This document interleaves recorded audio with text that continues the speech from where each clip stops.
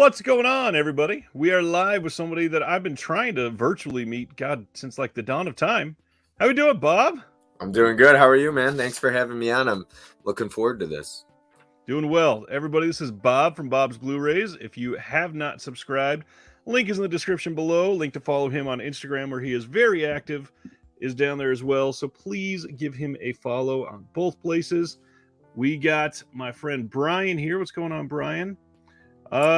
What's been going on with the channel, man? You're doing a lot more than you were for a long time. Yeah. Well, I didn't do live streams. I didn't know how to, and then StreamYard.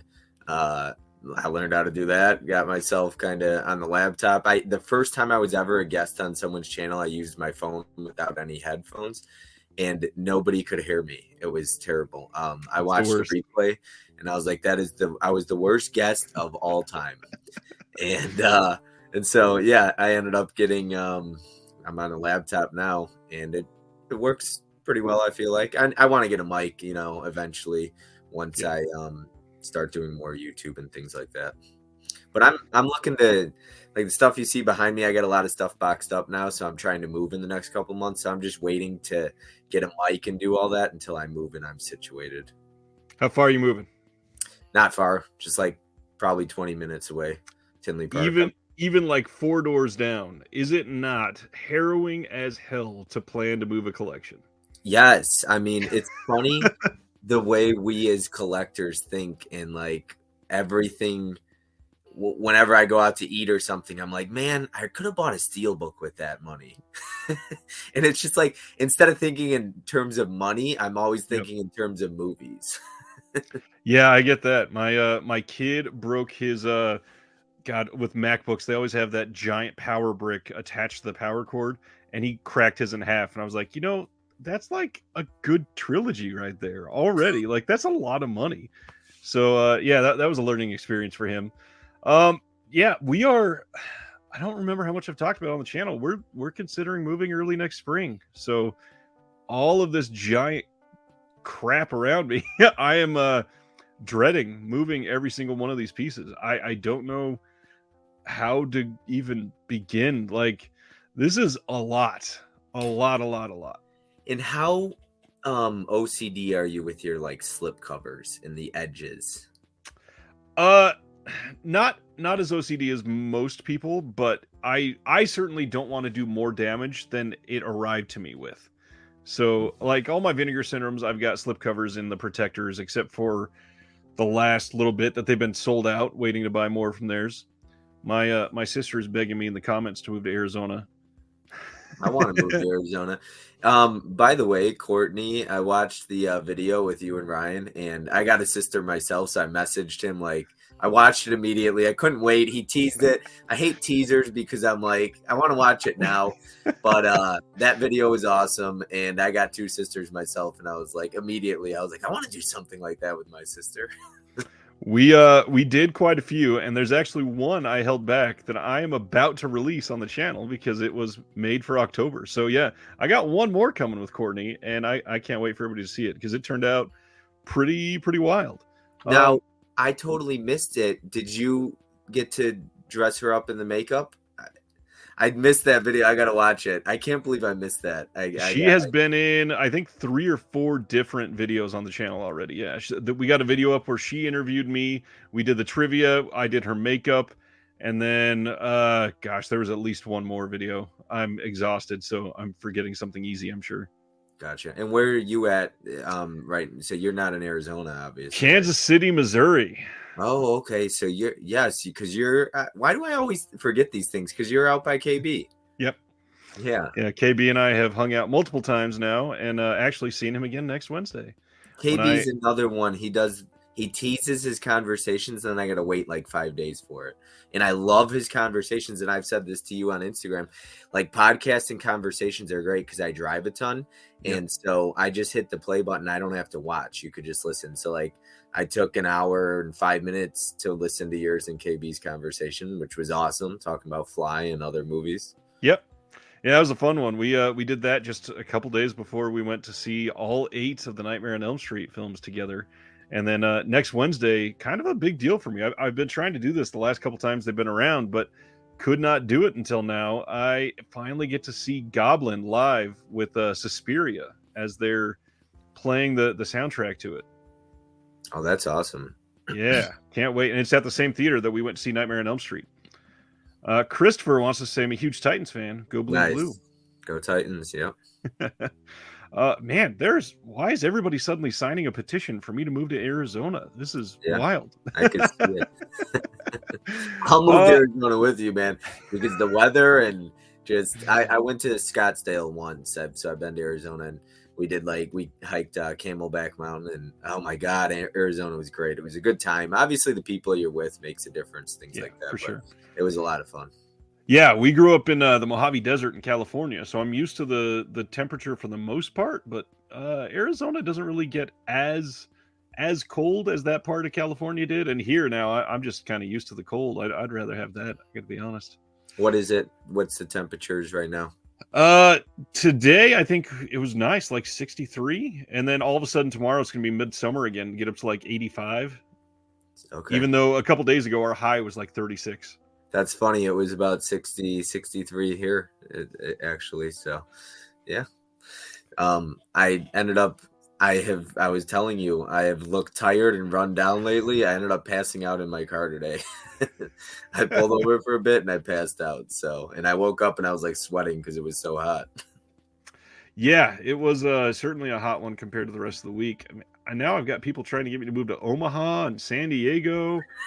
Gosh, this is getting wild. Christopher says, Bob, your collection looks amazing. Thank you. I appreciate that.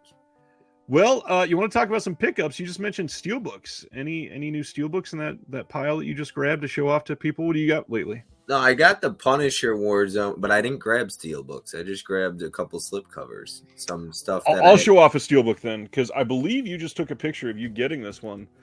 This new Ring steelbook is pretty dang slick. I was not expecting this paper slipcover to be nice, and it's actually kind of decent. It's not terrible shape.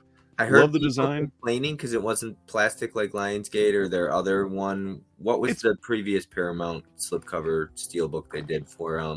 It was a Scream Factory title, I believe. Oh gosh, I'm drawing a blank. A Paramount Scream Factory title. That would be Scream Factory that did it. No, it was a Scream. It was a previously released by Scream Factory. Sorry, got it. Paramount put it out. It was oh god, it's like it's in space, I believe. Help me out here. It has Event Horizon. Thank you. Yes, and that came with the plastic slip, and I believe that was Paramount, right? It might be Paramount. I'm not sure. I don't remember the studio on that one. In fact, I might be able to see the Scream Factory one from here. I don't see the Paramount logo. I'm not sure who that is. Anyways, look at that. Terry was answering Event Horizon as well. Yeah. Lots of people complained about the plastic not being plastic, but I like that. That is sexy. It's mint. It works well. And then on top of that, the whole like static tracking steelbook on the inside, really well done on this. Love this design, and I love this movie. So recent pickups, what do you got?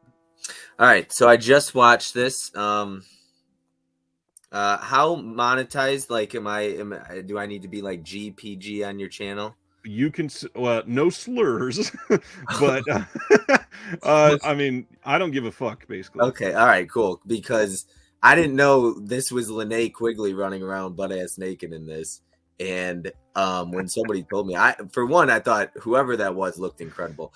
Okay, for one, I'm gonna get a little personal here, but I never see anybody completely shaved or waxed like that in the 80s. And I was like, who is that? And a couple of my friends were like, that's Linnea Quigley, and Linnea.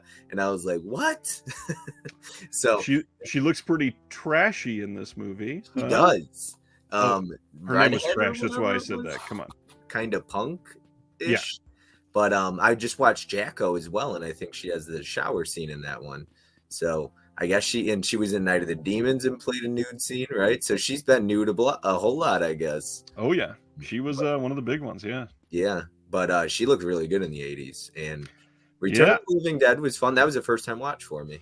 Whoa. Yeah. How? Oh man, I mean, short review. What other than just being a ton of fun? What'd you think overall?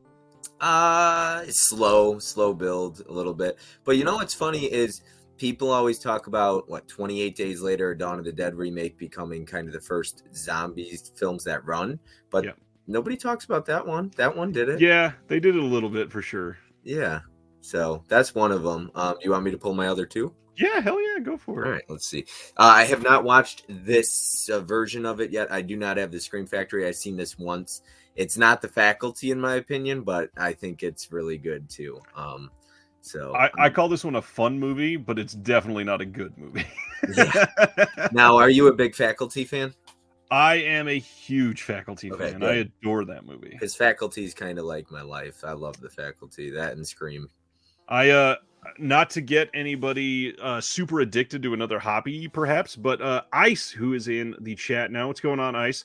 Ice got me addicted to kind of custom, but they're like commissioned art prints. Have you paid attention to this industry ever? No, not at all. So there are many artists, and a lot of them do like the cover art for a lot of these releases. They do like the posters for conventions, stuff like that.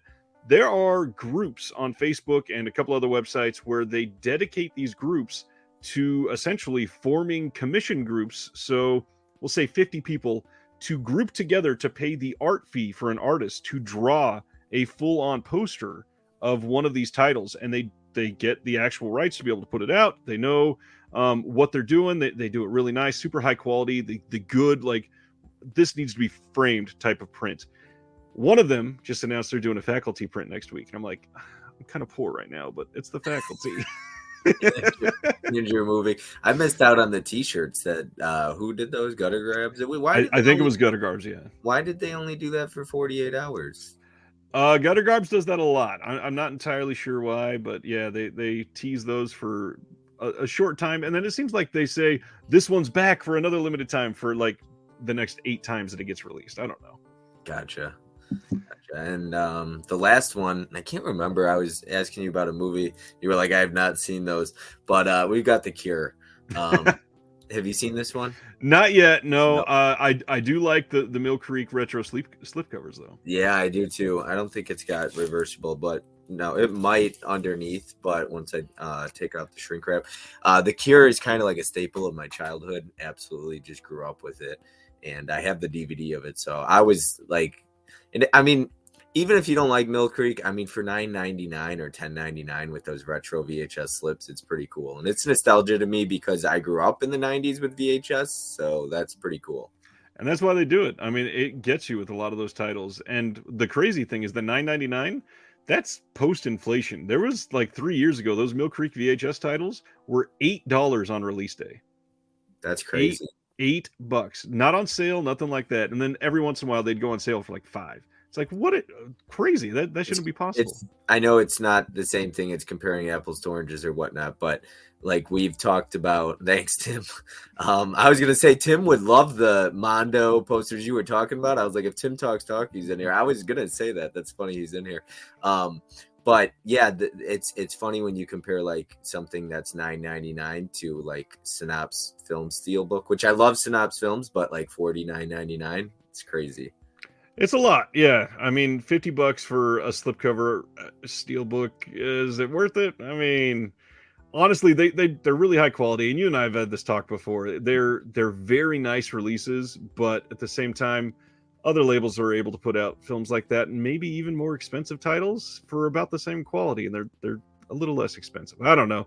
I'm not going to question Synapse's model. They're doing pretty well for themselves. When you talked about like retro VHS slips, anybody who knows me, it's the numbered spines that get me. I'm out of control with numbered spines.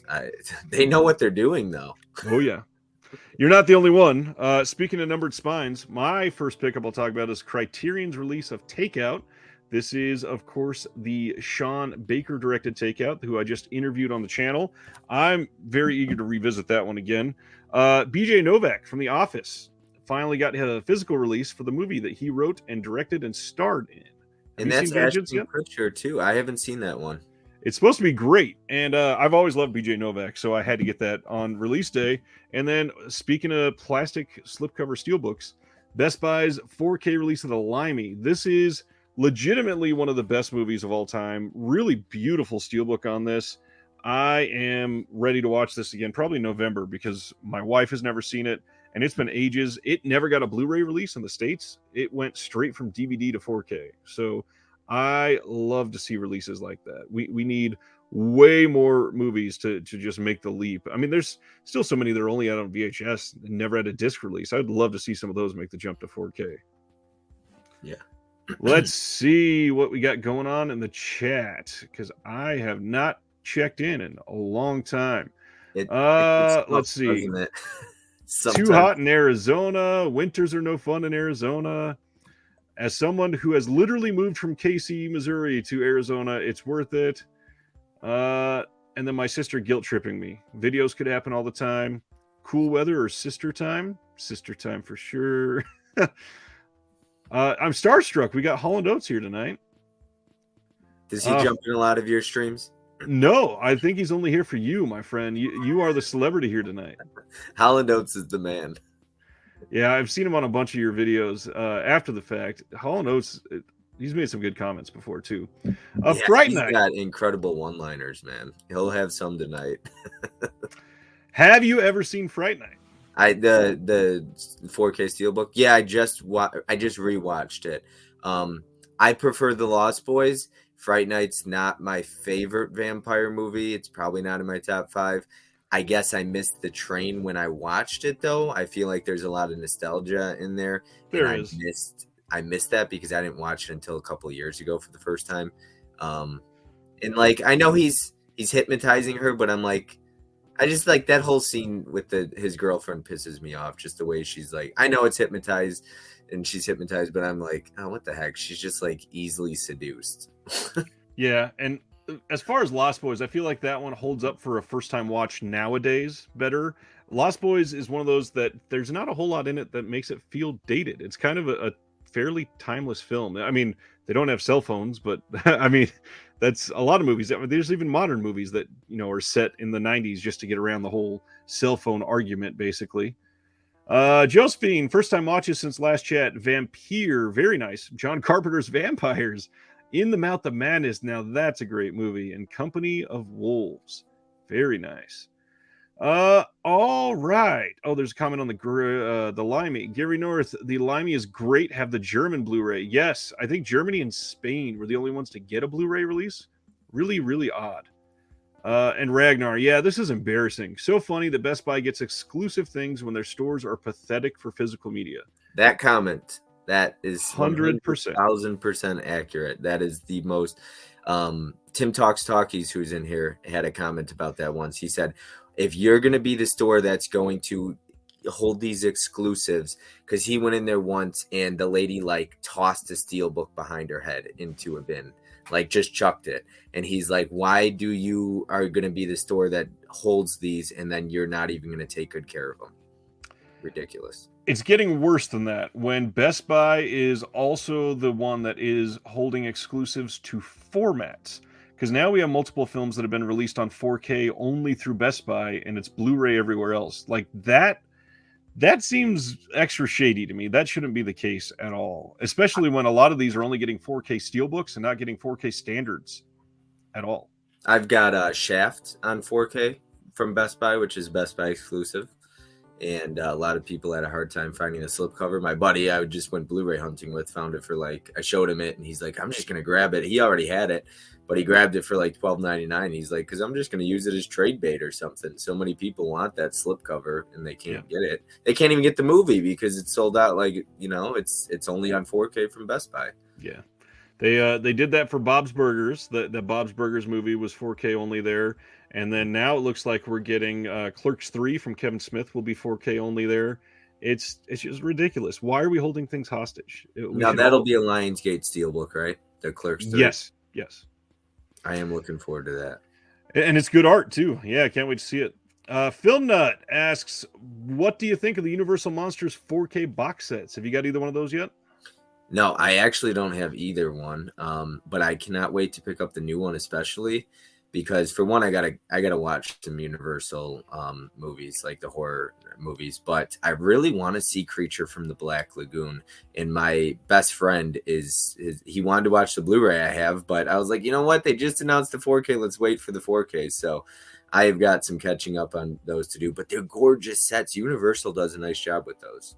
Oh yeah, I actually don't have either of the 4K sets yet either. I've got the giant, I think it's like 60 movies or whatever box set that they did just a few years ago, and it's a really nice set. And I wasn't planning on doing it, but then all the freaking reviews are possibly swaying me, man. Those movies, first of all, are timeless. I get that they're amazing, they're ridiculously good, but then the second box set, it's just calling my name. I mean, Black Lagoon and The Bride of Frankenstein are two of the absolute best of all time, and to get those in 4K is mind-blowing. Now, question, I always thought this, but I guess it's not. Humanoids from the Deep is not like a remake at all of Creature from the Black Lagoon. Okay. Not at all. It's just Roger Corman on drugs. I enjoy the hell out of the last 20 minutes of that movie, though. Basically, I enjoy everything about it. It's not a great movie. It's terrible, but I enjoy it. It's an odd one, that's for sure. And it's a good-looking steelbook from Scream Factory, too. Oh, it's gorgeous. Yep. Well, I went through my pickups. Any recent watches you want to highlight before we do announcements? Oh, geez. I've just been doing the 31 Days of Halloween. I hated Halloween Ends. Didn't like it. But I did a whole stream on that with Tim was on there. And yeah. And I actually had to get mods after that because there was a lot of trolls. So people were telling me I need mods on my channel because I'm just about time. So I finally got mods to keep an eye on that stuff, porn bots and all that. Nice. Gets out of hand. But yeah, as far as recent watches go, yesterday was the first time watch for Pumpkinhead and Rawhead Rex. Ooh, hot take here. What'd you think of Rawhead Rex? You know what? I kind of like that a little bit more than Pumpkinhead. I didn't love either one. I just enjoyed Rawhead Rex. Almost reminded me of like the silliness and kills of Humanoids from the Deep, especially that one scene in the trailer park or whatever. Yeah. Like it's silly and wild and kind of my style, and I don't know, I was into that. And then Pumpkinhead, both had great practical effects, but I actually like the opening kind of to Pumpkinhead with the kid and the dirt bike. I thought that was really cool. I was into that stuff. And then it kind of just, I don't know, slowed down or whatever after that. But I didn't love Pumpkinhead, but I didn't love Rawhead Rex either. I thought they were both like decent films. I historically, I've not watched Rawhead Rex in a few years, but I really, really kind of loathed it the last time I watched it. It felt like such a waste of time. Pumpkinhead, I tend to enjoy primarily because of the effects. It is, I think it's Stan Winston that did the effects on that one, and you just said that. Oh, look at that! Yeah, Tim Talks Talkies. Pumpkinhead is such a cool movie. Creature work by Stan Winston, so cool. Crazy that he directed it. Yeah, it's ridiculous how good the creature in that looks. I'm stoked on it. Let's see, recent watches for me. I'm going to highlight one because it was kind of a big week for my kids. I showed my kids who are 6 and 7, I showed them Gremlins for the first time this week. And blew my 7-year-old's mind. He was super into it. And then by the time where the Gremlins are everywhere, he started to get like trying to play it off like, haha, this is scary. Yeah, he started to get a little creeped out by some of it, and it was just hilarious to see him diving in. But Gremlins, I mean, first of all, I didn't remember it being that problematic. And man, Dick Miller in that movie really hates his foreigners. That's pretty much all he wants to talk about the whole movie. We got like his tractor is built by the Americans, so of course it runs well. It wasn't the damn foreigners. It's like, why does that even need to be in the movie? Anyways, Gremlins is great. Really, really fun movie. The 4K looked incredible. That was the first time I'd watched it, primarily because I just watched it like the year before the 4K came out, of course. And then, yeah, this upgrade I think is really, really nice. Really good. Still all the grain intact. Love that movie. Phoebe Cates, I mean, what a gift to America. Phoebe Cates, come on. You know, my 80s girl is either Betsy Russell or Elizabeth Shue, though. Betsy Russell in I private get school. that.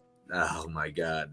And Phoebe Cates is in private school too. Yes, sir. That's a fun movie. Yeah. Oh, it's a lot of fun, yeah. But Elizabeth Shue was dynamite in the 80s.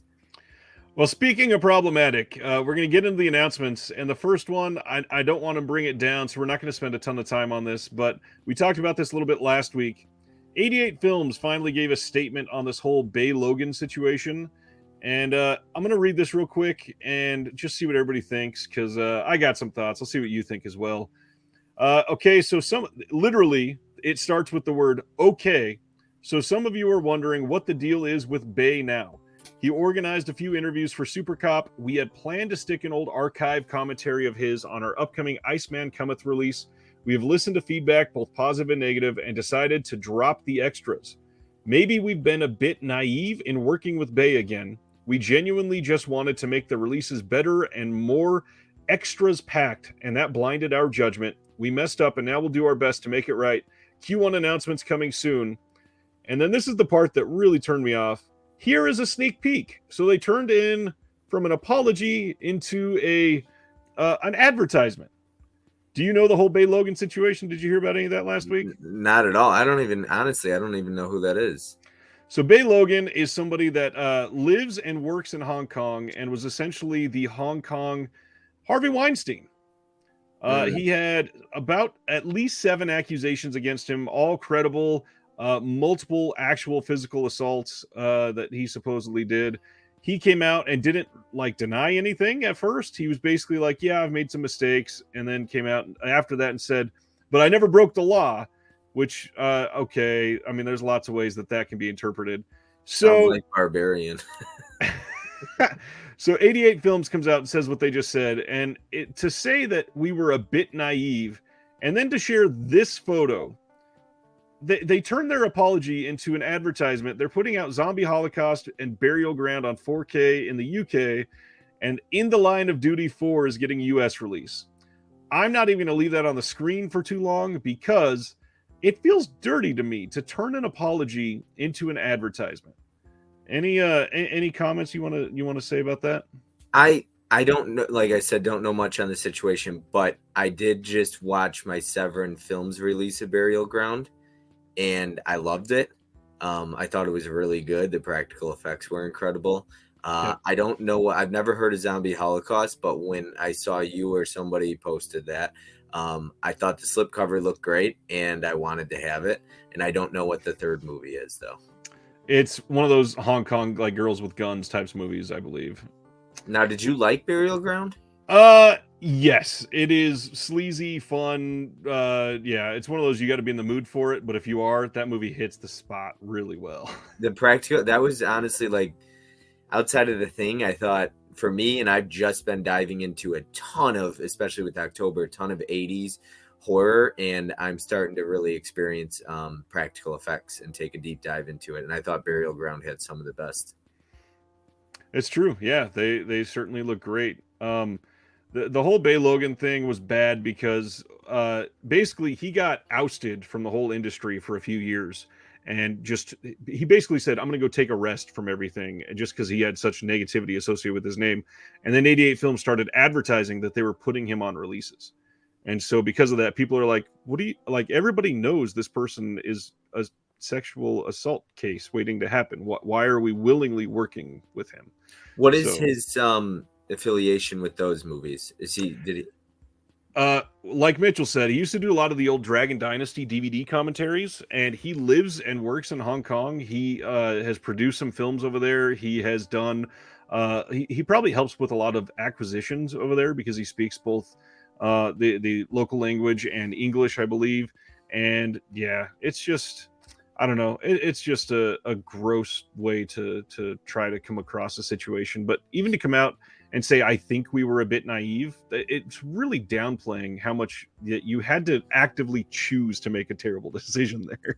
So you won't be buying those then?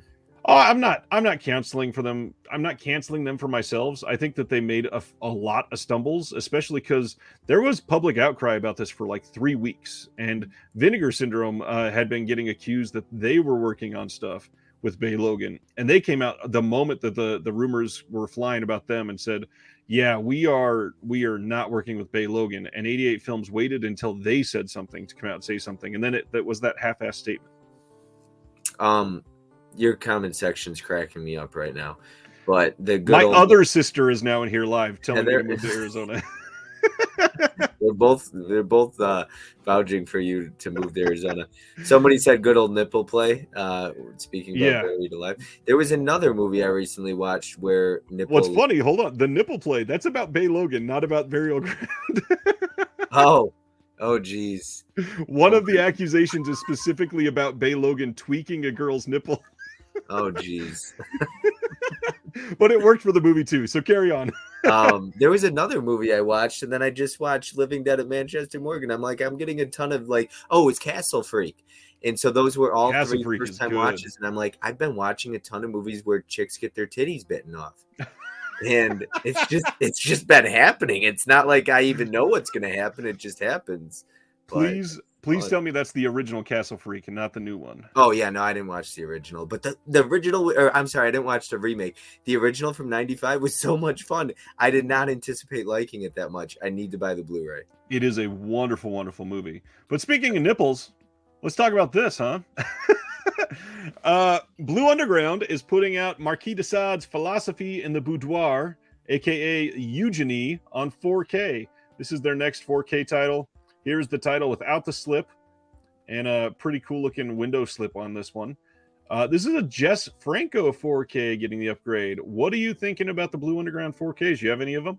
Is that how it's going to come, with a window like that?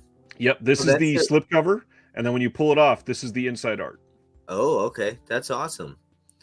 Is that, you said that's not directed by Jess Franco, or it is? This is their second Jess Franco 4K. Now, does he do a lot of?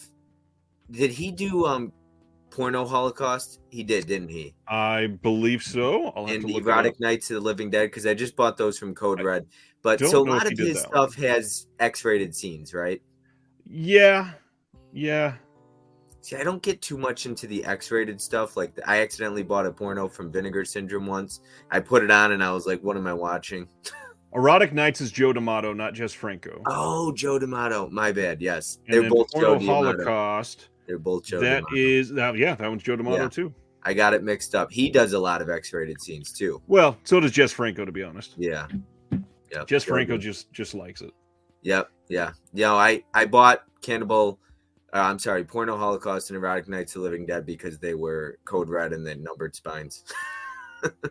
And I'll check them out, though. I actually was interested. I got a couple friends that want to watch them. But this one I've never heard of. But this is another one that was in their Blu-ray catalog. They've yet to release anything that's new, Blue Underground. Are they... Okay. That's the Blu-ray release of Eugenie. Okay. Are they going to do... Oh, my goodness.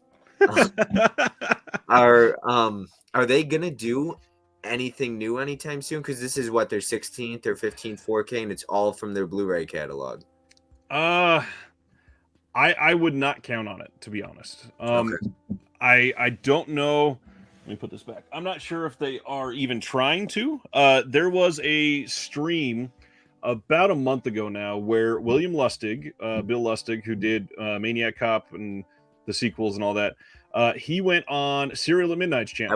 I watched that one, yep, and he talked all about the price and everything like that. And supposedly, by the end of it, he was talking about how Vinegar Syndrome and Severin will likely not be around in 5 years. He said in 5 years from now, the only company he believes that will be around is Criterion. He doesn't believe himself or anybody else will be around, just Criterion, he said. And I was like, I don't buy into that at all. I think physical media is only growing, if you ask me. I mean, I don't want to say growing, but it's doing very well. Boutique labels are releasing more and more stuff every week. Yeah, I will not say growing at this point because we're in a little bit of a regression. I won't quite say recession yet because it's not an economic recession by definition yet, but we are on the downturn for sure. 2020 and 2021 were the biggest years for physical media in a very long time. We saw, look at, we're talking about Vinegar Syndrome. Their limited edition runs went from 2,000 in that time to about 6,000. and then the bigger titles are getting 10 and 12,000. Yep. For the limited edition, and then they're still selling the standard edition after those sell out. They're doing very, very well. That's why a lot of people are pissed off with Disney right now for not doing a physical media release of Barbarian. But that's bullshit. And I'm glad you brought it up because it was a flat out lie. A physical media YouTuber that I'm not going to name by name because he doesn't deserve it went on and made a video, and he had no reason to make the video. Nobody ever said that Disney wasn't doing a physical release of Barbarian. He just pulled that information out of his ass and everybody has ran with it. The director confirmed last night it's coming out on Blu-ray, and they just recorded a commentary for it. Oh, really? Because I was going to say, we haven't seen that happen in ages. Because I know, like, obviously I watched Mid-Level Media's video today, and he was just going by what everybody else is saying. But that's the problem with a lot of these YouTubers. Nobody cites their sources. Nobody shows, pictures of where somebody's actually saying a statement or anything like that. It doesn't work like that. You can't just make up the fact that Disney's not putting out a Blu-ray of a movie and make that be true. Just because the film is still doing well in theaters. I don't see how we would just ignore the fact that it's still being sold. And why would we go through that? And yeah, notice I just pulled that up without saying the name myself. It is exactly hot take clickbait, and it's ridiculous. And then all that I'm gonna spaghetti nose that I've already gone off on this. How are you going to make a big video about this and your thumbnail is your face going in the corner? Like, what is that, man? Come on. So I don't want to get into politics here, but I will say I don't subscribe or support a lot of bigger channels, not because I have a problem with them. I don't have relationships with these people. And you're somebody on Instagram who posts a lot of content, but we talk weekly, I'll say. Yep. Whenever I reach out to you, though, you message me back. There's a lot of people that are too big for their britches, if that makes sense. And I could never get somebody on my channel like that, you know what I mean, to join me or have me on their channel. So right. I really appreciate and respect people like you and bigger channels who aren't afraid to have smaller channels on their channel, if that makes sense. I'm not a bigger channel, but I agree. I understand what you're saying. But you're respectful. You treat people with respect. And I appreciate that because there's two people on Instagram, Disc Father and Dawn of the Discs, and they just don't respect anybody. I will call them out by name here. I don't mind saying that, but because you do the same exact work, and I love supporting and following your channel because you actually message back, you comment back, you treat me with respect and everybody else. So I'm just speaking your praises here, but I'm only speaking truth. I'm bold and I'm honest and upfront, so I'm not just putting shit in your ear. You know what I mean?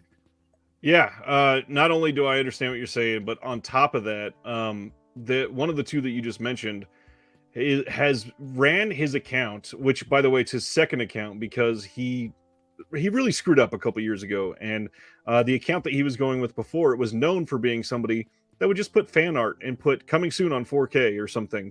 He's pulling information out of his ass too, other than the one that we just mentioned. Dawn of the Discs is good for the most part. I know for a fact that the labels fuck with him. I had one label told me a couple months ago they gave him fake information and he posted it, and then they messaged him and said, "What are you doing? We're not putting that out." And he had to go backpedal and delete it. So see, I try to promote your channel. I tell people about you a lot because what I like about you is you wait until the actual label announces it before you announce it. I like seeing it first from the label. It's a surprise. We want to see that, and so when it gets spoiled 2-3 days early, it kind of bothers me. But I really appreciate your channel, and I try to tell people about it because I'm like, this guy does the same exact stuff and he's really good, and he'll respond to you if you got questions. I pretty much respond to everything. That is pretty damn true. Planet Mondo says Hocus Pocus will probably get a physical. If not available widely to be through Disney Movie Club, it'll be on disc. I guarantee you it'll get a wide Blu-ray release. That I'd almost be okay being quoted on that. It's Hocus Pocus, and that's one of their biggest titles. They would be losing out on literally $1 million of profit if they didn't release that on Blu-ray. And how about The Prey? Because that's Fox, right? It is. It was released on Hulu, and as of this point, I don't understand if they were putting it out, why they wouldn't have announced it yet. So it seems like that's not yet, but I mean, there's all kinds of stuff that could be going into it. Maybe they're waiting to clear music rights for the physical format. Maybe they're, trying to get a box set together with all of them. They're waiting on restorations or something like that. Who knows? There's lots of ways they could be going about it nowadays. But I feel like Disney's about to be in a let's check ourselves moment. And with the way that physical media is and how much money is waiting for them on the table, I mean, they're the ones that created the vault system to begin with. They created limited editions, basically. I would not be surprised if all of a sudden they discovered a way to play the boutique game and started releasing all kinds of Fox and Amblin and old Disney titles, and we're putting them out on 4K and hard boxes, and knows exactly what they're doing as they do it. Are you a big fan of Disney then? I mean, pretty much that entire side right there on the top is all Disney Steelbooks and Pixar. I love them. I've got a bunch of the Disney Movie Club exclusives. I grew up on Disney. That's the biggest thing. I don't love the company. I don't love the politics, but it's kind of hard to be somebody born in the 80s and not love their output, basically. I don't know. I know we're going off on tangents. That's how I am. I apologize. This show is Tangent Central. Come on. That's all we ever do. But let's keep going because there's a whole bunch more coming, including something that's already over. So we're not going to spend a lot of time on this. OCN did a Deaf Crocodile sale this last weekend, but one thing to highlight, the guys from Deaf Crocodile were on another one of the videos where Justin LaLiberty interviews the label. I'll say my interview with Deaf Crocodile was better, but hey, it's a good 15-minute video. You can go take a look at that.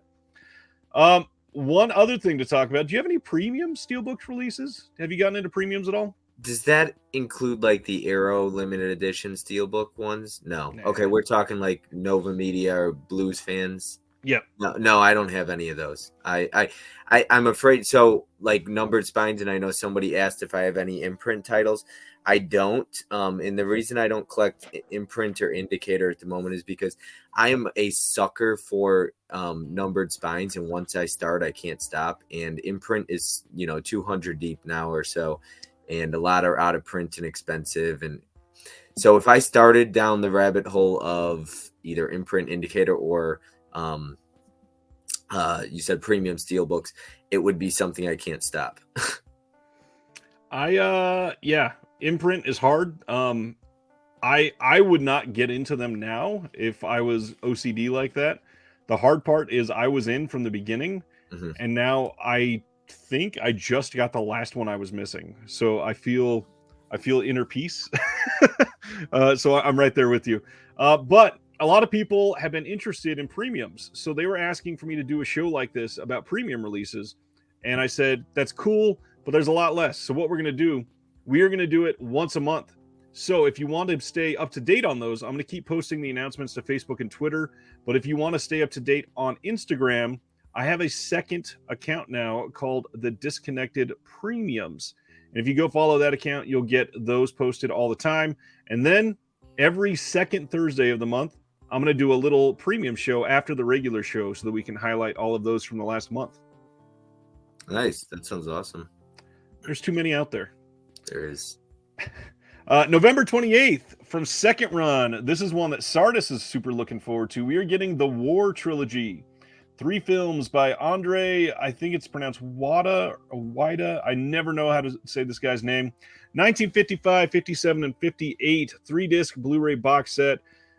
This is one that I am going to definitely be pre-ordering. Do you know anything about these 3 films? I don't, man. And some of the stuff you probably pull, I'm not going to know much about. What is this label?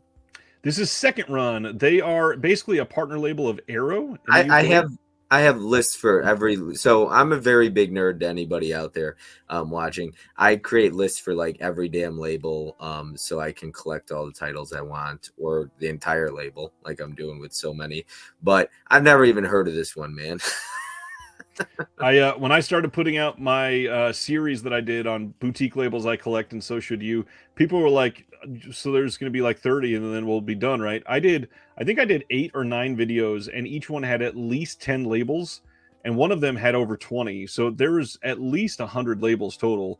And that's not even all of them. That's not the small ones. That's not the indies.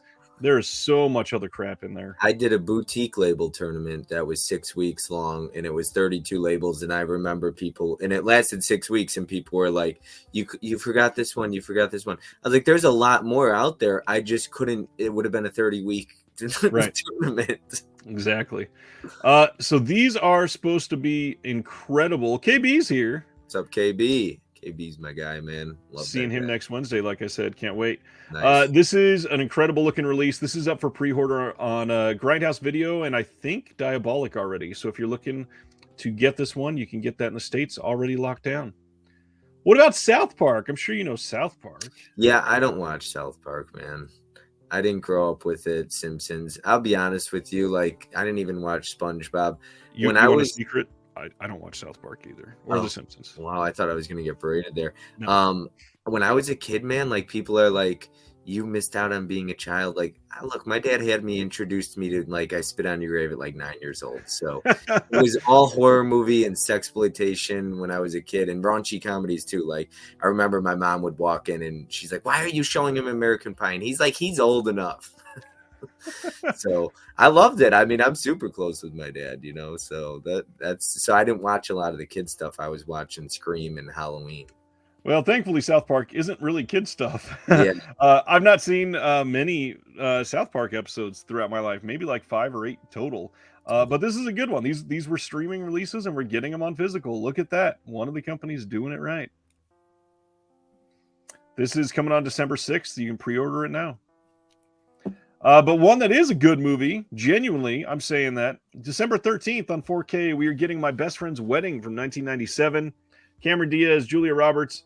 Let me guess, this is one of your favorite romantic comedies. So I have thoughts on this. I do. I can't wait to buy this because I want to rewatch it because I've only seen it once and it was in theaters and that was 20 years ago.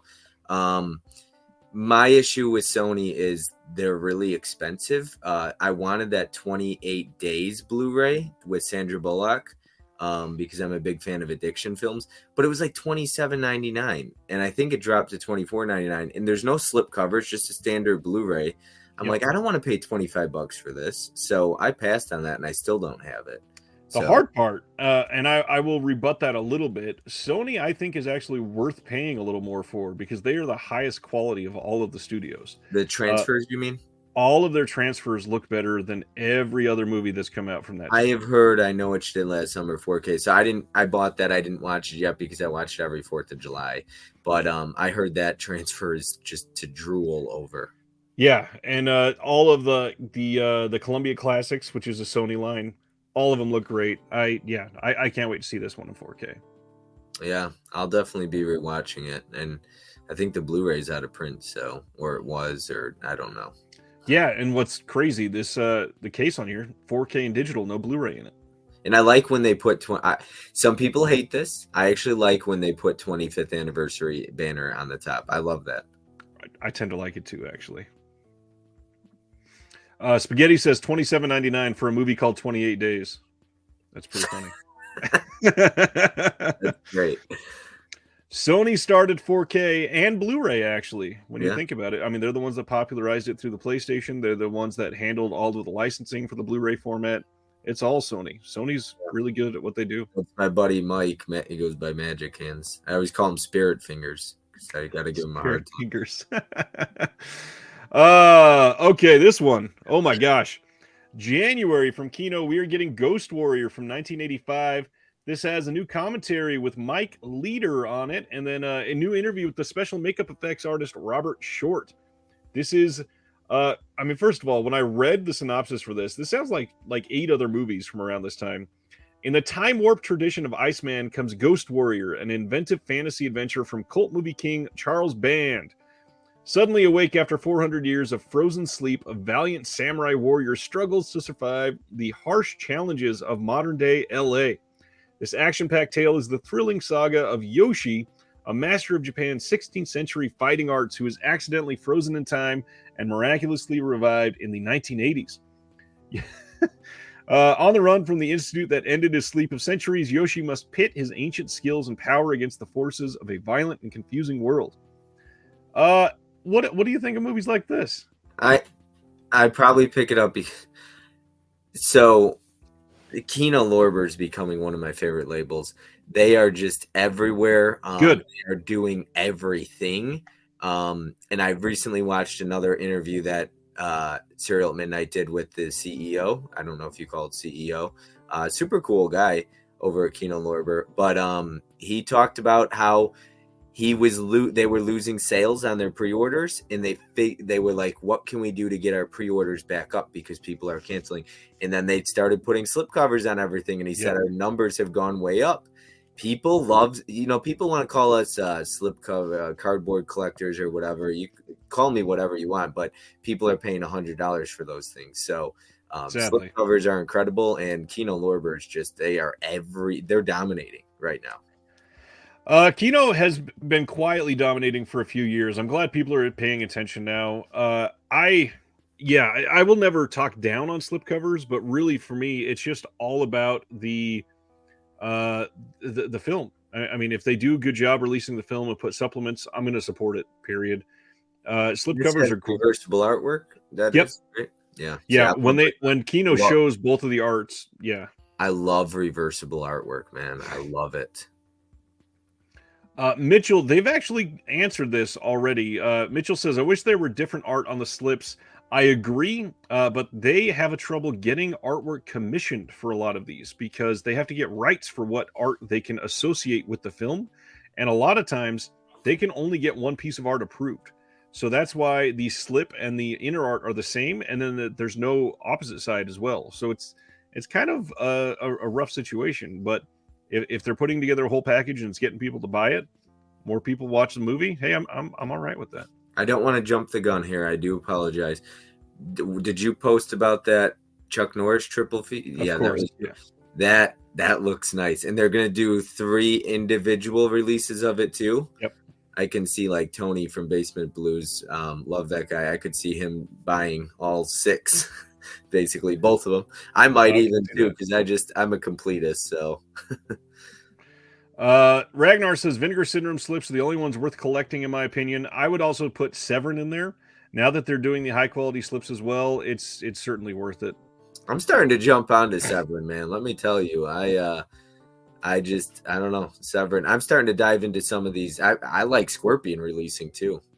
So. Scorpion's got some really good titles. They haven't really wowed me in about 2.5, 3 years, but some of the stuff that they used to put out are incredible. I had no idea.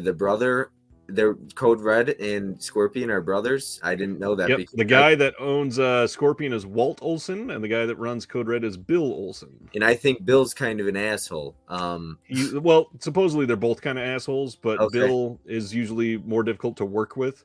Okay. And Walt can hold it together a little better. And Bill's actually really poor health right now. I heard the guy over at Dark Force has taken over Code Red. That guy creeps me out. Kind of. Yeah, I don't really follow Dark Force a whole lot because of their I watched a video once on Facebook and I was like, people don't creep me out, but the dude was a little strange. But I love Scorpion, man. They're awesome. Ragnar says Severin slips are too inconsistent. I would say, are you paying attention to the newest ones? Because ever since last year, they have they've gone way up in quality. It's not the same thing anymore. Yeah, the comment by Gary. Yep. That's comment by Gary. The slip Severin did for House on the Edge of the Park. Yes. Oh, we mean this one. Yep. And that's like the blood and the switchblade. Yep. That's beautiful work done on this one. And then the only thing I wish is that a little more of it was embossed. There's a little bit on the front here with the blood, but I don't know. It is a really nice slip, that's for sure. I'm really starting to get into Severin, man. I'm sorry, I'm all over the place. That's what happens. That's what the show's about, my friend. Other than Burial Ground, what have you been into with Severin? Oh, you know what? Well, I tried Deep Blood. And I did not like that. I didn't think it was very good. But I mean, one of their surprises for me was Overboard that they did. I heard people. I haven't unwrapped mine. I went ham. I got like 28 titles during their last sale back in July, and they're all boxed up now. So I haven't been watching a ton of them, but like they've been put. Oh, Out of the Blue was so good, and I think I recommended that to you, or did I not? I don't know. I probably didn't. I've recommended it to so many people, but Out of the Blue by Dennis Hopper is a very deep film. It's very heavy, and the ending blew me away. I didn't love the movie, but it's good. It's really good. Trying to see if I still have it here. I've just got mine because I just got my. Speaking of Severin, the Ray Dennis Steckler set. I'm wearing the shirt tonight. I just got Out of the Blue because I got it with the Steckler set. Okay, you got to check it out. It's dark. Be prepared for a very dark movie. Anybody in the chat that can handle dark and they like Dennis Hopper, you've got to watch Out of the Blue. I got some more Kickstarter and Indiegogo type campaigns to talk about this week. This is one of them. For anybody that saw this in the 90s, this might be a little bit of a nostalgia trip. To celebrate the 25th anniversary of The Legend of Calamity Jane, they are putting out a DVD box set and a comic. And some of the art in this is way, way better than I remember. I believe I saw at least 3 or 4 episodes of this back in the day. Basically, in September of 97, Warner Brothers debuted The Legend of Calamity Jane, an Old West-themed animated series that appeared on the Kids WB slate of children's programming. It was set in and around Deadwood, South Dakota in the 1870s, and there was a big fictionalized, like heavily stylized take on the life and times of Martha Jane Canary, a gunslinging, bullwhip-toting cowgirl who was famously known around the world as Calamity Jane. They only showed 3 episodes here in the U.S., though, and then they were showed everywhere else, and they finished the series over there. So now they're doing... Go ahead. No, I got a question. I'm sorry I didn't ask this. It was your last one you were talking about, your shirt, Ray Dennis Steckler. Yeah. People didn't realize that in that box set there's a lot of porn, right? I mean, if you paid attention, you knew. Like the Severin podcast, they certainly highlighted it. They had Joe Rubin on there to talk about it. Yeah, there was a few people that were like, I bet there's going to be people not paying attention and they don't see it. Oh, yeah. So, but I got to get nice box set. Oh, it's incredible. Yeah. Yeah, I got to get that. I want The Severin box sets are better than any other box sets in the boutique world. Better than Criterion, better than Vinegar Syndrome. When they do a great box set of a director and go all in, there's nothing that can beat it for sure. Let's see. Sardis says, is the link for the animation on the Discord? No, but I will send it to you right now after I copy it from right here. Now, in time to celebrate the 25th anniversary of this, Calamity Jane rides again with a special Kickstarter campaign for a special box set, including, well, that's a lot of the word special. Special Kickstarter campaign for a special box set, including a special edition comic book that continues Calamity's story after the end of season 1. There are 2 versions of the DVD, a regular edition, which only has the 13 episodes on 2 discs, and then the special edition, which will have a sleeve featuring the artwork from the comic book, 2 discs for the animated series episodes, and a 3rd with bonus features. This is the kind of thing that if you've ever seen any of it, it is pretty damn fun. I've never seen these. Never even heard of them. I'm not sure. Are you into animation at all? No, not really. Outside of Kung Fu Panda, it's like the only animation in that and Toy Story. I don't watch much animation. Ice says, are the Severin box sets better than Indicator? Yes. Primarily because Indicator, it's at most like 5 or 6 titles. Indicator's got that one coming from, I never remember his first name, but I think it's Michael Murphy. The old exploitation horror box set that comes out next month or the month after that. And it looks to be like it could rival the Severin sets. But yeah, they are definitely better. The only Indicator I would have loved to get was Irreversible. It's a great release. It looks really good. Just to make you feel a little bit better, if you really want that movie, one of the Vinegar Syndrome partner labels just acquired it, supposedly. And it will be coming out from a Vinegar Syndrome partner label here soon. Oh, that sounds awesome.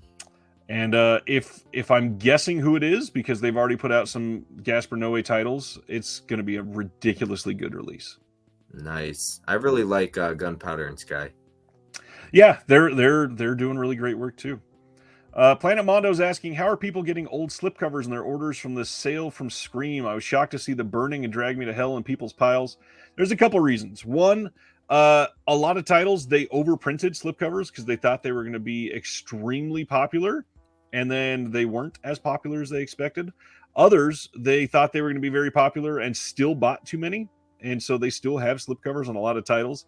But then the other thing, Scream Factory is one of the most notorious ones for legitimately like moving warehouses and discovering boxes of stuff that they've not seen in ages.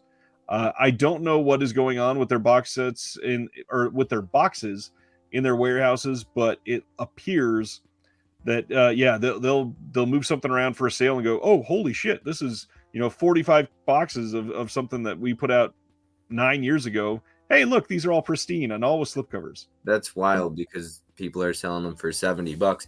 Now, what are your thoughts on all Scream Factory's issues at like this year? We've gone deep on Scream Factory. I will say the QC thing pisses me off because people don't understand that it's not Scream Factory that is ruining these discs for people. Scream Factory isn't putting, the off-gassing on the Child's Play releases. They're not dimpling slipcovers. They're not tearing up the corner of a front cover. Scream Factory never touches the disc. They're not choosing what disc goes in which copy. That's the manufacturer. Scream Factory will never open your disc before it gets to you. It's a problem that's happening at wherever these discs are made, and it's something that should be fixed. I agree, but people scapegoat Scream Factory like this doesn't happen for other companies as well. It's ridiculous. The other thing, the 4K upgrades. That's everybody's biggest complaint this year. I was kind of defending them for a little while they did some of the bigger titles, and I'm getting a little old getting a little tired of hearing like Piranha coming again in 4K. We've gotten every release under the sun for Piranha. I get wanting to see it in the highest quality possible, but also, come on, we got to do a little better. I mean, you were just talking about Blue Underground not putting out a new title. It's Shout Factory. You make way more money every single month than Blue Underground does in like 6 months. You can put out a new title. It's really not something that you should be shying away from. What are their two new titles they've done? This Wolves movie, Company of Wolves, and Alligator. Is that it for Scream Factory? They've done a lot more than that. That's brand new this year. Oh, that's been new, you're saying? Yeah. And Happy Death Day and Happy Death Day to You. And Evil Dead, the remake. And Evil Dead, yeah. There's about 5 or 6 others. There was a lot of complaints on the Evil Dead because of no new special features. Right, and now they've also started to respond to that. Like Black Christmas is coming out with new features. Carrie is coming out with new features. It's a good thing that people are speaking up to the most part, but people are just disrespectful. I mean, a lot of these labels, they don't need to deal with this shit. I feel like something that has helped people speaking out, Scream Factory seems to have gotten the message that people really like reversible artwork, because they were like, we're doing it for Piranha and Rollerball, I believe, or maybe not Rollerball, but Piranha for sure, and I think some other ones too. So we love our reversible artwork, man. For the most part, yes, but I also understand why they were doing it for the 4Ks, because they were just using the original poster art. But it also makes sense too that when they put these out on Blu-ray first, it would be odd to put out the same art again. So focusing on the original theatrical art and putting that on the slip, I love that. I love the original art. However, I get the appeal of the reversible art. So maybe take the old commissioned art, put it on the back of the theatrical art, and call it a day. I will say two things. That release of Child's Play 2 and 3 were incredible. And as far as off-gassing, I didn't have an issue with that. And it's really simple fix. But the Child's Play 2 transfer, in my opinion, looked great. It's incredible. I mean, that's the hard part here, too. It is difficult to complain when the vast majority of the 4K releases from this year have been legendary. Like, Toby Hooper's The Funhouse. It looks better than it's ever looked. It almost probably looks better than it ever did theatrically. How do you complain about them putting out a title that they released in 2014 or maybe 13? Now, I got one thing to say on that whole thing, and this happens with Arrow and Scream Factory, like the craft.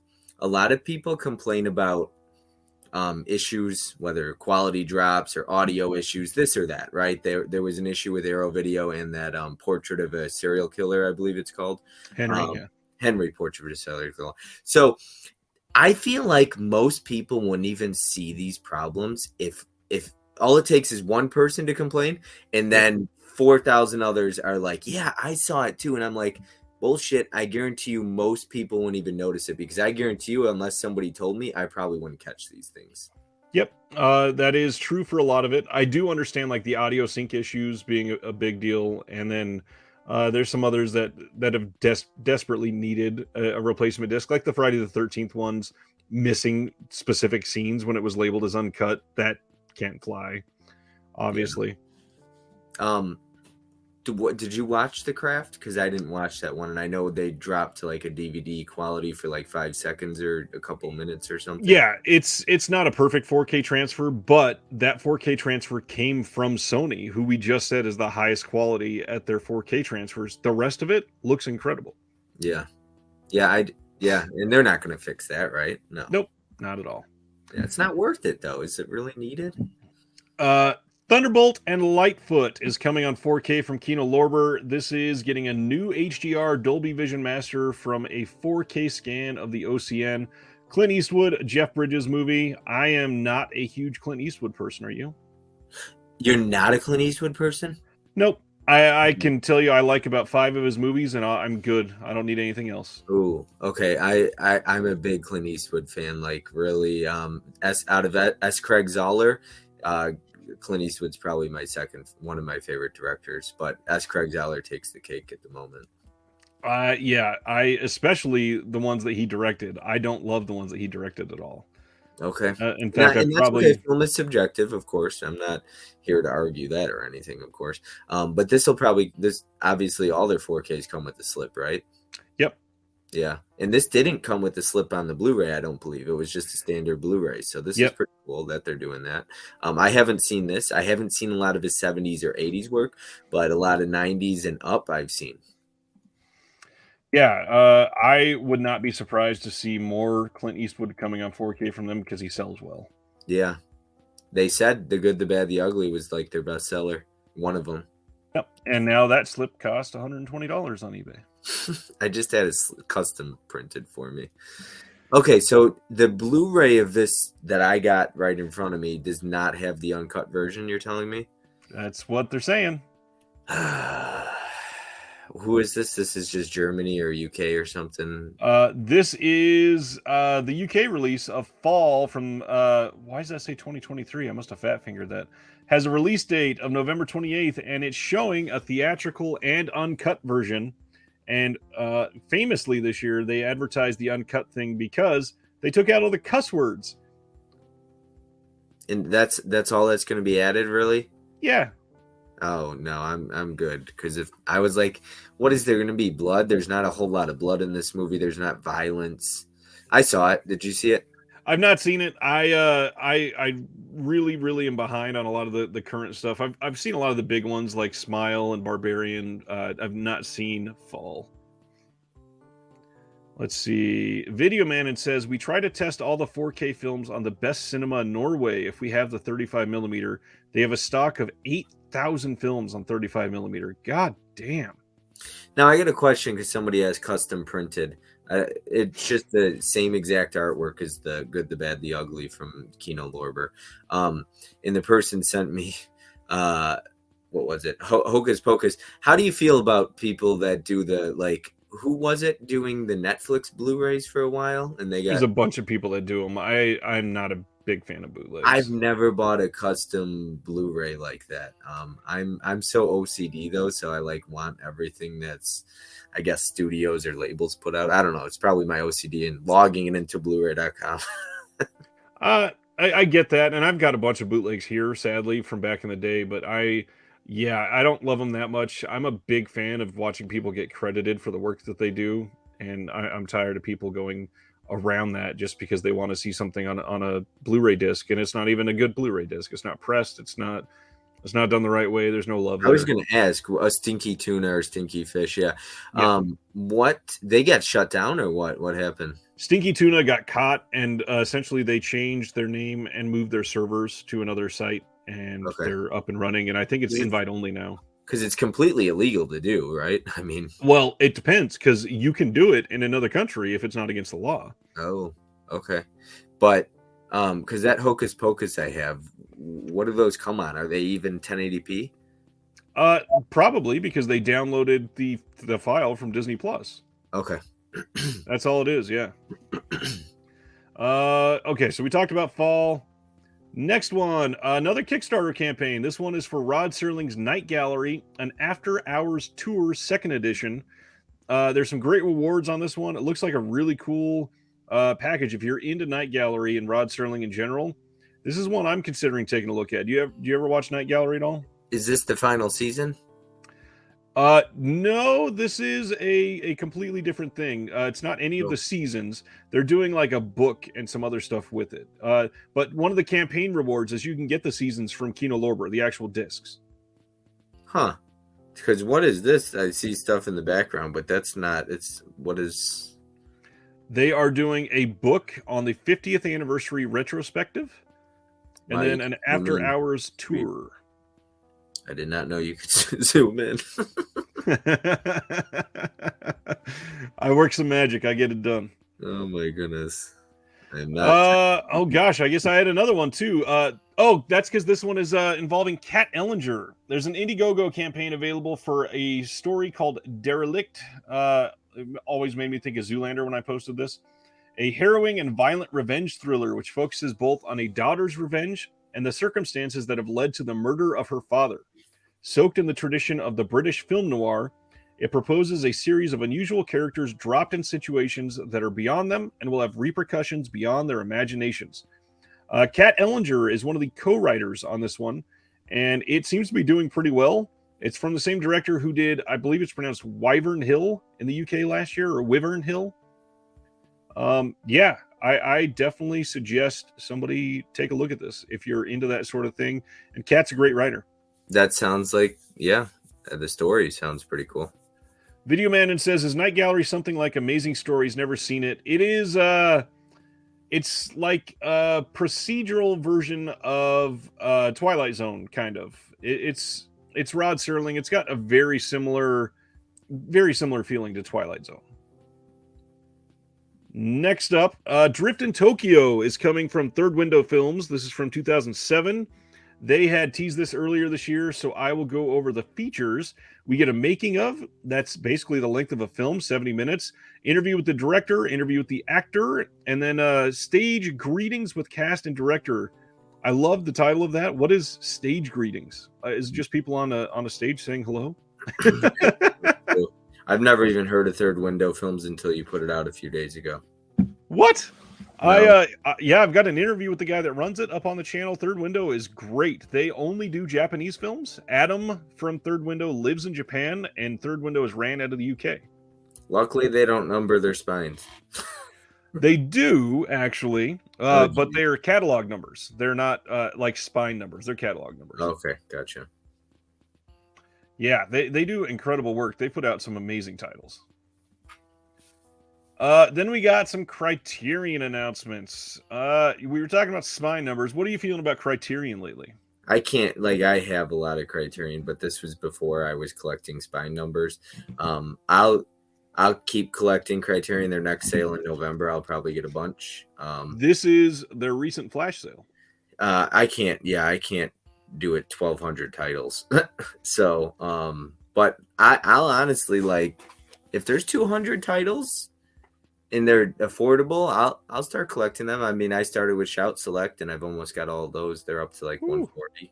So it just depends. But no, Criterion, of course not 1,200 titles. But they got some really good releases. But I don't watch a lot of their stuff. But I do like Menace to Society, Love and Basketball. Those Uncut Gems. Those are a couple I want to grab during the next sale.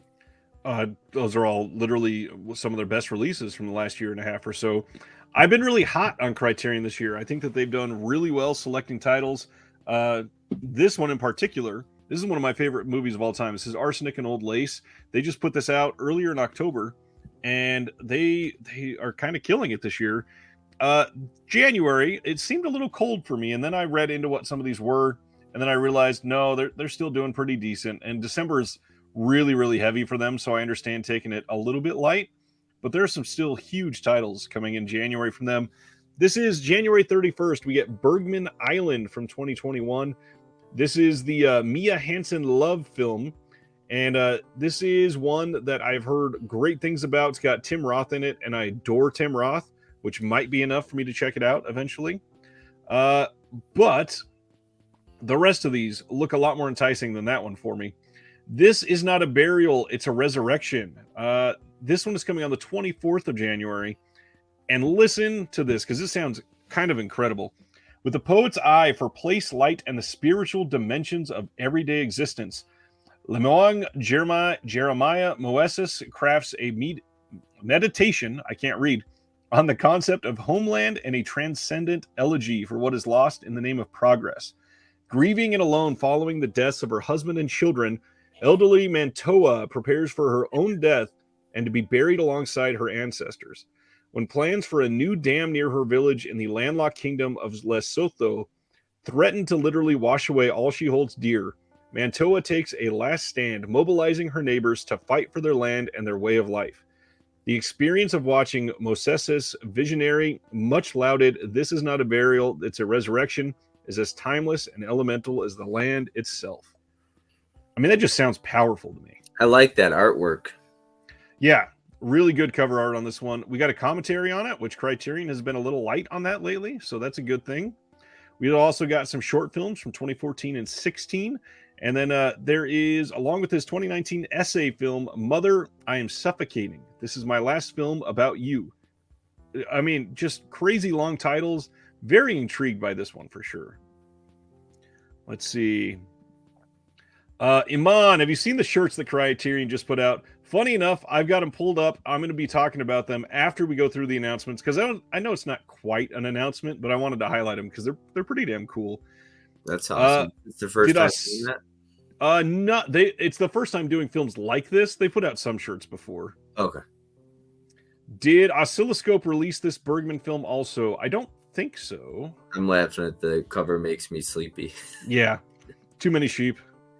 What is it called? Bergman Island. I will take a look at that as we look at this next one.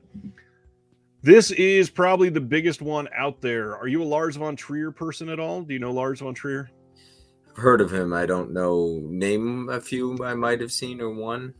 He has put out a lot of the more, let's say, controversial titles.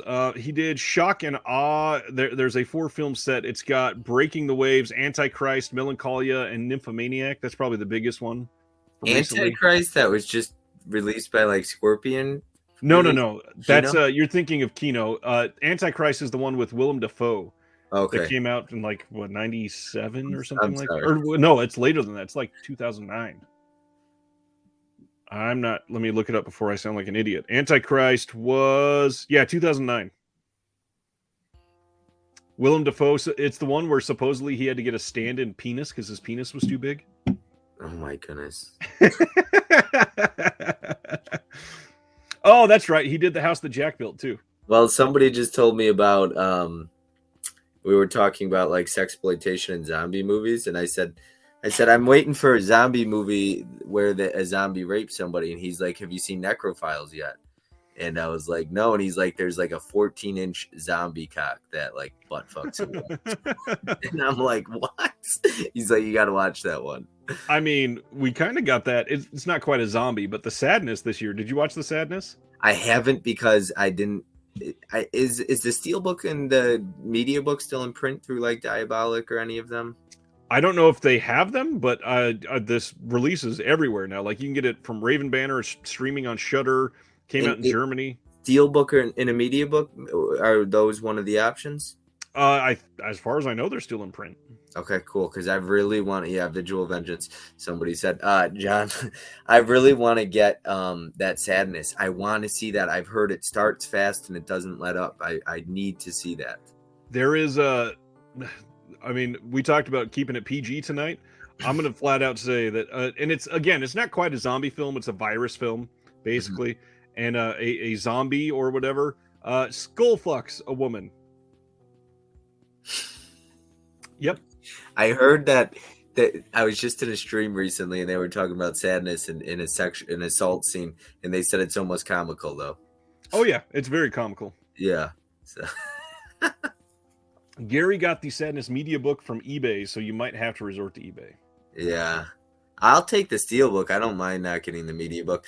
Now, media books, do those all come from Turbine? No, there are more media book companies than I can name right now. Dude, I can't believe all the titles out there. Like The Dentist has a media book. Joyride 1, 2, and 3 have a media book, I believe. Yep. I am just blown away by media books. Unfortunately, I can't read German. But Google Lens can. And if you open up the Google Lens app on your phone, you can go through and read the entire thing. Oh my goodness, that's awesome to know. That is pretty sweet. Do you do that? I have multiple times, actually, yeah. Awesome. That is great to know. That is a fun fact. Lars von Trier, this is a big deal. These are his first 3 films, and these are ones that a lot of people did not expect to get Blu-ray upgrades anytime soon. I know that we'd gotten, I believe, 1 or maybe 2 of these on DVD from them. Or you know what, I think it was 2, and one of these is a brand new to the collection title. But yeah, this is kind of a big deal. Lars von Trier is a pretty big director, so I'm glad these are coming out. These are ones I'm definitely going to have to grab at some point. Is this in like a box? Yes, it will be a box set because it is a triple feature. This next one I've heard of. I haven't seen it, but I've heard of it. Imitation of Life. This is a really interesting title, actually. This is from 1934, pre-code film. Melodrama master John M. Stahl brings his exquisite restraint and almost spiritually pure visual style to this devastating, enduringly relevant story of mothers and daughters. Imitation of Life explores the friendship between 2 struggling single mothers. One, a working-class white woman who ascends to the top of the business world. The other, her black housekeeper, whose life is shattered by the rejection of her rebellious white passing daughter. It is this latter relationship, attuned to America's bitter racial realities and heartbreakingly enacted by trailblazing black performers Beavers and Washington, that lends the film its transcendent emotional power. The first adaptation of Fannie Hurst's best-selling novel boldly confronts the complexities and contradictions of racial identity, economic exploitation, and the limits of the American dream. I mean, I'm dying to see this. I have to check it out. I've heard of that one. But there's a comment. Your chat is hilarious, by the way. You got some great people in here. I try to jump in when I can. I work Thursday night sometimes. But somebody said Japan has a series of zombie sexploitation films, Rape of the Dead. This is true. What is Rape of the Dead? A lot of Japanese films are made just to go there. Have you not seen a ton of Japanese films? Not really. Okay, so Japanese films are made to push the boundaries sometimes, and they made some zombie sexploitation films that are wild from beginning to end, that you will just question, what the hell am I watching? Rape of the Dead. I'm sold. Well, and it is a play on words, because a lot of people, there is the Lust of the Dead series, there is somebody just said it isn't Lust of the Dead trilogy. There you go. Yep. Yeah, we got those. We've got the Gore Girls. We've got Tokyo Gore Police. There is the Sushi Dead. There are so many out there. It is ridiculous and so hard to keep track of. That's great. I love that, like, your chat knows this stuff. They're on it. This is a very educational chat for sure. Yes, they are always on it. So this one, we got a 4K digital restoration, new interview with Miriam J. Petty, author of Stealing the Show, African American Performers and Audiences in the 30s. Crazy that it's that specific about this. New interview with Imogen Sarah Smith, contributor to The Call of the Heart. And then a trailer, and that's it. There's an essay on there by Petty as well. Not a whole lot, but it looks like a decent release, thankfully. This, though, is the big deal for me this month. January 3rd, we are getting The Adventures of Baron Munchausen. This is a Terry Gilliam release on 4K and Blu-ray. This is a brand new title to the Criterion Collection. This is not just a 4K upgrade. This is a 4K Blu-ray reveal to the collection in total. Gilliam does great work. Are you like a Monty Python fan at all? No, I've seen. Well, I hope you enjoyed your time on the channel. Have a good day, Bob. I'm just kidding. Was it Meaning of Life? Yes. I think I've seen that one. Or no, it wasn't Meaning of Life. That's the one that just got a 4K. It's Life of Brian. Life of Brian is the one. Or okay, so it was Meaning of Life that I watched then. Yeah, because I didn't watch. No, Meaning of Life did just get a 4K. I didn't watch that one. Then I watched Life of Brian. Yeah. That's the one I've seen. Life of Brian is talking about the 13th Apostle of Christ. Yes, that's the one I watched. That's the only Monty Python I watched. So Terry Gilliam is related to Monty Python, and this is one that I am eagerly awaiting this release so I can watch it again in glorious 4K. That is a random comment to get. Flickering Wave, Gilliam on 4K. How long do we think we'll have to wait for Brazil? I wouldn't be surprised if we got that or Time Bandits within like the next 6 months from either them or Arrow, because Arrow had the UK rights for Brazil and Time Bandits, or just one. I know they did at least Brazil. Are you loving what Arrow's put out the last few months, or are you feeling like they're a little lackluster? I think Arrow has been high quality still. However, they're not putting out as many banger titles for me. They did announce one of my favorite releases of the year, and I can't wait to get it in hand. And that's the 90s Robin Hood with Kevin Costner. Is that a Zavi exclusive? They have the Zavi exclusive steelbook for that one, but they are putting out a regular 4K and Blu-ray in the UK for that one. Okay, yeah, I got to go through Arrow's website to get that. But then they did The Wolf of Wall Street that comes with a little baggie of cocaine. Yep. Yeah, I don't know how that's going to get imported. Master Chaos is here. What's going on? Dead Sea Life. I just traded my Brazil Laserdisc into the archive. Holy cow. That is awesome. John wants that Italian Gothic set, and let's just say I'll be able to make you jealous next week, John, because I know we were just talking about that. I want Dead Sea Life says I want a Bryan Adams commentary track on that Robin Hood release. Kevin Costner is like probably my favorite actor, so I've never seen. He's a damn fine director too. I mean, if you like Eastwood, Costner's a damn fine director. Yeah, no, I love Kevin Costner, but yeah, I've never seen Prince of Thieves, so it's going to be a good one for me. It's not a great movie, but it is a very fun movie, and there's so many great quotable lines from that movie.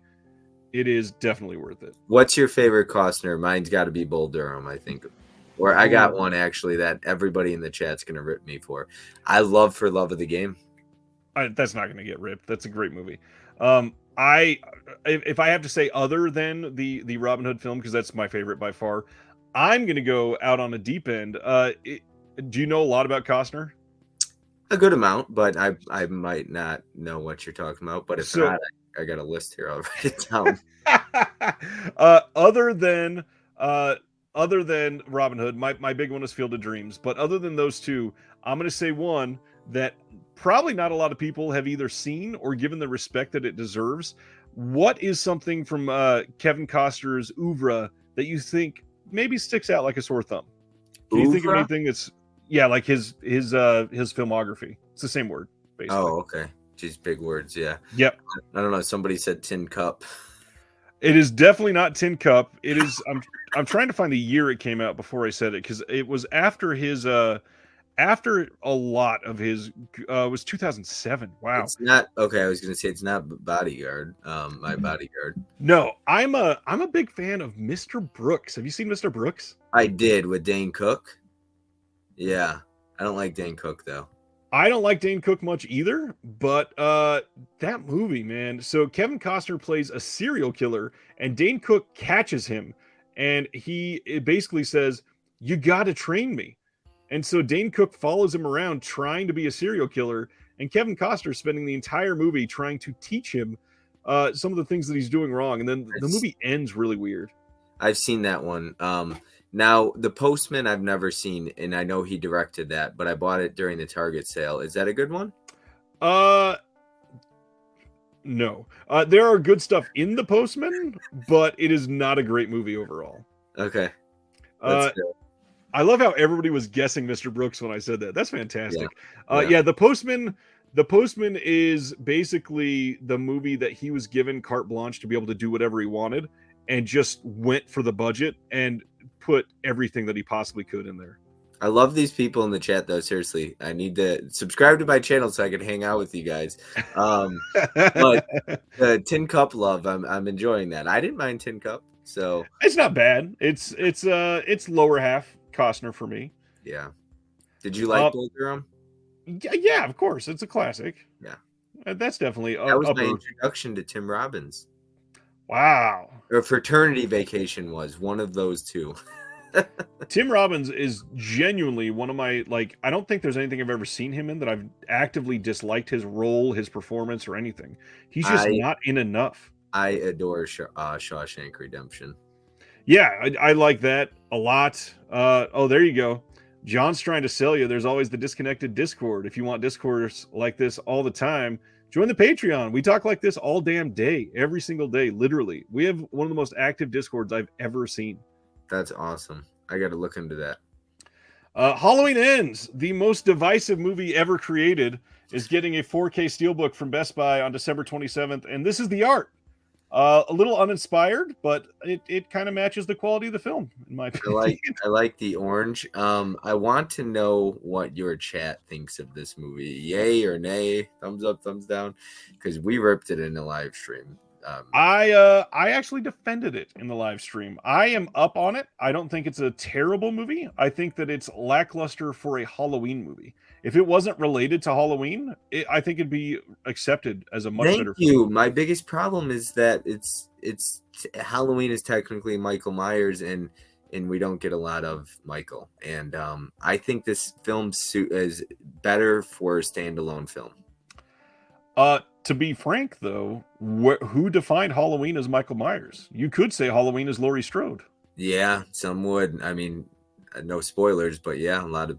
I mean, what happens at the end?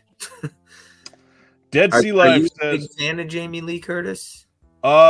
No, I would make myself a massive fan of Jamie Lee Curtis. I think that she is great in literally everything she touches. What did you think of? Did you listen to Danielle Harris and Scout Taylor Compton's comments in their podcast? Yes, and I think it's stupid. I think it's one of the dumbest things I've heard all year.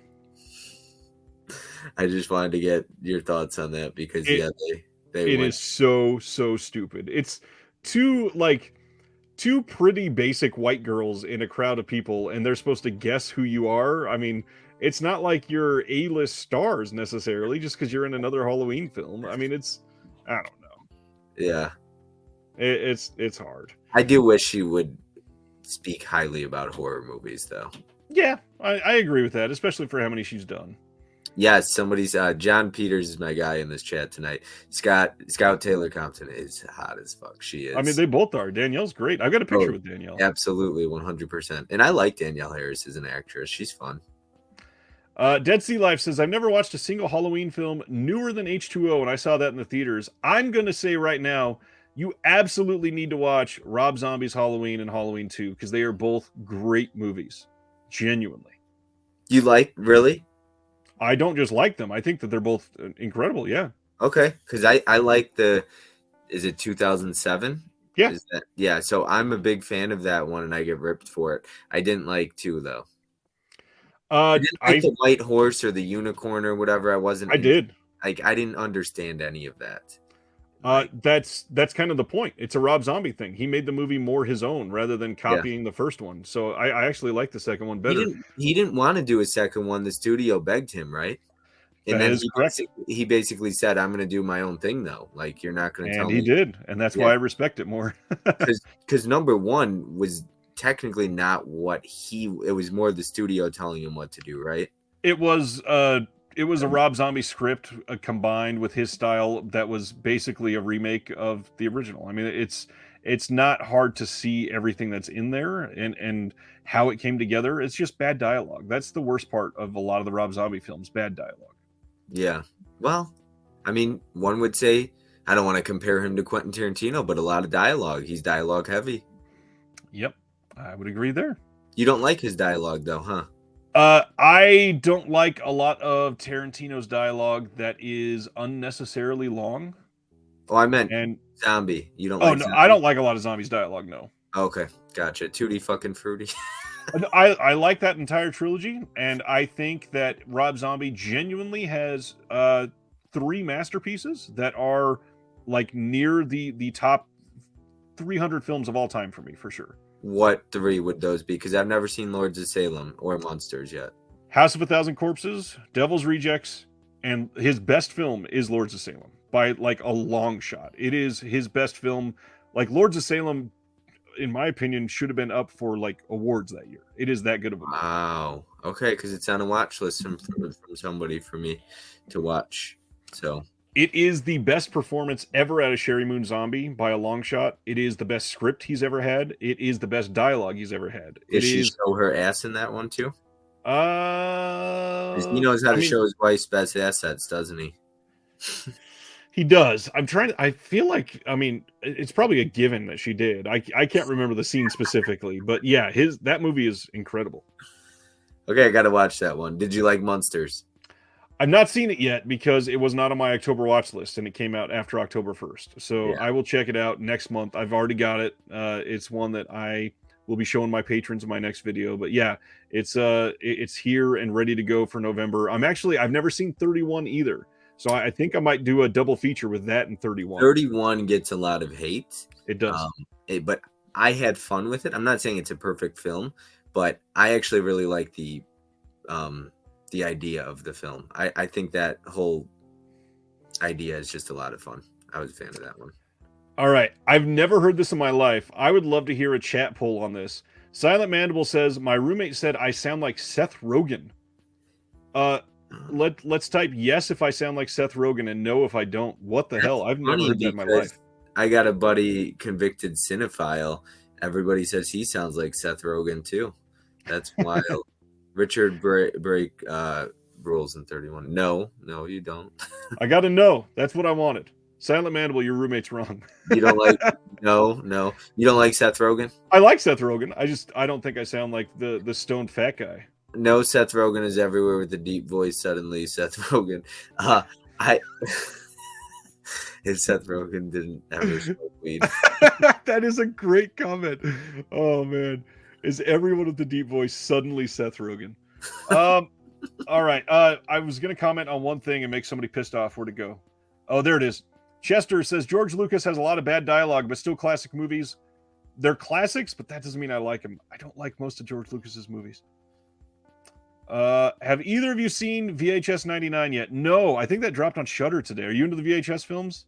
I've seen like VHS, and then that franchise gets me mixed up because some of them are owned by like RLJE and some of them are owned by, and is it the same franchise or is it different?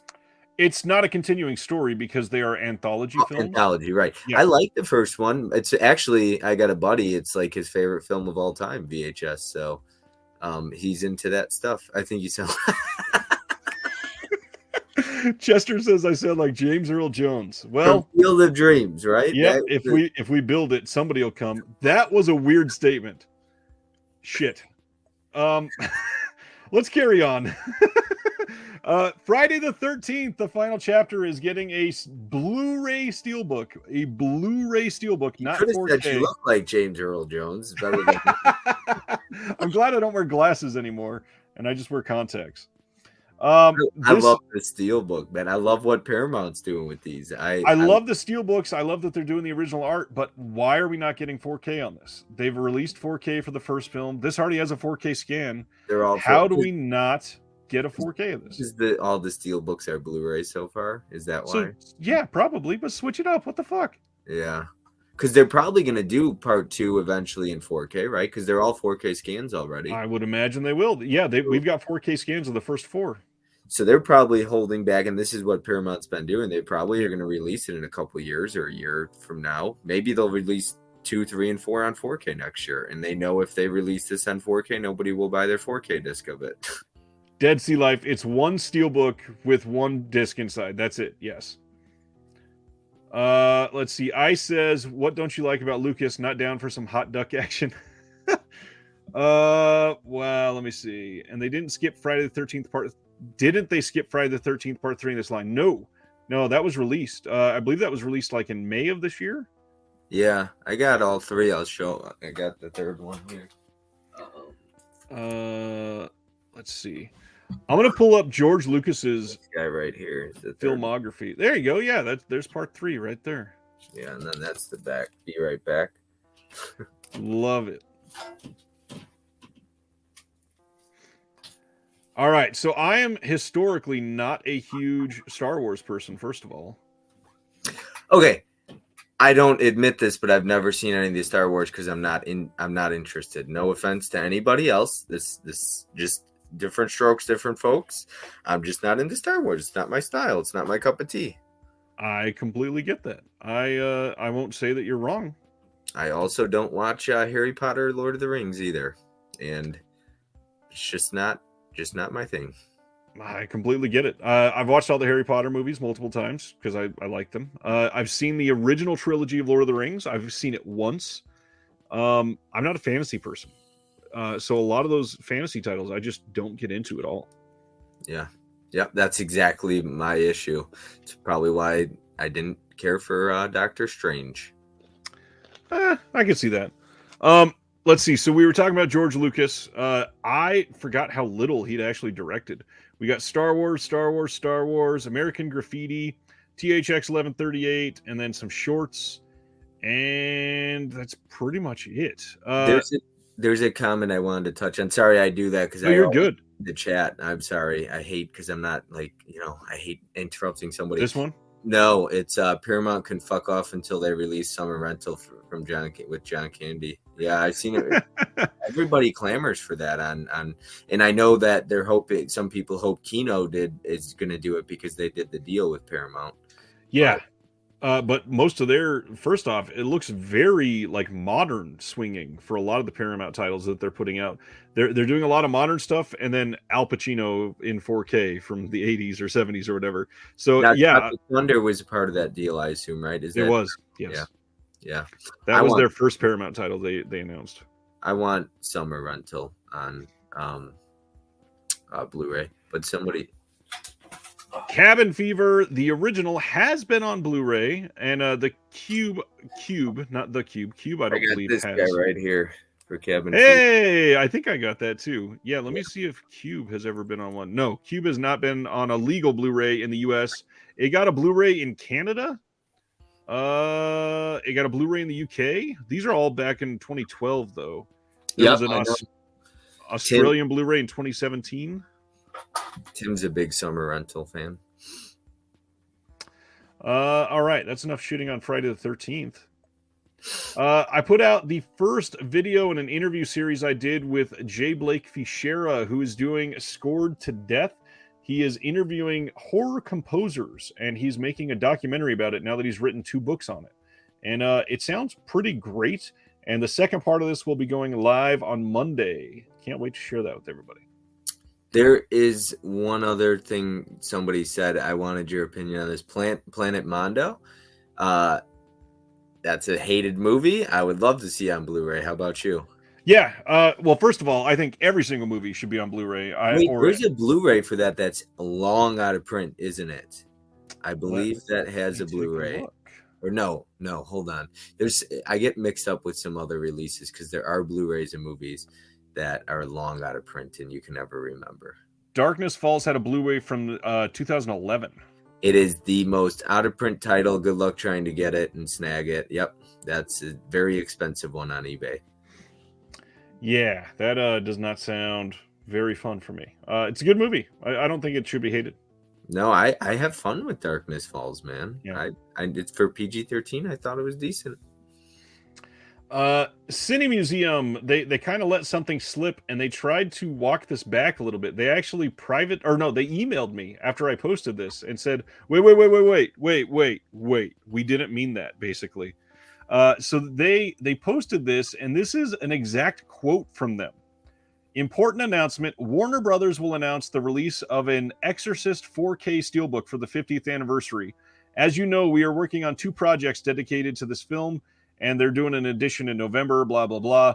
But the big thing is that they just straight came out and said, Warner Brothers is dropping a 4K of The Exorcist without Warner Brothers saying it first. That's not really a great thing to do when you're working with licensing titles from Warner Brothers. So they emailed me and said, hey, just so you know, we only meant in Italy. We're not trying to say that Warner Brothers is putting out in the rest of the world. I'm sorry. They're not going to put out a 4K of The Exorcist in Italy and not the rest of the world. I don't know anything about Cinemuseum, but there was a comment on either their page or maybe it was somebody's page, and they were basically like really ripping Cinemuseum, and a lot of people like piggybacked on that comment. Had a lot of bad things to say about the company. Well, I'm waiting for what Video Manon's going to say here. He says you should read the news about Cinemuseum before you recommend them. I'm not recommending them here. All I'm saying is, hey, Warner Brothers appears to be putting out a 4K of The Exorcist, which is a big deal. So this is the first time we've had that confirmed anywhere. I think we all saw it coming, but it's nice to know that it's coming, because this is a movie that is going to look ridiculously great in 4K. This is a very dark movie, obviously. Most of this is just going to be deep black surrounding it. I can't wait to see this in a good 4K. Yeah, I see Tim's comment right there. Tim said that there was a Cube release in Canada, I believe. Yep, that's the one. I think it was from 2012. I just read that out. That is pretty cheap. Yeah, and it's Region A because it's Canada. I don't want to say the news. Just search. You know what? I'll say the news. I don't care. Let me pull it up. Cinemuseum. I don't know what else to look up with it though. I heard. Yeah, I mean, Gizmo, just tell us, because I'm curious. But I heard somebody was just saying how you can't trust them. I can't remember what I read, but it was a whole paragraph, and I decided to read the whole thing. And a lot of people were piggybacking on it. So I don't know what they are. I've never, but I know that they released that Lost Boys. Oh, I guess that they've like announce stuff and then they'll say it's shipped, and then they waited a month to ship somebody's like people's copies before or something. I don't know, other stuff like that. Yeah, this is a cinema museum. That's not the same thing. Trying to read. Yeah, I'm not seeing anything. What do I Google to see the news there? Yeah, Gizmo, just tell us what you're Yeah, I'm not sure. I just remember hearing it was something I read on Instagram, but their stuff looks really cool. But from what I heard, is it's not that good. It's low quality. They just take steel books that have already been released and then put their own box in it or something. I don't know. Oh, well, that's what a lot of the premiums do. They're not adding anything new on the discs. It's mostly premium packaging. Yeah. That's now, have you ordered from Cinemuseum yet or no? I've not. I do have one of their releases that I got from somebody else, and I'm happy with it. It's very nice. Nice. I see the link you posted there for that. Yeah, that's awesome. And you can order that from Amazon US then? No, that's I went straight to Amazon Canada. Okay, gotcha. I didn't check Amazon US. Let me see. What is this Criterion layoff that they speak of? They let go 16 people today. Ooh. Are they struggling with money? They're saying that it's due to restructuring. Mm. Video Manon says yes to everything Bob said, but today I got the message that they, on top of that, collaborated with Luxbox. I don't know what. Okay, I'll look up Luxbox then. Tim said, I think Cinemuseum takes forever to ship, and they keep putting up new ones to order. I think some people are still waiting a year plus on releases from them. That sounds right. When I Google Luxbox, it's just a bunch of things advertising them. So why do they keep... Tell me, Ryan, why, as a company, would you keep putting out releases if you still haven't even shipped people's orders from 6 months, 8 months ago? I can't answer that for you. I have no idea. I mean...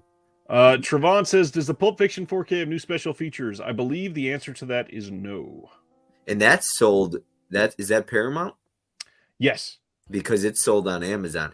I'm not a big fan of Amazon. I hate their shipping. However, I don't like Best Buy exclusives because I don't like not being able to get it through anywhere else. Same. It sells out on pre-orders, and I don't pre-order from Best Buy because they fucked me once really badly, and I just refuse to give Best Buy my pre-orders. But I'm the only one who really gets screwed because if it sells out, then it's out of print and I'm resulted to eBay. So I'm the only one that gets screwed. Best Buy wins either way. Yep, unfortunately that is true. Tim Talks Talkie says, I think Cinemuseum takes forever to ship and they keep putting up new ones to order. What the other thing that I wanted to point out is some of these premium people, like I said here, they take poster related art that people have made elsewhere and don't credit the artist or pay them and just put it on their releases. What? I'm not saying Cinemuseum has done that, but there is you said. Yes, other of the premium companies. I know that there's at least one of the big ones from China that has done that too. I believe it was Darren Wheeling. So just the awesome artwork we see on Instagram that just random people post for like these movies. They just take that or random the poster prints that I was telling you about a little while ago. They'll see Yeah. that posted online, save the image that's in high quality, and then go take it to the computer and put it on your release. Wow. Look, not to get slightly off topic here, but like YouTube, we're all content creators and it's hard to put out original new content. But if I do something that I know somebody else deserves credit for, I will always give credit where credit Same. is. I'm not going to go out of my way to give if I don't think that I need to, but if I have zero issues giving somebody credit or calling somebody out as a compliment, and so Agreed. that's just BS. Yep. Planet Mondo says I illustrated the banner on my YouTube page. Nice. I will check that out. I mean, I watched some of your videos. I just don't know that I've ever checked out your homepage because you sent me that link one time and I subscribed from there. We're already on the next one. I forgot I changed it. BFI Flipside. Do you have a lot of BFI? Do you have anything from BFI? I don't think I have any BFI. BFI stands for British Film Institute, and they do a lot of high quality stuff. And this is a sale on their Flipside items that is, let's see, this sale, I don't think it had an end date, but they do some really great stuff. In fact, do they number their spines? No. Oh, cool. Oh, yeah, the Flipsides, they do. I said no because I saw a regular one, but yeah, these are the super sharp shocks. Sub-label. I can't see when it's upside down. There it goes. 41 and 43. Oh, geez. Yep. Yeah, that was awful. I don't know where the camera is. These are really great releases. They have like this first one. Is this part 1? Short Sharp Shocks part 1 has 1, 2, 3, 4, 5, 9 different titles in it. And then this one has the second part has 10 different titles in it. And they're fairly short, real quick, easy to breeze through them. BFI is amazing. Now, I got a question for you because I know you're a fan of this company, Umbrella, right? Yes. Okay. How many little, I don't know if you called so they got Beyond Genres, Ozploitation, Sensual Cinema, Films of Fury, World Cinema, and then like the Sunburn or something like that. Sunburnt Screens. So that's what did I just name 6 we named? How do they have more than that too? And then they got their releases. Yes, they've got like the classic horror. I don't remember what it's called. And then they do some double features ones. And those are all numbered spines because they're their own little sub label or whatever. That's crazy. Yeah, absolutely. Let's see. So yeah, BFI Flipside's having a sale. They do great work. I will completely recommend them at all times. Just check it out. One title you can see here in this little banner, I Start Counting. This was put out in the US by Fun City Cinema. I Start Counting in the UK has all kinds of exclusive bonus features. So if you really like that movie, you might want to get it on sale here as well. So that whole Barbarian thing, people might not want to be spreading rumors or anything if it ends up happening, supposedly. Do you know a date? No, there is no date yet. The tweet itself says, yes, I believe there will be a physical media release at some point. There was a commentary track recorded just last week for the DVD. So the plans are in motion, just don't know when. And obviously a lot of people that are creating, when they say for the DVD, they don't mean just specifically DVD format. Blu-ray and 4K, yeah. Yeah. Potential. Now I know, I guess the video on demand release of it's going to have some special features too. I don't know. Yeah, sounds like there's going to be something small with it. Yeah, I don't know much about that because I don't do much. I don't download anything digitally. I'm all physical media, man. I stream some stuff because I have kids and I can't be putting discs in all day for them. So they've got access to a couple services, but yeah, that's it. I don't do any of the VOD stuff. Now, are you a big Steelbook guy or not so much? I am such a big Steelbook guy that I buy the SE2 Steelbook protectors from overseas, and I tried them out. I bought 100 of them and said if I really like them, I can get some more. I liked them a lot, so I bought 500, and I ran out of those about 75 or 80 Steelbooks ago. and I need a whole lot more. Oof. I use little plastic baggies. I'm not sure which ones yours are. ICES Team Premium. I could probably grab one from right here. It's very much. This is the Princess and the Frog Steelbook. This is very much. If you don't mind, for me or show. Yeah, of course. Sorry, I've got special requests here. Thank you. Plastic protector all the way around, and then it's got the one opening on the side. So you got the one that opens that leaves the spine open. So yes, if I was ever going to get any, it would be those ones because I really like the spine opening on those because I like that if you're putting them on the shelf, it doesn't show any plastic because that's how your spine is displayed. Now, some people I do it the opposite way. I protect the art on the spine, and the only thing that's open is the other side where it's just trash because I don't care if this gets damaged. I care if this is damaged. Right, because I know some people's complaint is, well, it doesn't protect all of it. I'm like, I like that. I do that because I watch my movies. I want to be able to pull it out of there. Yeah, the bags are sometimes a pain. Some of those, I know Tim loves his Melco protectors. I hate Melco protectors. Me too. They're a pain in the ass. Sorry, Tim, I can't stand Melcos. That, and I hate that they put their name on it. It is so annoying. Yeah, I just can't get them out. I remember one of my friends fumbling through his Spider-Man, and I will never advertise or promote their stuff. I can't stand those. Same. But I like those. But it's tough because how much do you mind the price? The more you buy, the cheaper they are. So if you get 10, it's like $8.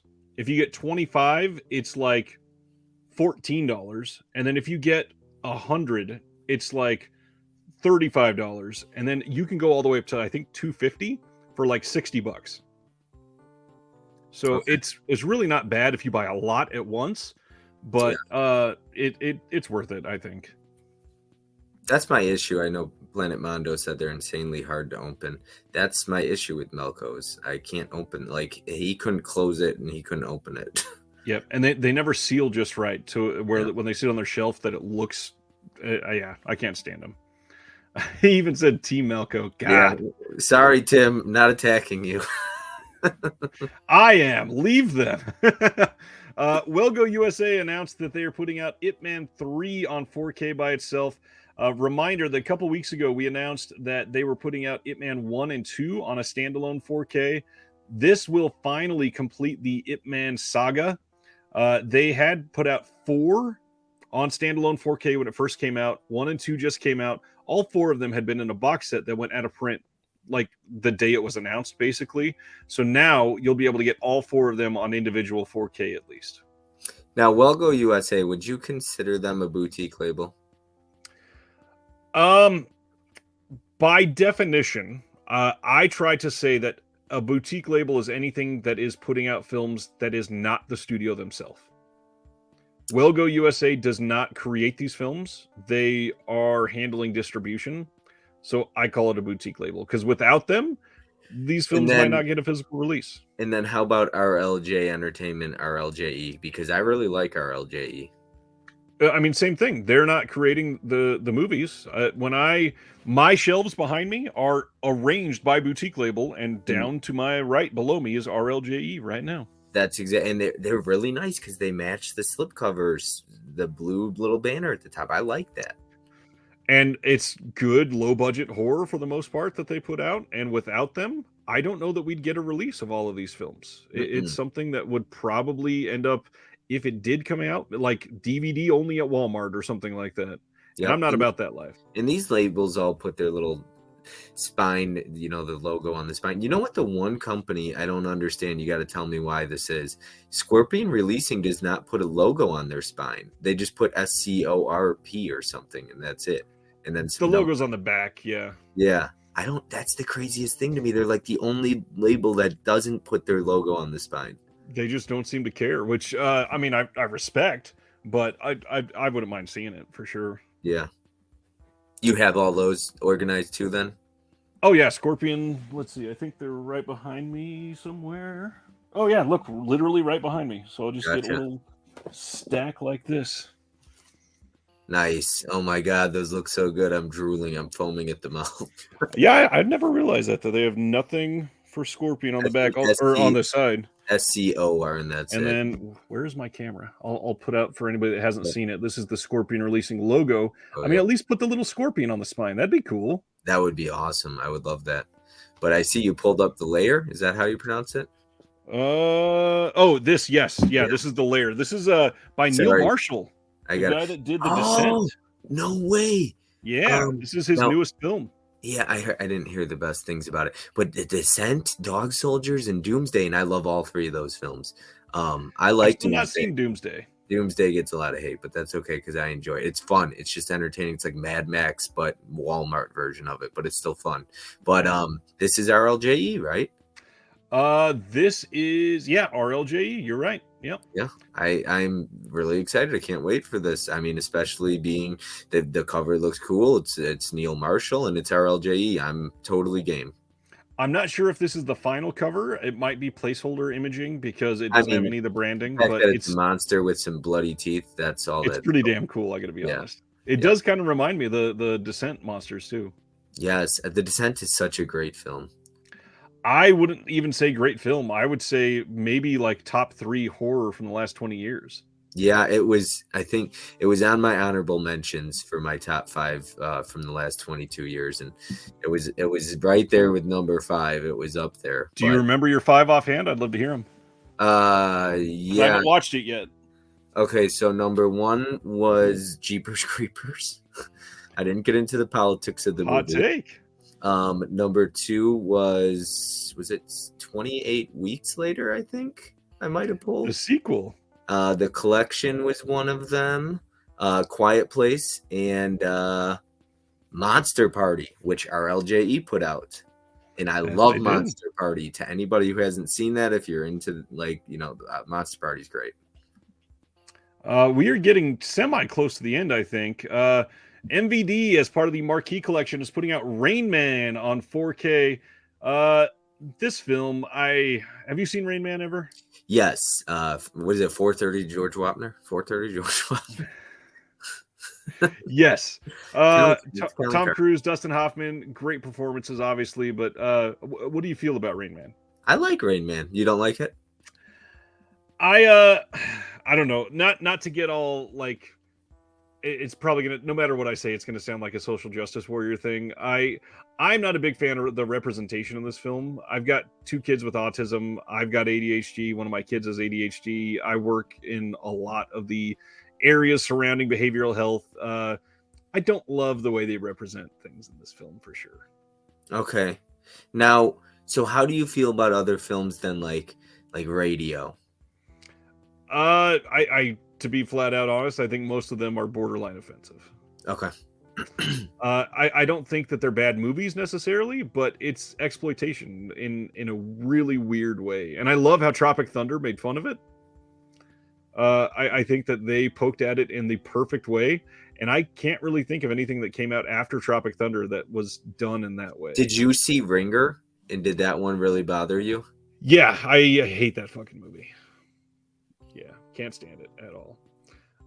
Funny enough, and I don't know if I should say anything publicly yet. I'm actually working behind the scenes with somebody that I've interviewed on the channel to do to do a video on how portraying neurotypical people and people that are neurodivergent in film and how we could do better and just analyze it basically. So yeah, hoping to put that out here pretty soon actually. Now, one I've got, because do you like it when they get actors who have that disability? As long as it's not at their expense, sure. Yeah, nothing wrong with that. The Shia LaBeouf movie a couple years ago. Peanut Butter Falcon is one of my favorite films of all time. Yeah, it was an incredible movie. And he was really good in that. Yep. Super good. Super likable. He made the movie. I mean, the three of them together were incredible. Yeah. And Shia LaBeouf and Dakota Johnson said such great things working with him too. Zach, I believe, was his name. Yep. Good stuff. MVD Rewind is putting out The Last American Virgin, and all kinds of people are pissed off because they just bought the out-of-print olive release of this movie. Have you seen? I mean, it seems right up your alley. Have you seen Last American Virgin? I have not, but I heard it's actually emotional. It's a good movie. Yeah, 1982, fairly solid. Somebody was recently telling me if you went through a breakup in like the 90s this or 80s, this movie, it just will resonate with you, and it could make you cry at the end and stuff. But this cover looks incredible. I love MVD Rewind Collection. I'm a big fan. I'm not saying their transfers are the greatest or anything like that. And I wanted to bring this up, and I'm so glad you pulled up an MVD movie. What did you think of how long it took Jack Frost 2 to get right? I didn't have a problem with it, especially because they were so transparent about it. They were Eric's never. a great guy. What's that? Eric's a great guy. Oh, Eric is amazing. I've been trying to get him on the channel for a long time. Yeah.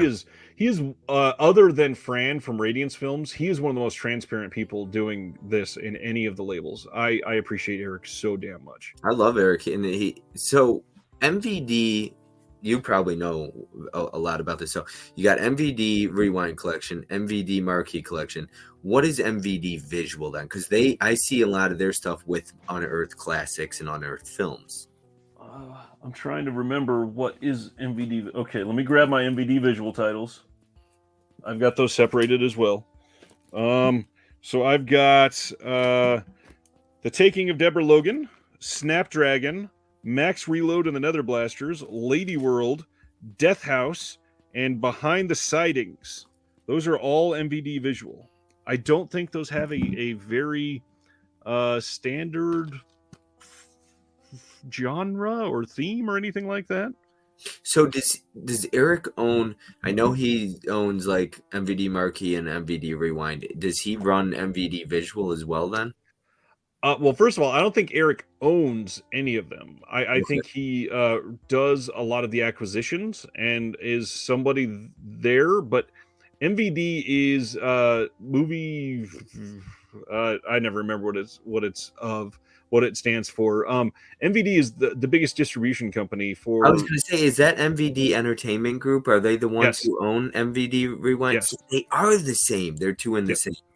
I did not know that. I didn't know if they were correlated with each other. Yes, sir. MVD owns all of that. And they said, hey, why don't we just put out some of our own movies? So they handle distribution for almost all of the boutiques. There's only a couple other distributors in the U.S. I mean, obviously one of the biggest ones is OCN with Vinegar Syndrome. But you also have CAV releasing, CAV. Severn used to work with them, and now they're with MVD. We also got Alliance. Because I've never understood that, but I know MVD Entertainment Group seems to be like with Grindhouse, Orbit, Diabolic, right? Like everyone. Arrow Video, Severn, I think they just do it through. They're the ones who distribute all their stuff, right? And when people get free stuff to review, it's coming from MVD, not actually Arrow, right? Correct. Arrow is not sending that out because Arrow is not a distributor. MVD is. Okay, so when you get that little hole punch barcode, and I don't, but a lot of reviewers, that all comes from MVD then. I don't get those either because I don't get many free copies to review. I've got one company that I get stuff to review for, and that's it. So yeah, but that's all coming from MVD, I believe. Yeah, it is. Yes, Tim Talks Talkie says MVD's warehouse is an hour and a half for me. He wants to go shopping. I wish they had a store. They don't have a store, right? No. Okay. Gotcha. Well, they've got a website where you can go to the MVD website and buy direct. But they're not like Orbit with their Grindhouse. No. Yeah. And I appreciate that. They have no reason to be. Their movies are everywhere already. Why would they open a retail store? It would be a waste of time for them. Yeah. I want to go visit Grindhouse in Tennessee. Is it Chattanooga now? Knoxville, and then Orbit's right by KB and you, right? Not too far. Orbit is in South Carolina, I think, or North Carolina, one of the two. They're very far from us. Oh, is it Diabolic? Or no, they're by Georgia. Never mind, by Georgia, right? I think Orbit's near Georgia, I believe. Orbit, funny enough, because of geography, they're like 2 hours and 15 minutes away from Grindhouse. So if you're going to go to Grindhouse, you may as well just go to Orbit as well. Oh, that's awesome. That's great to know. Perfect. Because I'm planning a road trip next year to be honest with you, where I'm going to hit up a bunch of different physical media stores and try and meet a bunch of different collectors. So, yeah. Very nice. Next up. But you've seen Last American Virgin? Big fan? I wouldn't say big fan. I think, let's see. I think there was a good comment on this. Lissa says, bad marketing on Last American Virgin. They market it as a teen sex romp, and it's mostly a good It's mostly a good drama. I gotta be honest. It's So well it's acted. not like Private School or Porky's at all. No, nothing like that. But Got it's more adult of a storyline. Uh-huh. So it's still worth it for sure. I can just kind of say I know we're 2 hours 10 minutes in. This has been not only informational to me, but I'm having a blast. Good, because we could probably still go for another hour if you're up for it. Yeah, no, for sure. We still got our list to go through too. I was gonna say as long as you're okay with it, I'm having fun, man. I love live streaming. So I says the archive's in Pennsylvania, but I will correct it. The archive for Vinegar Syndrome is in Connecticut. And I think there's another retail store that's within the whole Knoxville, Tennessee, and then Terry says Orbit is in Asheville, North Carolina. I think there's another big retail store, but I don't think they have a website. yeah, I never because remember I think what that one is. 20th and 21st Century James and then Tony from Basement Blues. I think they're like 2 hours or an hour and they're in Georgia, and I think they're pretty close to the Orbit. And then where is Diabolic then? They are up in Pennsylvania. By Tim. He is in Philly. Tim is really close to. I forgot. Tim is right next to Diabolic, I believe. Yeah, lucky guy. Colorado, Denver is getting the other Vinegar Syndrome archive. Has anybody seen? I know they did like a soft opening. I don't know if they're open full time yet though in Denver. I feel like they're waiting for the Black Friday sale to launch. That wouldn't surprise me. Now, Vinegar Syndrome, so like Roadhouse, Texas Chainsaw Massacre 2, Amityville Horror, none of those will be on sale during Black Friday then, right? Correct. Okay. Yeah, so might as well get them now because they're going to be the same price either way, right? Yes. In fact, none of them will be cheaper at all. In fact, Roadhouse may even be a couple dollars more. Yeah, because the sale goes live. Because they say it's 3 months it has to be out before it's on sale or something like that. It used to be 3 months, and then they moved it to 4. And then with the way that they are doing partner label only month in the month of June and December, it now turns into 6 months basically because there's no Vinegar Syndrome release in June. Is Tix still in print with the slipcover over 1,000? I don't know if it's over 1,000. So I had a friend during the Black Friday sale, like halfway to Black Friday sale. He's like, I'm just gonna wait until Black Friday. I was like, there's no way that is gonna still be in stock with this slip, and he might be right. There are more than 1,000. He's absolutely right. And the reason it's still in print. How? Because Summer of '84 sold out so fast. Because they put out 8,000 copies of Tix. You think? I'm not sure like how much is a lot to Vinegar Syndrome and how much isn't. 8. So like, what is the one? Is it Roadhouse with 10,000 or is that? Yeah, all the VSUs, which Roadhouse is one of them, they get like 10,000. So the Summer of '84 that you brought up, that only had 3,000 copies. That's why that one is long gone. I'm still kind of surprised Tix isn't selling that well. You don't know that it's not selling well either. Yeah, because it's still got over 1,000, so it could have sold. It could be 1,100 right now. Yeah. Yeah, and it's Tix. A lot of people don't like those creature features with bugs and stuff like that. It's not something like Rad or Roadhouse that has this big cultural impact. So I don't know. That one's tough. Yeah. We'll bring this back up. You ever shop at Ronin Flicks? No, but they're running a sale right now. I heard. Brian. This is the sale. They you get an extra 40% off the current low price when you spend $50 or more on their Halloween collection. Which the biggest one is they're the ones that put out Haunt, that film from just a few years ago. I got Haunt and I Spit on Your Grave box set, and let me tell you that Haunt limited collector's edition. You get like 5 magnets, 4 posters. It's unbelievable. And I Spit on Your Grave comes with a fridge magnet too. Haunt came with a bunch of pins too. It was just an incredible release. And do you know how much it is after the sale right now? Oh god, $36. That's the collector's edition. I paid like 70 on Grindhouse for it, I think, or 69. It is a wonderful release. Ronin Flicks does a lot of Scorpion releasing titles. This used to be the main hub of Scorpion titles, so most of the ones on sale are Scorpion titles. Now Ronin Flicks, because they sell a bunch of other like they got their own website. They sell a bunch of other labels, but they started to release their own stuff with their own logo on the spine, Yep. and they have numbered spines. But they're only up to they only have 10 or 11 or 12 or 13 I'm seeing. So I don't even think it's up to 10 yet. I think it's like 7. So they haven't released all that much yet. And not everything comes with the slip. Some of it does.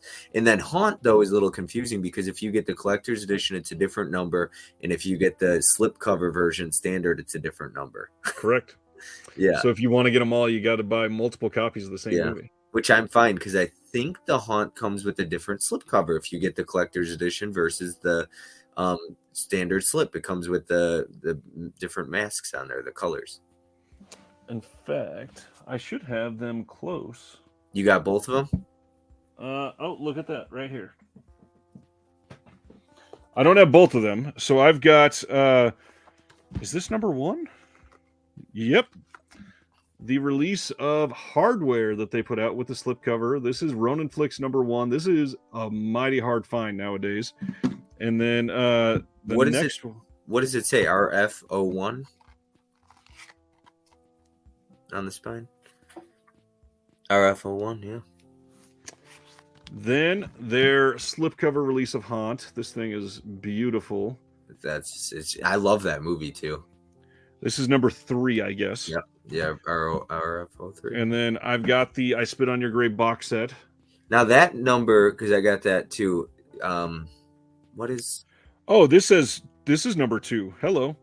It just wasn't in the right order on the shelf. This is RF2B, 2D, and 2C. And then I got the 4K upgrade of I Spit on Your Grave that they allowed for people that bought the box set. And what is? I bought them separately from Grindhouse. This one says RF2B.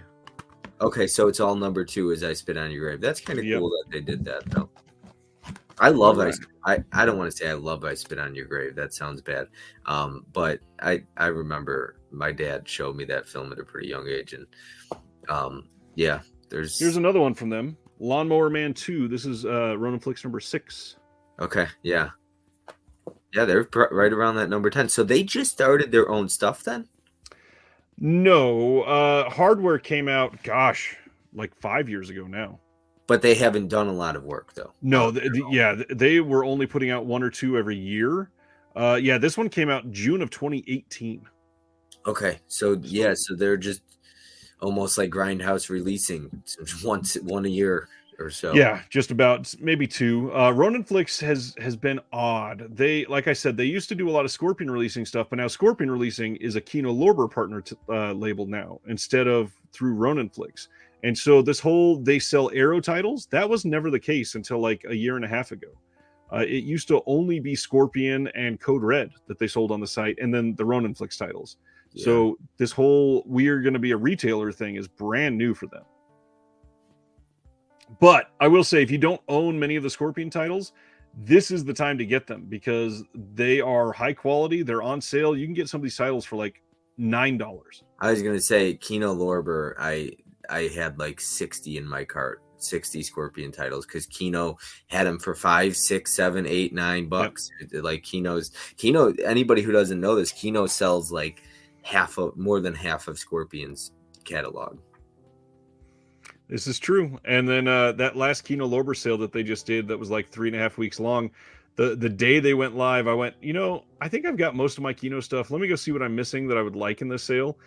I put everything I would like in my cart. And at the end, it was, I think, 74 titles and like $1,100. I was like, okay, can't get anywhere near this. Yeah, I was at 79 titles and $775, and I only ended up spending $121.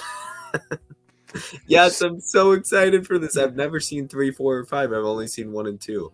Speaking of numbered spines, Vestron Video bringing Silent Night, Deadly Night, the collection 3, 4, and 5. This is $17.99, and that might even drop in price, or no? Most likely, yeah. You'll see this is spine number 28 from Vestron. Yeah, I can't say enough good things about Vestron. The same when you want continuity on a shelf, their numbers are in the same exact spot. Something that's bothered me and other people with MVD Rewind collection is their numbers aren't always consistently in the same spot. They're a little off-centered, and Action USA is like below all the other ones. I actually prefer the MVD Rewind because they do themes on all their slips and all that, though. I like that. Like Final Justice. This is an example of a recent one, and they made it look like it was sun faded, and none of the slipcovers are identical. The color fading is different on all the slipcovers. I mean, I'm sure there are some that are really close. I'm just happy they number their spines. Now, I've got a question for you because you probably know this answer, but because I keep a list of everything in the numbered spot. Cauldron has announced number 12 and 13. What is number 11? Because they've only released 10 so far, but the next two pre-orders are number 12 and 13.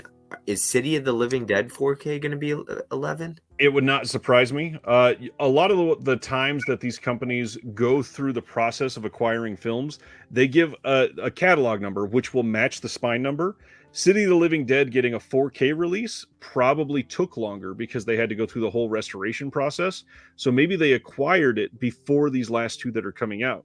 So they already numbered City, even though it'll go on sale afterwards. Another example of this happens with Indicator. They are obnoxious with this sometimes. I think they're up to like number 360 or something like that for Indicator.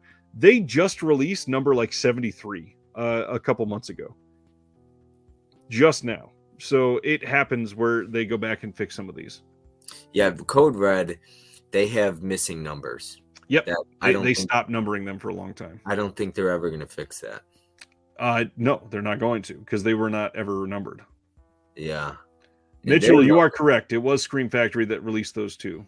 And their numbers get really annoying, Code Red, because like they put out Just Before Dawn, which is like number 5. There's 2 number 5s, and then they put out Just Before Dawn with the slipcover and put a new number on it. So if you want to get all the numbers, you got to get one without the slip, one with the slip. Flex wants to know, have we seen the movie Barbarian, and would you recommend it? I loved Barbarian. I think Barbarian is one of the most unique and fun horror movies to come out in recent years that not only would I recommend it, I almost think it should be required viewing for people that are trying to get into movies because it's that dang off the wall and good. And to think that is the same director that did Miss March, and this was his follow-up to that. And it's not only that, it's one of the comedians from The Whitest Kid You Know. That's the bigger thing. It is somebody with the comedy background that brought this level of just incredible like slapstick horror. I could not believe played it serious. That's the best thing. He was the actor in Miss March too, the one with the concussion. Did you like Miss March?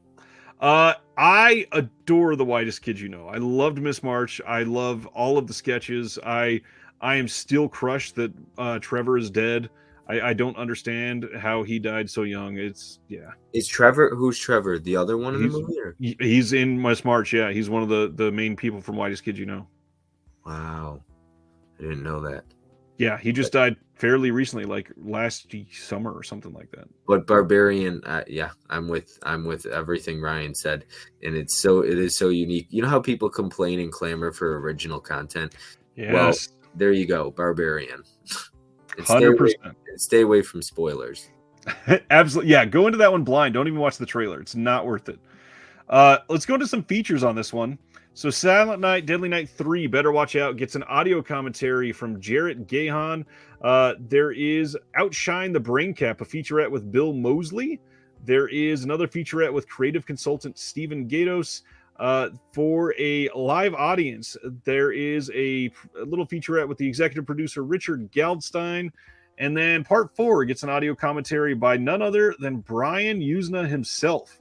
And then our man Ricky shows up. That is a Clint Howard featurette. We got a scriptwriter featurette. We got a featurette with Screamin' Mad George. There's a lot of great stuff on this. And then I am a big defender of Silent Night, Deadly Night 5. I think it is the best in the entire franchise. It is not really connected to any of the other films, and that's why I like it so much. I think that the Toy Maker is the best one. For this one, We get an audio commentary by Martin Kittrosser, the best presence with Brian Usna coming back. We get an actor from this one doing a featurette called Pino's Truth. And then again, Screaming Mad George is back. 3 full discs on this one. This is going to be an incredible release. The only thing that I have a problem with lately with Vestron, their transfers.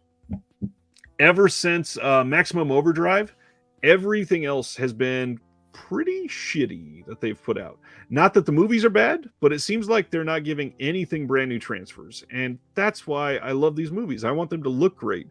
It's nice that they're getting a high def release, but like Little Monsters looked awful. God awful.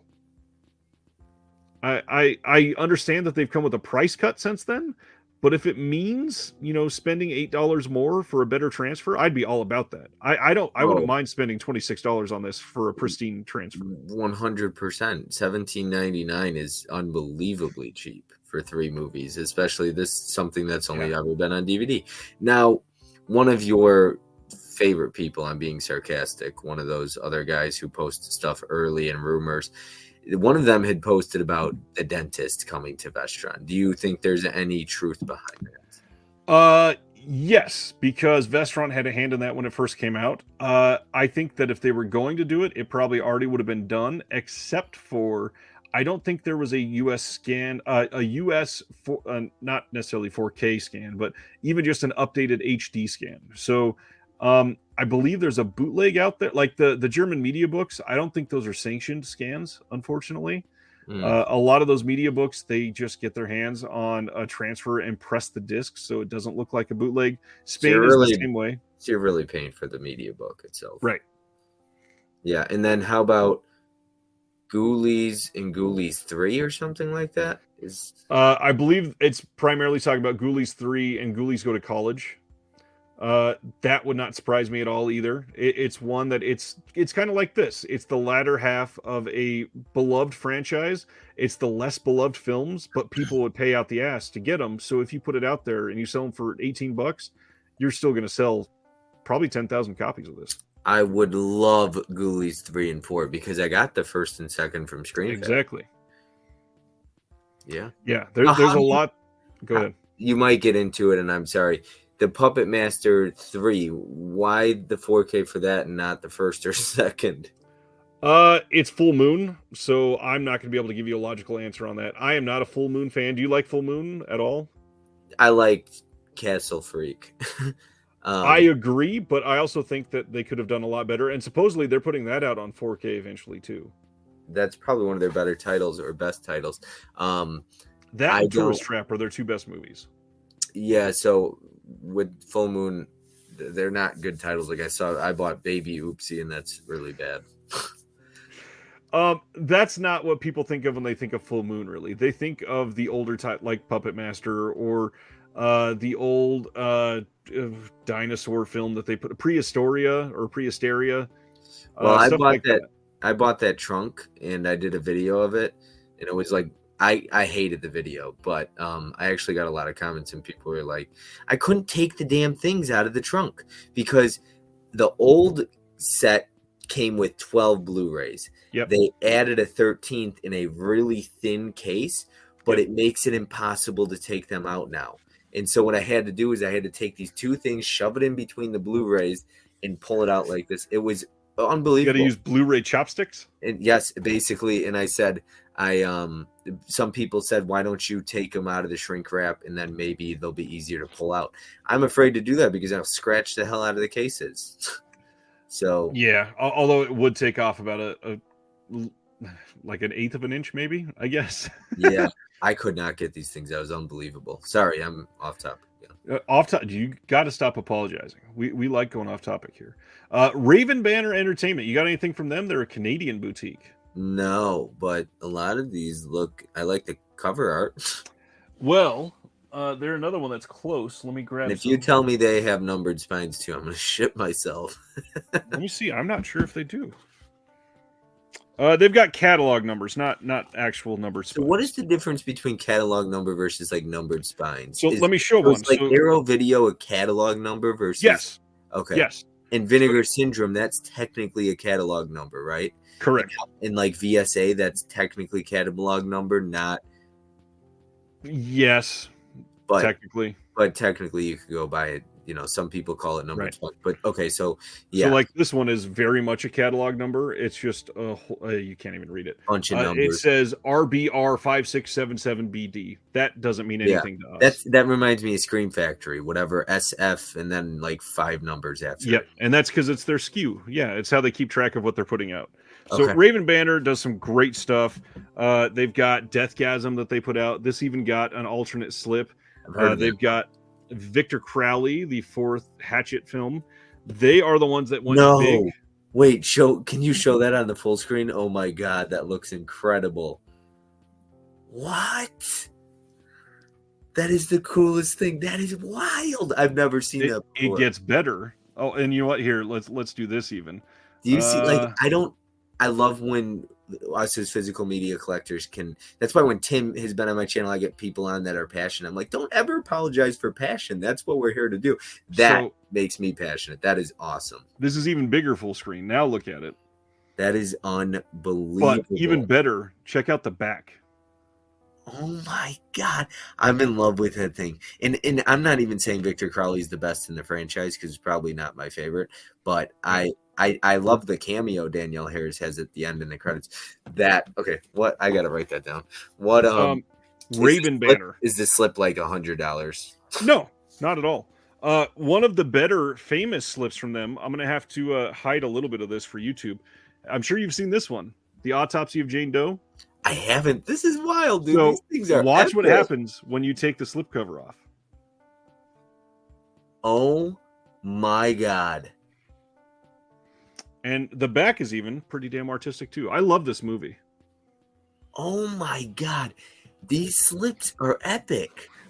And then they are the ones that went big on Psycho Gorman before RLJE. And this isn't a slip. This is a slip case. So it's the side loader. Ryan, And I'm losing my mind right now. This came with Psycho Gorman baseball. Whoops, I just dropped them. Baseball cards. Oh my god. Psycho Gorman was a lot of fun. I've got like 4 releases of it. I love that movie. Do you think it is what a lot of people call it, a love letter to like Power Rangers? Is that 100%, yeah. Okay, gotcha. I believe in the one of the featurettes on the disc, they actually talk about that. I did. So how many do they have? Do you know? And do they all come with slip covers? The Raven Banner? KB is asking what studio is that Jane Doe from? Raven Banner. The label is Raven Banner Entertainment, and then originally this is, oh gosh, I don't remember what studio did. I feel like it was an IFC film, maybe. For what? For Autopsy of Jane Doe, the actual studio that created it. Oh yeah, I think so, because I think Scream Factory put that out, right? Yes. Yeah. So this is a Canadian, you said? This is a Canadian label. Quite often you can buy their stuff on Orbit DVD. They get their stuff in, but also because the Canadian dollar is weaker compared to the US dollar, you can buy from their site. And so if you see one of these on sale, it's actually cheaper than what the website says once you get the currency convert from the US dollar to the Canadian dollar. How many do they have? Do you know? I don't know offhand. I will say that the ones that you can see here, we got Spare Parts, and this one is the Vigil. And then they put out this release of Psycho Gorman with an action figure. And then a double feature with Bunny the Killer Thing and Sky Sharks. Come True, Low Life. How are their transfers? Because these are some of the best artwork and like packaging that I've seen. I'm all giddy over these. They are the studio's transfers. So like Psycho Gorman, it's the same disc basically that was put out by RLJE. Oh, cool. I like when they do that. I'm glad that you learned tonight then. I'm not learning just one thing. Ice said, "Oh, Bob doesn't know about the hug pillow." Last week we we went on to I think it was Rucking Fountain. Have you ever heard of that t-shirt company? No. They did a run on Psycho Gorman last week, and one of the things that they put out was a hug pillow of Psycho Gorman that is like one of the old 1990s WWE wrestler little pillow buddy things. And I may have bought it. That's awesome. He said it in such a quiet voice. So you know how Snops Films has like they like outside of their is it imprint? No, not imprint. They're like porn label. I'm not sure. Impulse. Impulse. They only have like 60 Blu-rays. Snops Films Yeah, somewhere I on don't there. even know if it's 60. It's yeah. So is this label similar to that, or they got a lot more than that? They definitely have less. They might have like 35 total. Oh, sweet! So I could totally go after taking a look at all these movies that they Yeah, put out. and It right seems now like is the they got best some time. Good stuff too. Yep. You can get stuff on sale right now. And Psycho Gorman, body spare parts. There, I've never seen spare parts, but that looks good. that I believe Spare Parts was also put out by RLJE actually. Yeah. Oh, really? Yeah. Jeez, so I'm a big RLJE guy. Right now, actually on Orbit, you can get stuff from Raven Banner, and one of them, I'm going to see if I can pull this up because they just got it in stock, and I'm going to show you one of their best slips that Raven Banner's ever done is they did a Pride slip for Psycho Gorman, like the Scream Factory did one for the Babadook. Did you see that one? No. Yes, I saw that. The rainbow one. There is a gorgeous rainbow slip for Psycho Gorman. Let me pull it up here. Now, I saw Side Hustle Cinema said that Victor Crowley is only $15 in the sale. And that's 15 Canadian dollars. So it's actually even less for US. That's what Psycho Gorman looks like? This is the Psycho Gorman Pride slip. Oh my god. I didn't catch, is Psycho Gorman supposed to be like an LGBT movie? Not, I mean, they're okay with it. It's not like a gay movie or anything like that. They're not promoting anything. I didn't get that from Babadook either.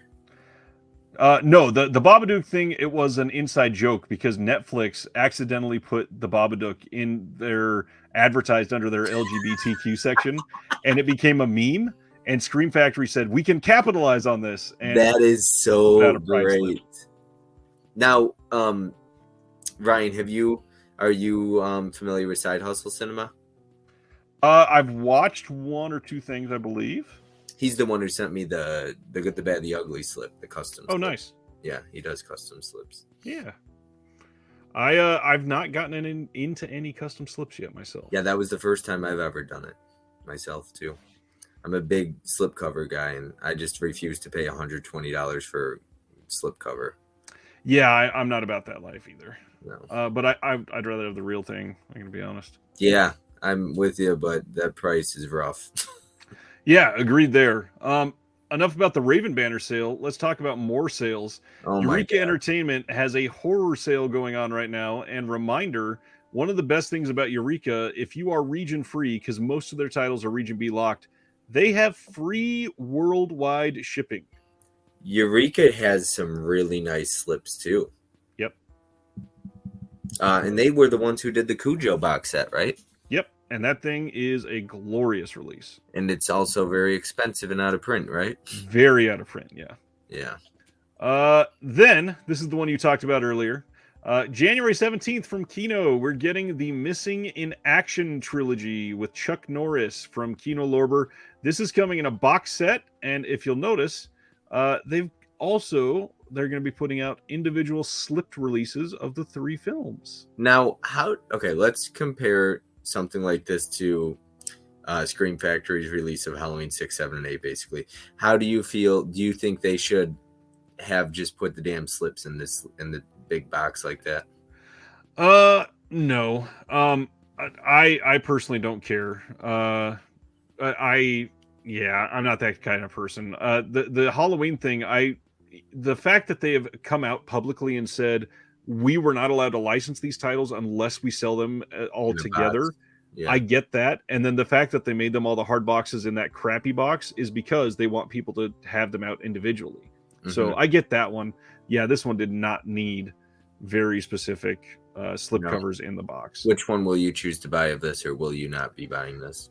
I hate Chuck Norris. I can't get past Chuck Norris at all. I haven't seen any of these. I've seen Missing in Action. It's silly to me. It's that type of movie. I wasn't really raised on 80s action comedy. It's not really an action comedy. It's treated very seriously, but it comes across as very silly. It's just not my thing overall.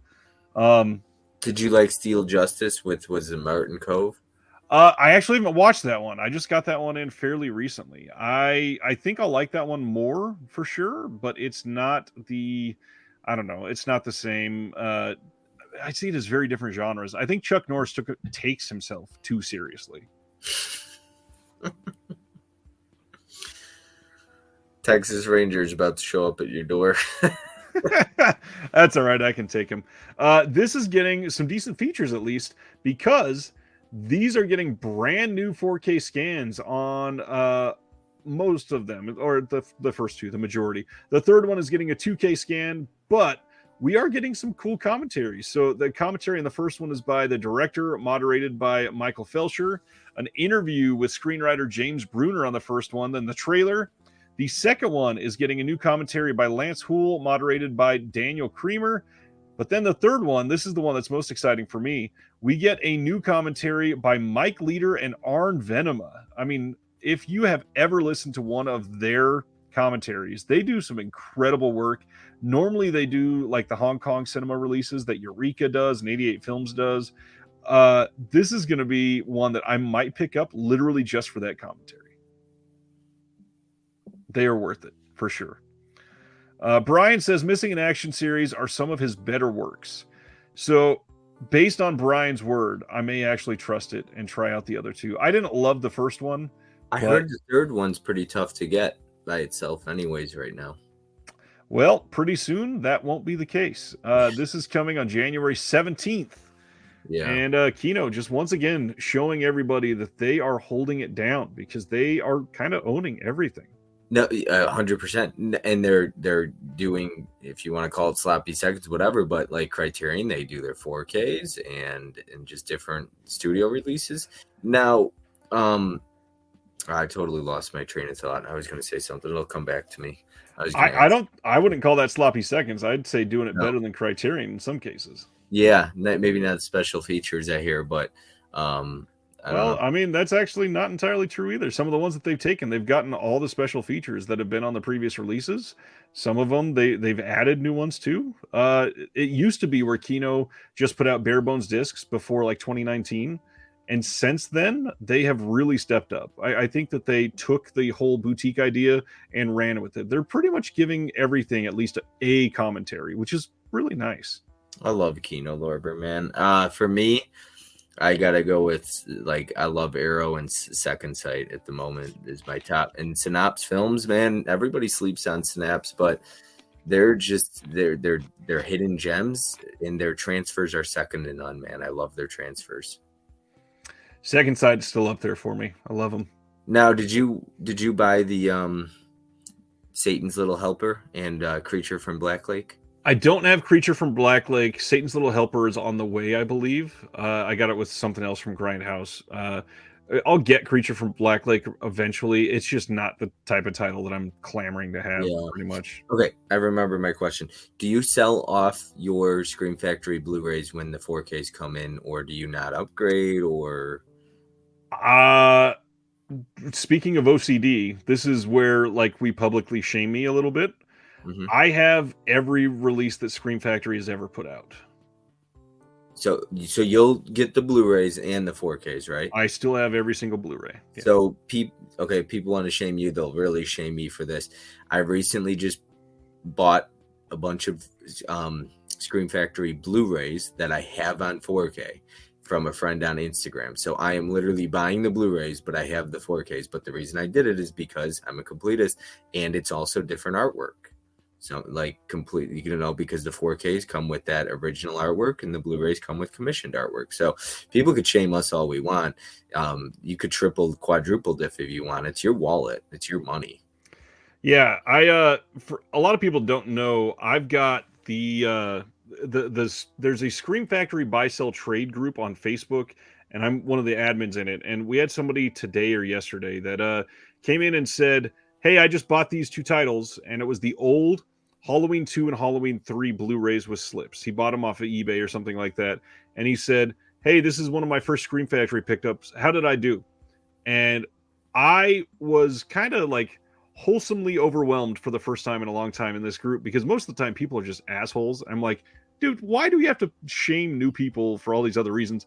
Thankfully, most people responded the right way and basically said, do you like them? Then you did good. You don't need our approval. If you enjoy what you have, you did great. If you enjoy it and you didn't go into debt for it, great decision. That's exactly what we want for you. Yeah. And I got to say, your chat in particular, and I'm not saying no community is perfect. I call it a community. Some people don't. I always do. Yeah. Yeah. Physical media community. But ultimately, I've had issues. Like somebody watched a video of mine once and tried to tell me how to pronounce Synapse Films. And it was like, seriously, but ultimately I've had really overwhelmingly positive experiences. And for the most part, I hardly ever get shamed for quadruple dipping. Like I have 8 copies of some movies. I have 6 Scarface steelbooks. I don't get the 4K of it. And if they come out with more steelbooks, I'll buy them, So, but I feel like for the most part, people don't shame. And your chat is overwhelmingly positive. I agree. And I love what my friend Cam here just said. It's not that serious.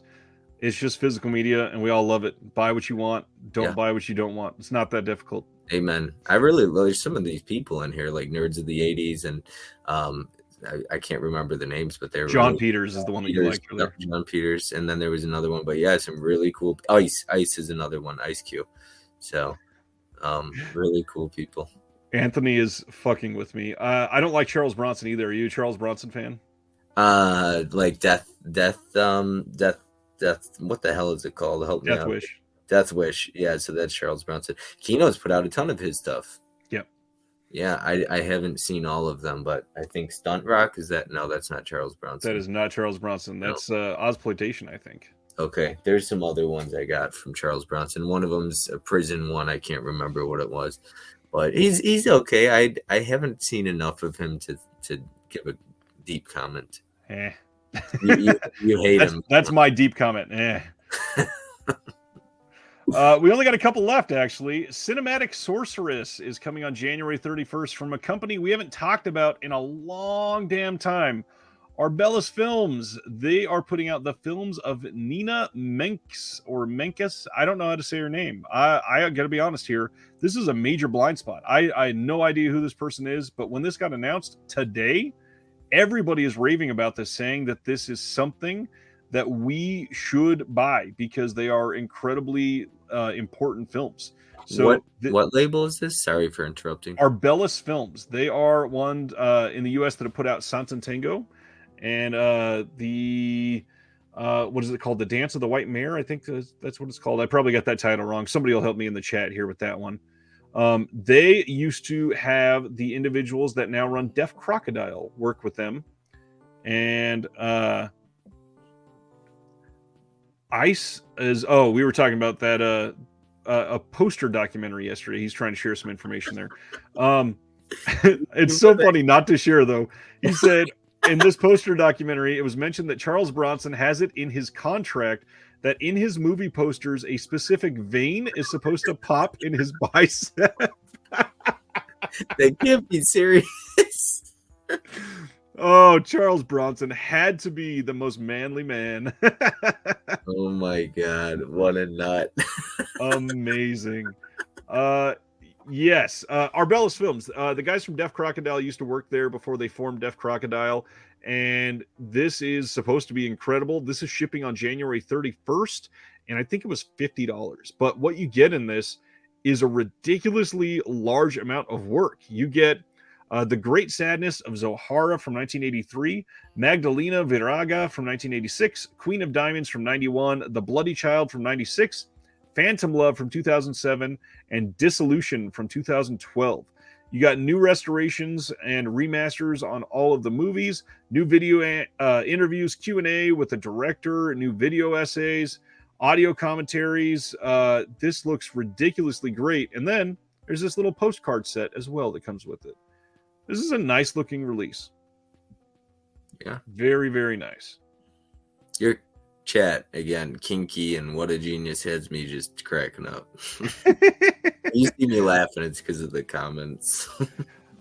We talked about MVD a little while ago. Their marquee collection is releasing Anvil, the story of Anvil. This is a documentary from 2009 about a band that made a big impact and then went away for a long time. Wow. Anvil, this documentary MVD is marquee. great. Have you seen this one? No, I didn't even know this was MVD Marquee Collection. Yep, this is coming January 20th, and it's got a load of special features on here. This is going to be a very, very big release for them. I can't wait to get this one. I saw this documentary, I think the year it came out, and it's fantastic. I love music documentaries. Huge into music documentaries. Is it called, what is it, Anvil? The story of Anvil? Yes. Is it going to come with a slip or no? It is, yeah. Nice. So limited edition slipcover for the first pressing. Oh, nice. Okay. And then that Rain Man is a 4K. Yep. MVD just quietly starting to crank out some more titles again. I love to see it. Yeah, Black Panther what is that? Is that one of them coming out? Or Panther? Just Panther. Panther, yeah. I've never seen that. I don't know what that is. Last thing listed here, again, this is not for me, but Full Moon is having their Halloween sale, and that's about all of the attention I want to give them because we spent some time on them earlier.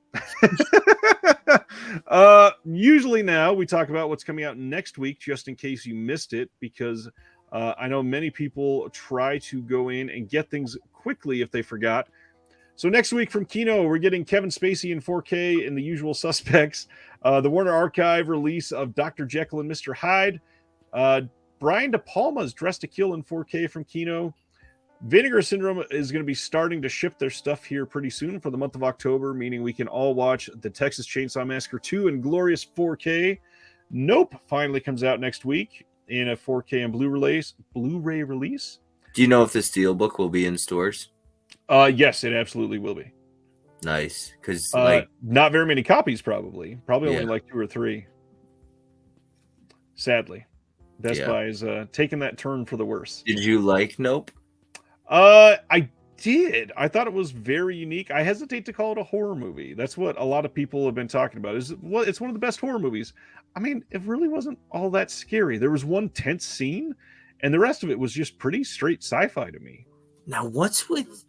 I'm sure you have an opinion on this. Severin and Full Moon in particular, and their prices like $49.99, like for that 4K. For which one? Changeling. I believe it's 40. It's $39.99. Oh my god! Right now, I think on Amazon it's like $49 or something like that. Some of the pre-orders they start high. And then when it gets closer to release date, then it goes down. Is it down to 40 now on Amazon? The Changeling 4K on Amazon is $54.99. That's what I'm saying. What the fuck? Well, the big thing, don't shop on Amazon. I'll say that all day long. Just don't at all. This is only $40 on Orbit right now. How much is it through Severin's website? Severin, it is. They got a new website out there or something. They do. It is $45 through Severin. Okay. All right. So you got to pay. Or you can get the bundle for $59, and that's got a shirt with it. So yeah, you may as well get a brand new shirt. Nice. And you're wearing the one next to it, Incredible Strain. Yep. That is from the Ray Dennis Steckler box set right here. House of Psychotic Women from Severin. This is one of my most anticipated releases. That should be here in my hands, actually, probably very soon. The Last Detail. Have you ever seen this one? This is coming from Shout Select. No, I'm assuming it won't come with the slipcover, though. No. Supposedly there is no slipcover on it, and I need that movie. It's such a great movie. I'll be buying it. I get all the Shout Select titles. I didn't buy Cool World yet because that thing was like $30, and I was like, I'm not paying that. But at least that one came with the poster if you got it direct. Oh, okay. Yeah, I don't do the posters with Scream Factory. Shout Factory. I could care less. You know what movie needs 4K is The Ruins. I could see that. Yeah, we my Patreon. We all just watched that together a couple months ago over Discord. Nice. How did they feel about it? Did they like it? The movie isn't great, but the practical effects are mind blowing in that movie. Yeah, and I would love to see Faculty in 4K. Yeah, me too. That's one that was filmed really well. I love the Kevin Williamson script for that. Yeah, really good movie. The I don't open till Christmas. I need to get a shirt that says tits on slips. I might be able to make that for you. Yeah, I just, that is such a great cover art. I haven't teased merch in a long time, but tonight I'm finally saying something after we get done with this actually about merch. So we'll talk about that in just a minute. Nice. That a good one? Don't open till Christmas? I have never seen it. I've got the DVD from Mondo Macabro. I've just never put it in, but everybody I know that has seen it raves about it. So I can't wait to see it for sure. Eve's Bayou coming from Criterion. This is a revelatory film. Really, really great. People need to check that one out. Count Yorga collection. This one is available at Orbit, shipping now from a lot of places. We just talked about Satan's Little Helper. This is perfect timing for Halloween. The Bat with Vincent Price from Film Detective. This is one of the ones that got one of their new 4K scans. Completely recommend that movie. It's Vincent Price. I mean, he's the GOAT, basically. Do you like Film Detective? I like them when they have a new 4K scan. Otherwise, their stuff looks terrible. Don't know what it is. Now, Vinegar Syndrome, they're pretty massive at this point now, right? They're getting really big. Like, not Scream Factory or Arrow, but I assume they're getting really big with all the partner labels. Oh, yeah. Well, Vinegar Syndrome is not the partner labels. Those are different companies. Yeah. OCN Distribution puts them all out. Okay. Gotcha. Yeah, I mean, I just think of how much Vinegar Syndrome's been putting out too, though. Like each. Oh, yeah, they're up to, I think, just over catalog number 400. I think they're at like 410 now, something like that. Yeah, and plus their little VSU and VSA and the Peakorama and yeah. Now Peakorama, does that have its own line too? Yep. Gotcha. Most of the old Peakorama branded titles, they just came as a DVD or a Blu-ray, and then about 2.5 to maybe 3 years ago, they said, you know what, we should offshoot Peakorama do its own thing. Now, because I bought Frat House and that was not Peakorama, and I didn't know it was porn.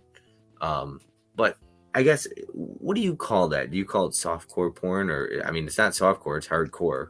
I just call it adult films. Films, yeah. Because there's a story to it. So does Peakorama, does it have all story and stuff like that too? Vinegar Syndrome is not putting out like spank make material for people. Every single thing that they put out has a story. Gotcha. And most of them have special features. So that's the best thing on a lot of these is they get commentaries from people that made these movies, and they'll remember a lot of the stories surrounding it. But a lot of them also, they genuinely are good movies with sex scenes just inserted to sell the movie back then. Yeah. So there's a lot in there. And then there's other things that are labeled as hardcore, that like Corruption is one of the best movies in the Vinegar Syndrome catalog, and it's got penetrative sex, and it makes it an adult film. However, it's not like a true hardcore film. It's more like a Lynchian psychotic trip over a cliff with some sex involved. And you said you liked Frat House quite a bit, right? It's funny. Yeah. It's a funny movie. Yeah. I enjoyed watching it. I just did not know what I was expecting when I turned it on. And when you put that in and you're not ready for that, yeah, that's a big difference. Yeah. I wanted to throw out there for those that don't know, I forgot to mention it. I went right past it because we were talking about Ray Dennis Steckler. Columbia Classics Volume 3. This is the Sony box set. This is already available at Orbit. At least it was earlier. It might have sold out today.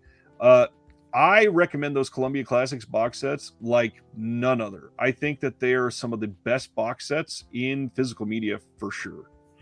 And you don't think those will get into, like, I know one of them did, but you don't think for the most part those will get individual releases? I believe we've gotten 12 movies from the first two box sets, and out of those, I think 1 or 2 have gotten individual. Lawrence of Arabia. And that one, it got a steelbook release, and that steelbook is already out of print.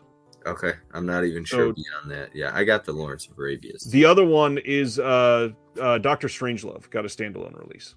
Now, so Mitchell Beard had said Corruption. Is that that is Cauldron, right? No, Corruption is the Vinegar Syndrome title I was just talking about. It's a Lynchian title. It feels very David Lynch, and it's got sex scenes in it. Okay. I was thinking of something else from Cauldron that's Lucio Fulci. It's Contraband.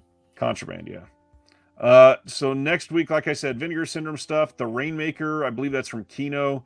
The next Blue Underground 4K is about to drop. Children Shouldn't Play with Dead Things 4K from VCI got delayed. This is not coming out next week. I believe it's delayed till November 22nd. The standard release of The Kindred. What's that? And Amityville Curse, I heard, is down below under 200 copies with the slip already. I believe it's actually sold out. I've still got the Vinegar Syndrome site up. Let me take a look. That is wild. Curse. Oh no, it's got 88 left. You're right. So if you're wanting Amityville Curse with the slip, I would buy it right now. This only had 2,000 slips, and the cover art on this was done by none other than Gary Pullen, one of the biggest named artists out there for this stuff. Somebody watching live just texted me to say Contraband is different from Corruption, just so he could tell you. Yeah. Is Contraband good? It's a good release. I don't love the movie. It's a pretty boring movie compared to the rest of the Fulci stuff, and I adore Fulci, so I would love to say that it's great. And did you like The Kindred? I thought the practical effects were incredible. I actually really do like The Kindred, but I still haven't watched the Synapse release of it. I've been waiting and waiting and waiting. I'll probably be watching it soon. The last time I watched it was the original release. One of my favorite releases by Synapse is Massacre at Central High. Mine too. That is maybe my favorite movie that they've ever put out, other than Intruder. I love Intruder. Yeah, Massacre at Central High is so unique. It begs to be talked about too. I said, doesn't the noir porn have sex scenes for Vinegar Syndrome, but also has a cut that doesn't? A lot of the Peakorama or adult titles, they have that. They've got the clean cut and the cut with the sex scenes. So you can watch a lot of the films without the porn inserts. Nice. What else other than Vinegar Syndrome stuff? Severin, lots of stuff about to drop. They got the Tales to Keep You Awake. They've got My Grandpa's a Vampire. Dracula versus Frankenstein. There's a couple more. At Close Range from MVD Rewind is about to come out finally. Is that Monsieur? I've not seen it since it came out. I don't think. It's super young Christopher Walken, and I don't know. I don't love Sean Penn. He doesn't really bug me that much, but I don't know. That one's iffy for me. I need to see it again for sure. But I love MVD Rewind, so eventually I'll probably pick that one up. Yeah, I'm in love with them too, man. I like the MVD Marquee collection too. It's a sleeper. I've got a few of those, I think. Yeah, I've got a few. Are you a completist or not really? You don't really care about that stuff. I am complete on more labels than I would like to say. Okay, so you are. I've got every Vinegar Syndrome release. I've got every Scream Factory release. I've got every Scream Team releasing. I've got every MVD Rewind. Wait, Scream Team releasing? Yeah, the ones that did the barn? Yep. But they don't number their spines or anything, right? Yep. And they don't have a lot of releases yet, do they? Probably 25 or 30, somewhere around there. And then who's the one who did Jacko? That came from Makeflix. Yes, and they don't. Same thing as Scream Team, pretty similar. I mean, same thing, about the same number, and I don't believe there's any spine numbers. Yeah. Invitation, is that the one does that say unrated cut? Yes, it is getting an unrated and theatrical cut on there. Because I saw the theatrical version, and I did not know it was PG-13. The people I trust that went and saw it told me not to waste my money, and I wanted to see it, but then when I heard that, I trusted it, because watching movies right now is like a luxury because I've been so busy, and I'm glad I didn't waste it on something that I'm probably not going to love. I'd still like to see it at some point, but I don't know. Monsieur Hire from Cohen. This is one I'm looking forward to. Do you have any Cohen releases? Oh, you are frozen, and I'm just talking to nobody.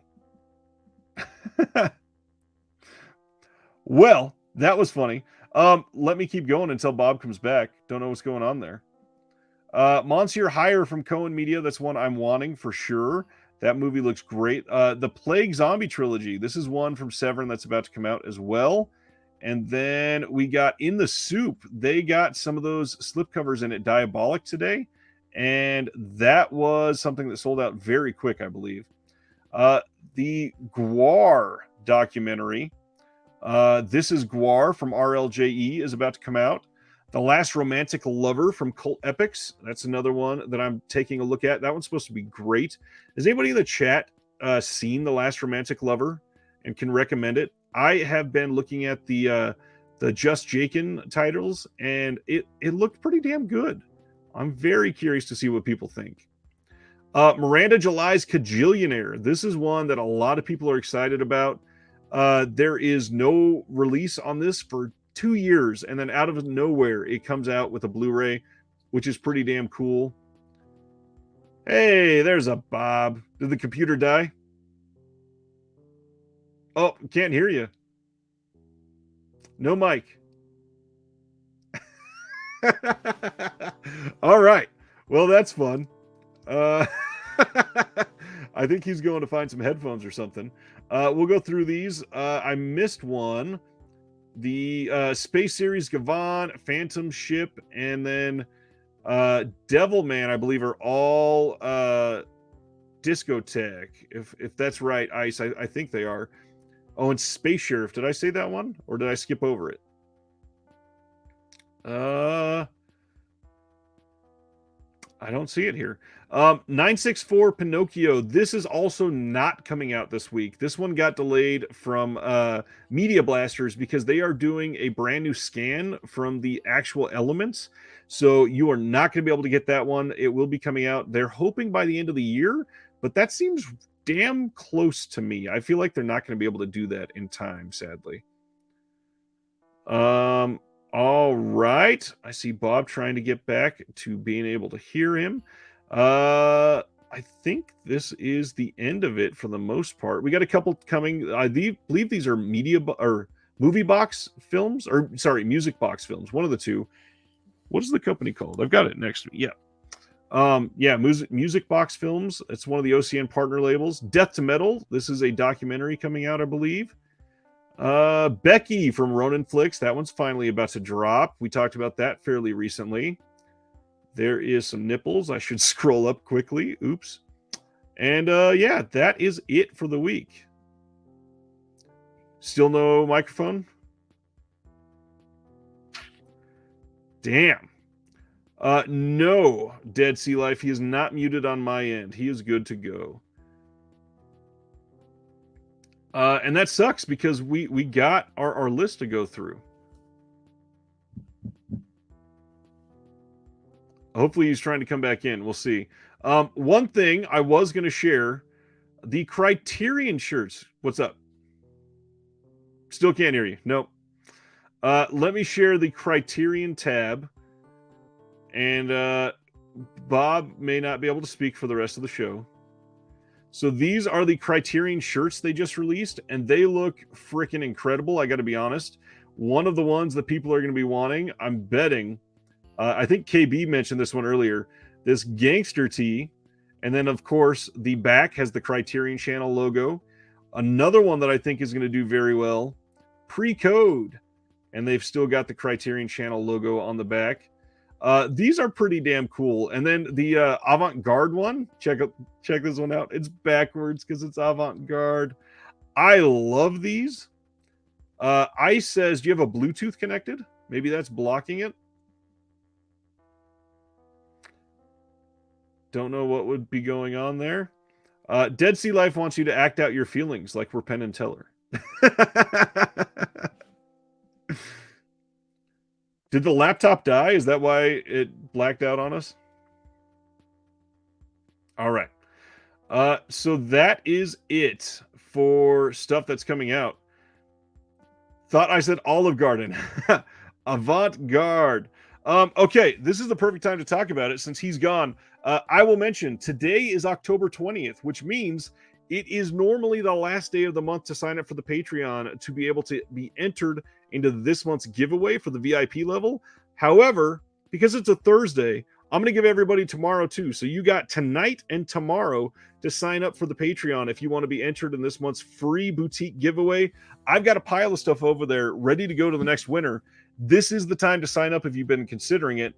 Another reason, we are all watching a film together on Sunday night. If you want to be able to vote on it, in fact, I can actually share what we are going to be watching, because you can still vote on our poll for this month if you sign up right now. I put up a poll every month for our watch along. We are watching this Sunday night at I think it's 9 p.m. Eastern. Yep, 9 p.m. Eastern. We're going to watch this in the Discord. I stream the movie for everybody. We can talk over it. We can text in the chat. This is the current poll. Let me get the screen shared. We are probably going to be watching The Toxic Avenger this weekend. These are all films that were on my October watch list, my calendar, and I found these all streaming so I can share with everybody. I voted for Housebound because I asked my wife what she wanted to watch, and that's what she picked, even though we're going to watch all of these at some point. So if you want to watch with the entire community hanging out, this is the time to sign up for the Patreon. Still nothing? Are you back? Dude, the Wi-Fi went out. The power went out in the house. Sorry. Oh, damn. The whole power went out. Crazy. Yeah. It flickered on and off for like 2 seconds, and it fucked the whole Wi-Fi shut down after that. Hey, you're back. That's awesome. I apologize, man. It could be worse. I'm always worried about that happening when I'm on a stream, and it finally happened. I'm glad to be the inaugural stream for it. We were talking about the Patreon. I do a giveaway for my highest tier every month, and usually the last day to sign up is the 20th, but we're giving them an extra day. So anybody that signs up by tomorrow will be entered to the random drawing, and then we're watching a movie together Sunday night on our Discord, and it looks like it's going to be The Toxic Avenger. Have you ever seen The Toxic Avenger? I haven't, but I know freaking now I'm all over the place. But what label put that out? Trauma. It's a trauma film, yeah. It's in one of my favorite genres, which is goopy movies. That's what I call them, or like melt movies. They're just slimy movies. Love stuff like that. And then now it looks like you're frozen again. Oh no, I'm good. Yeah, I know. I saw that you were still alive, but you were just holding perfectly still. Yeah, looking at the chat, I was sorry. So many great jokes. Stan wants to know if you know American Sign Language. Dead Sea Life wants you to act like Teller. Hall & Oates wants you to hold up your top 5 list. That was terrible. It was terrible. I can't. Stan says, Bob, we hardly knew ye. You were called Silent Bob. Love it. All right. Let's get into our top 5 then. We were talking about what to watch, or not what to watch, what to talk about for tonight. And Bob suggested top 5 home invasion horror films. Mm-hmm. What's up with home invasion horror? Is that something you love? I do. It's probably one of my, what do you want to call it? Subgenre, probably, right? Yeah. So I love that. Probably bullying subgenre would be another one, and I love like a subgenre of addiction. I'm big into that stuff too. Nice. So anything that was kind of relatable to me, but I was like, when I was a freshman though, bullying was big. So I was like 5 feet, not even. I was short as shit. So you get picked on easily, you're a target. So I had to learn how to fight. So I love it when I watch a bully get their ass kicked. I got picked on the opposite end. I was a giant and super fucking fat, so I was an easy target because you can't miss me. Yep. Yeah. And so you got picked on a decent amount too in high school? Oh, like crazy. I was in the marching band. I got spit on multiple times while I was marching by the people behind me. I've got stuff knocked out of my hands repeatedly. I got tripped and pushed over. Yeah, I can't stand it.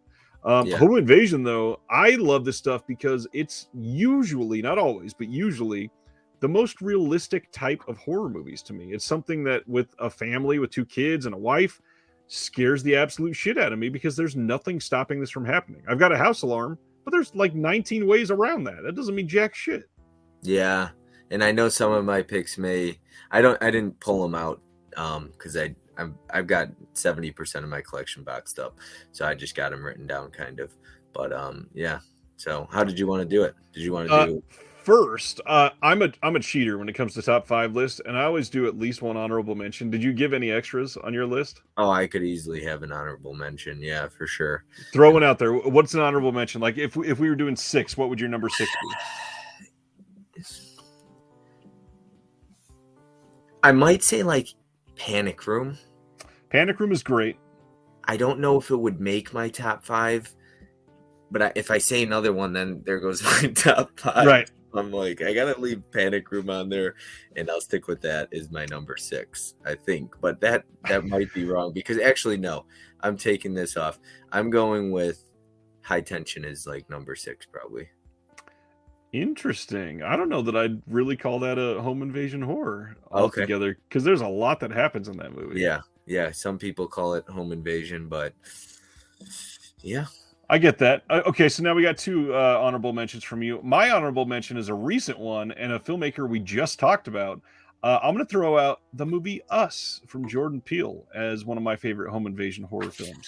Absolutely. And the reason I love that one is because we get to see multiple homes. I like that we get to see this invasion occur across the original home with the family that's being chased, but then we get the other more rich family. Well, I guess they're both kind of rich, but the crazy horror film, or not horror film, the crazy horror super tension double story house that we go to after the original one. Yeah, it's beautiful, and Elizabeth Moss is crazy in that. Love that movie. Love Us. All right, you want to share your number 5 first? Yeah. Oh God, this is tough. I might have to say Panic Room, but now that I said that, now I'm trying to think like I'm gonna go Us as my number 5. Yeah. I stole it, huh? Anything else about Us that you love that you want to share? Oh, I honestly, it's my favorite Peele movie. I liked it more than Get Out, to be honest with you. I like that it feels like a horror movie. It almost like a slasher in a way. Not really, but it really feels like a horror movie, straightforward horror. So I really like that. And it's violent. It's very violent. I love the sisters. I think it's super creepy. And Lupita, is that how you pronounce her first name? Lupita Nyong'o. Not only is she gorgeous, but she's a great actress. In both roles, for sure. Yes, absolutely. And it's such a, like, it can be a confusing movie. I need to still rewatch it again. It's a good one. And the 4K looks great, too.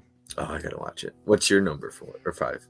My number 5. You mentioned High Tension. I love me some of the French new wave extreme films that started out with High Tension. Can I guess yours?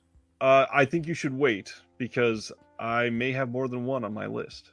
Oh, okay. And this is not the one that you were going to guess. The one that you were going to guess might be up higher, actually.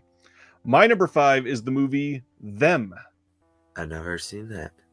Them is about a woman and a man that are living in a house that is being worked on. And it's this massive house out in the middle of nowhere. And they are just suddenly getting fucked with by a couple of people. And it is full of some of the best dread in home invasion horror that I have ever seen. There are logical scenes where you would think in that situation, that's exactly what I would do. And in movies like this, that's what I want to see. I want to see something that is not like, no, just turn around and hide in the closet. You'll be fine, or something like that. I want to see that movie where they turn around and hide in the closet and then something messed up happens to them. I love the movie Them. It is one that does not get enough love because I don't think it's gotten any Blu-ray release in the US for sure. I believe there's a Blu-ray release from the UK that I have. Them is a crazy film that not enough people have seen. And look at that. Brian even says that's an unrelenting one. Highly, highly recommend to anybody that likes this genre or is afraid of this genre because it will just reiterate that for you. What do you got for number 4? Yeah, so I realized I forgot. I could have subbed out my number 5, so I'm going to give can I give an extra honorable? Of course, yeah. Funny Games, but I've never seen the original version, the Criterion. I've only seen the Naomi Watts one, but that's because Naomi Watts is my entire life. And I love Tim Roth, so yeah, yeah, and that's it's Funny Games is disturbing without it really is being violent. Well, it's violent, but without being gory. So And the original version, it's the exact same movie. It's yeah. a scene for scene remake. Yeah, and just I heard the same thing with Goodnight Mommy, I think, or something like that. It's similar. It's Yeah, not nearly as good as the original. that's what I've heard. But okay, so my number 4, I'm gonna go with. Let's flip this back over, but I think I got my number 4. Let's go with Don't Breathe. This almost made my list. Good choice. Don't Breathe is so good. It's much better than the sequel. But I don't hate the sequel the way others do. But the original is so good, so creepy. I really like the cast in that one too. I can't remember the actor's name from the 13 Reasons Why, but Yeah, I never remember his name. I just know he's in everything. yeah, I like that movie. I love. Is his name Dylan something? Dylan. I think you're right, Dylan. Now I still don't know it. He just looks like a Dylan. That's probably not even his name. Is it Dylan Minette? No idea. It might be somebody in the comment section. Yeah, somebody in the comments, please help. Yeah, Dylan Minette, I feel like, or Minetti, but that could be a different guy. But yes, Don't Breathe. I was so upset when something happened to him, but it's just so creepy. It's so good. The twist is pretty crazy. I give that movie like 4.5 stars. I loved it. Creepy kind of doesn't really sell this whole movie. I feel like it's creepy most of the movie, and then we get to the climax where there is a little bit of a twist, and it goes from creepy to like, oh, holy shit type of moment. And the first time I saw that, look at that. Stan Geezy says you are correct. Dylan Minette. Yeah. This movie kind of takes it up a notch at the end. I agree with you. The first one is leagues better than the second one. The biggest thing for me, I don't think the second one is as bad as people say. I just wish it wasn't a Don't Breathe sequel, because it's so weird to have the bad guy from the first movie be turned into the hero in the second movie. It's such an odd take. That's the thing, kind of like Halloween Ends. I feel like I enjoyed it. What I don't like is I like that movie by itself. Yep. Don't Breathe too. And so I think some of these movies now, Black Christmas 2019 is just shit all around, but I think like Blumhouse and whoever was part of Black Christmas in general, that should have been a standalone film. Just make a film about the way they wanted to do it. They shouldn't have called it Black Christmas though. Like Black Christmas is not black magic goo. But I will stand up for Black Christmas 2006 because it's fantastic. I love Black Christmas 2006. That's a great slasher. There's so many. It's a very creepy movie too. In fact, that's a good home invasion horror movie. Yep. Yeah. That can be on there. Here's one I got a question. If you guys, this is probably not home invasion, is it?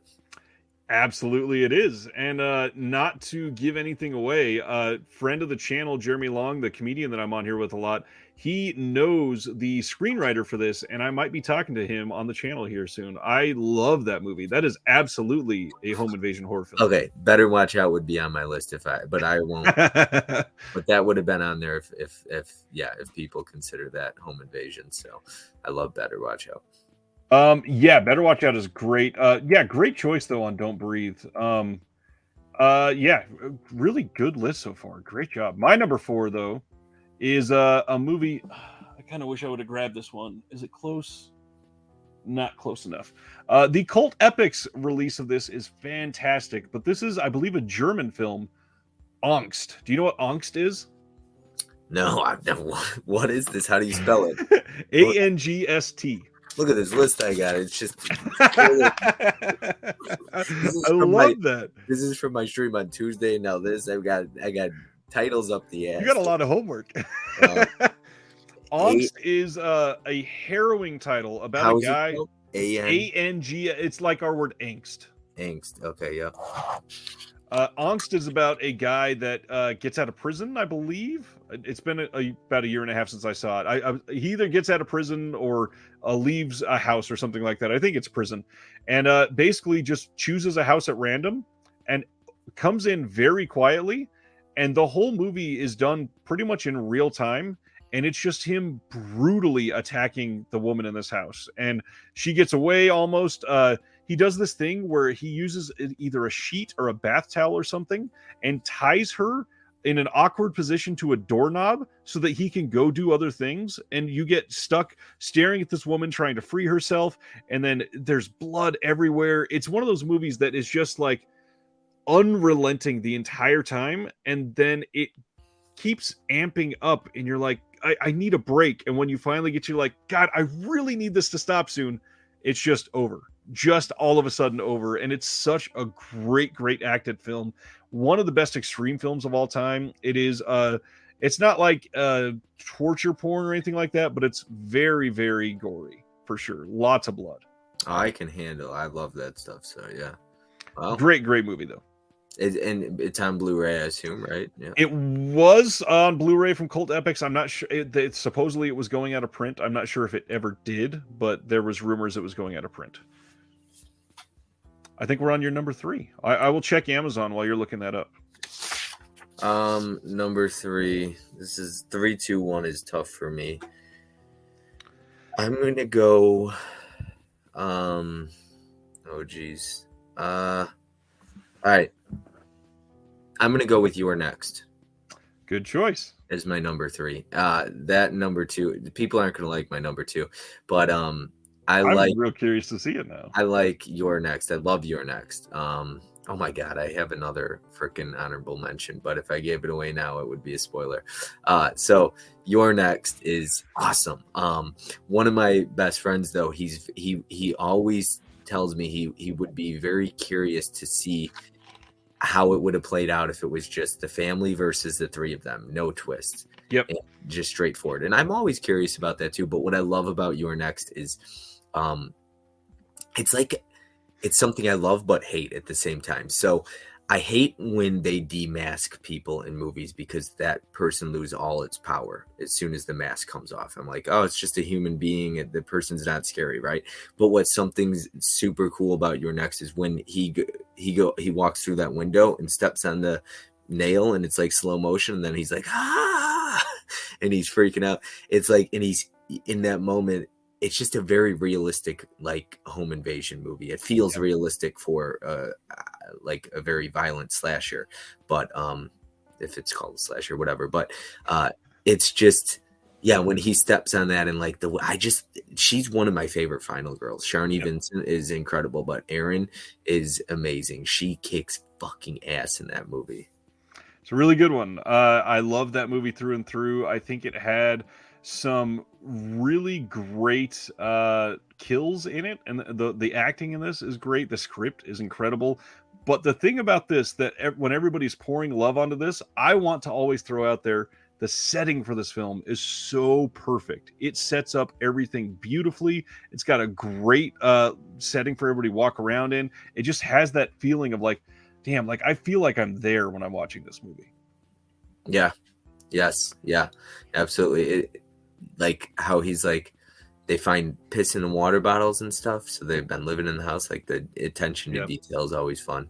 And there's some great, isn't the one who gets stabbed with a bunch of screwdrivers at the end? Isn't he the director of VHS or one of the writers or something? Something like that. He's connected to it. Yeah. And then Ty West is the one that took the crossbow in the eye in the beginning. Look in the window. So yeah, pretty cool stuff. The blender kill wouldn't work. Oh, well, they said that blender kill wouldn't work, but that blender kill is awesome.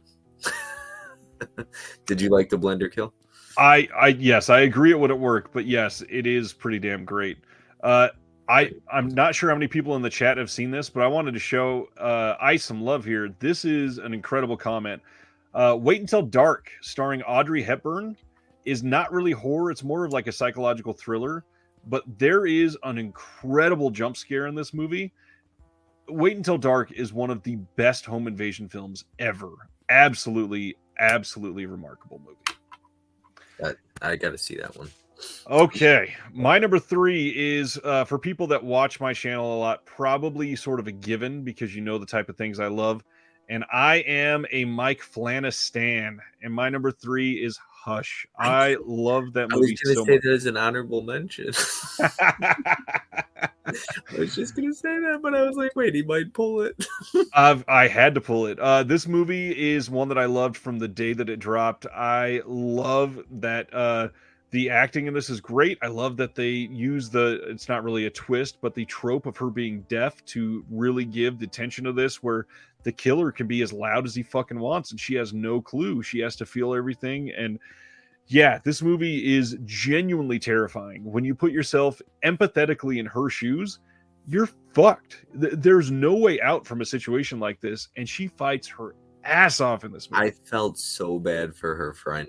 Like, because she wasn't a bitch. She was like a character you care for. So anytime you can make us feel something, I genuinely, like, I could feel her friend getting stabbed. Like, he did a good job. And then the boyfriend, that scene was pretty crazy too. Some great, Hush is great. Love that one. That's one I'm dying for us to get on Blue, but alas, it's stuck on Netflix. And what else has he directed? But the guy who was in The Mask in Hush was in Belko Experiment. Oh, so yeah, Mike Flanagan has done Oculus. He's done Dr. Sleep. He's done the Netflix, the long form. He did Haunting of Hill House, this Haunting of Bly Manor. He did the Midnight Club that just dropped. He did my favorite thing from him ever, Midnight Mass. That is, I think, his masterpiece for sure. Yeah. Oh, and I'm forgetting other major things. He did Gerald's Game. Gerald's Game is incredible, which is, you could argue, is another home invasion movie. Yeah, I got to check out his other stuff. All right, what's next for us? Number 2. This is the one that's going to actually, no, I'm going to switch it. That's going to be my number 1. Last minute switch. This is going to be The Collector. I love The Collector. Now, I honestly like The Collection more, but The Collection is not home invasion. So The Collector, though, how original of an idea, in my opinion, okay, is it to have somebody break into a house to mug a thief, rob the family, and then he breaks in and he realizes, oh my God, there's somebody here, like, with the Saw mentality, like Jigsaw, like tied the family. Crazy. Just absolutely brilliant. It is, it's done so well. I love that movie. I think The Collector, I think he is a great villain, and it's incredible. It's perfect. I'm in full agreement. I do think both of the films are great. The main thing I want to touch on is how distraught I am that we got approval for a third film. They went to go start, and then I think the set got robbed or something like that. And because of that, they didn't have enough funding to finish, and they just said, fuck it, we're done. I didn't know why they canceled. I knew they canceled the third one. I didn't know if it was COVID or directorial differences with the studio. Robbed. I believe some of their stuff got robbed, and they did not have any way financially to recover. I think it'll happen eventually, right? You think? No? I don't think there's enough money in that franchise. Yeah, I believe it was supposed to be called The Collected, if I remember right. Collected, yeah. Yeah, I thought they were like a week into filming, too. Yeah, I think I feel like it was only 4 or 5 days, something like that. That breaks my heart to hear that news, though, even more. Stan says Dr. Sleep pulled it off, especially the extended version, and I've never agreed with you more, Stan. I think Dr. Sleep is a modern masterpiece as well, and the extended version gives so much better context. Love that damn movie. Alan said it is. They invaded the collector's home in the second one. It's like a reverse home invasion. I says, what would you classify Siege, not home invasion? No. That is, I mean, technically, you could kind of classify it as a siege film. It's them. It's funny that it's called Siege, but it's somebody holding up and just trying to hold on tight and not lose ground. So yeah, Siege or Stronghold, something like that. Great movie. Are we on me for number 2 now? Mm-hmm. I got to look at my list. My number 2. This is the other French Extreme. So now you can answer for me. What is my number 2? I actually realized I don't think the one I was thinking of is French. Which one? It's definitely not French, but Arrow Video put it out. Incident in a Ghostland. Oh no, I that might be French. I've still not seen that one actually. I'm talking about the French movie Inside. Okay. Inside with the cover and the pregnant woman, correct? Yes. Okay, I gotta buy that. That's not on Blu-ray though, is it? It's not on Blu-ray in the States. I think it got a Blu-ray in the UK. I have to see Inside. People have been, because I've been talking about doing a triple feature of Raw, Martyrs, and a Serbian film, and people are like, include Inside in that.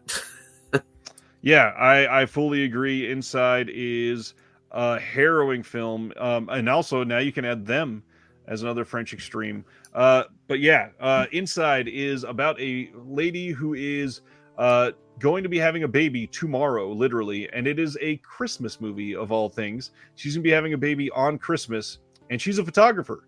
And as she's sitting Don't at home, spoil it though. I'm not going to spoil anything because everything that happens, the story of the movie, you know, in the first 3 minutes, so it's not even a spoiler. Uh-huh. She is sitting in her house and she sees something move outside, but because it's France and it's winter, she can't quite see. So she takes a picture with her camera to see if the flash will show it off. And what she doesn't see it, but we see that there's actually somebody outside her house. And this person comes and just brutally attacks her. Inside is a remarkable movie in the fact that it is a very extreme film, but because of the French New Wave, it's a very realistic extreme film. There's so much blood. There is a very unexpected scene, very similar to what my number one is and what I believe your number one is as well. Oh, wow. Okay. Yeah. All right. This first one, though, is Inside is there's a shocking scene involving the character's mother, and yeah, it's great. Ben's comment, and I actually like Brightburn. I don't know if is that the correct name? It might be one word. It's one word, yeah. Yeah, but that has the actress from Sorority Row. I forget now her name. Brianna Evigan. And I know some people she's playing. I love Brianna Evigan. I think she's drop dead gorgeous. But Brightburn was good. Brightburn is good. The tiger invades a house. That he did.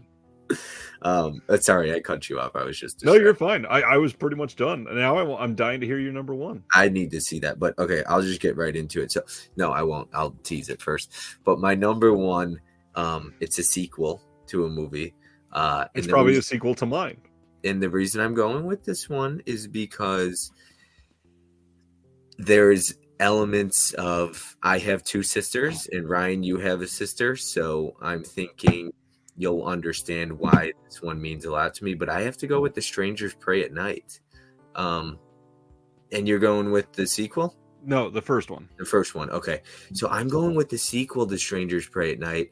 The Strangers would be an honorable mention or in my top 5. It's so hard to do. But the reason I like the sequel so much more, I like that we get a little bit more characters. I like that we get to branch out outside of a home. But I have two sisters, and so the scene, like the brother-sister element, really hits home with me. Right. And I'm really close with my father, so the scene where he's got to leave his dad just breaks my heart. And the daughter has to watch her mother get stabbed right in front of her. So there's a lot of things that like hit home for me in that one.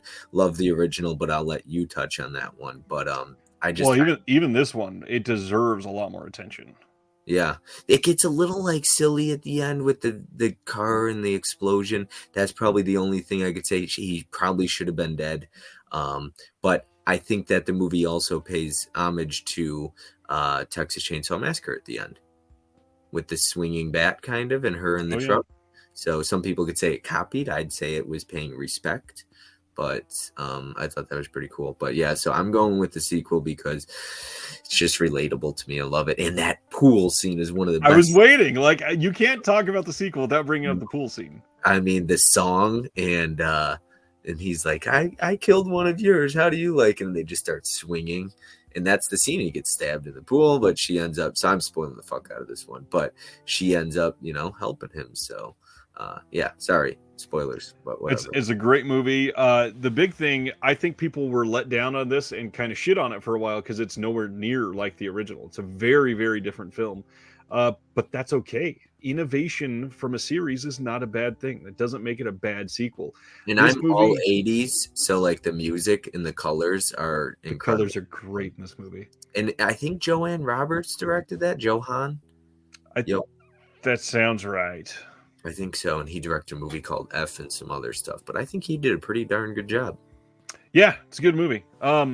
I am a big fan of the original one. I saw this in theaters at a time when I was just living on my own for the first time in my life. And this is not a good movie to watch when you're living all alone for the first time in your life. And I lived not in a foresty area, but in a very isolated desert area. And because of that, this movie scared the shit out of me. And actually, KB, who was in the chat earlier, this was the one that I talked about big time on his discussion list. And yeah, The Strangers. The big thing that got me about this is how realistic and sadistic this movie is, because it's just you were home. That's the only reason that we came here, to fuck you up, which is so hard to fathom and work around because there's nothing you can do about that. You got to be somewhere. Mhm. And yeah, Liv Tyler, great in this movie. I will say the shocking scene where you get the guy from It's Always Sunny in Philadelphia. He's showing up there to help his friend out. Suddenly gets taken out, the shotgun blast to the gut. Like, one of the worst I thought it was gut the punch head. scenes. Split, basically tore his head wide open, I thought. Yep. Yeah. Yeah, it's been a while. I haven't watched this in a few years for sure. Yeah. Completely worth it. Not one that is easy to watch, especially if you scare easy. But man, I like this. One of the other reasons I wanted to bring up, there's not a lot of like tension rising music. There's one of the scenes that the main guy that's part of the Strangers, he just sort of appears in the background of a scene. Liv Tyler can't see him, but the audience can. And as she is moving around and he hides behind her in one of the camera shots, he ducks out and leaves the room. And because of that, that is he can just be silent and maneuver himself around this house and go on undetected. It's scary as shit that that's happening. We don't need tension rising music or like Paranormal Activity where the bass is just for you to go, oh, I'm scared. By the way, that makes sense. Yeah. This movie is great. Yeah, that's his name. Holland Oates says, I haven't seen the film in a long time. Glenn Howerton is in the film. He's not in it for long, and he dies a horrible death. Oh, he's the one that gets shot in the head. He's the guy from It's Always Sunny in Philadelphia. Because I think, is it Scott Speedman or Brian? Yeah, Scott Speedman's the husband, fiance, or not fiance, because boyfriend at least. Yeah, boyfriend. Yeah. And that's the thing too about Strangers is we're with this couple going through issues in a relationship, and they're trying to work it out, and they get this crap that happens. And I'm like, no, Tamara's not home, bitch. Like, go away. Like, it gets, is Tamara home? It's so creepy. It's so creepy, and it's just a simple little sentence. The guy that you're right. The scene, no music. The scene where he's standing behind her in the kitchen. That's the one. That's. I mean, and people got scared shitless of just two people standing on the screen together. Ben says, you guys ever see those stories where people find other people living in their house? Like the guy in Japan found out a girl who was living in the top shelf of his pantry after he set up a camera.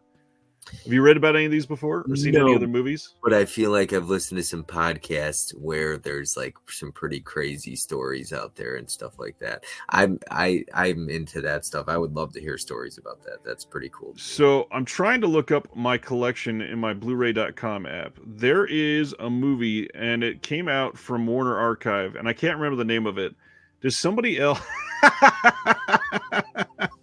Oh, Ragnar says, damn, I wish I could find Japanese women living in my pantry. I just wish I could find any woman living in my pantry. Are you kidding me? Oh my gosh, Ragnar, you need that like emblazoned on your tombstone when you go out. That was amazing.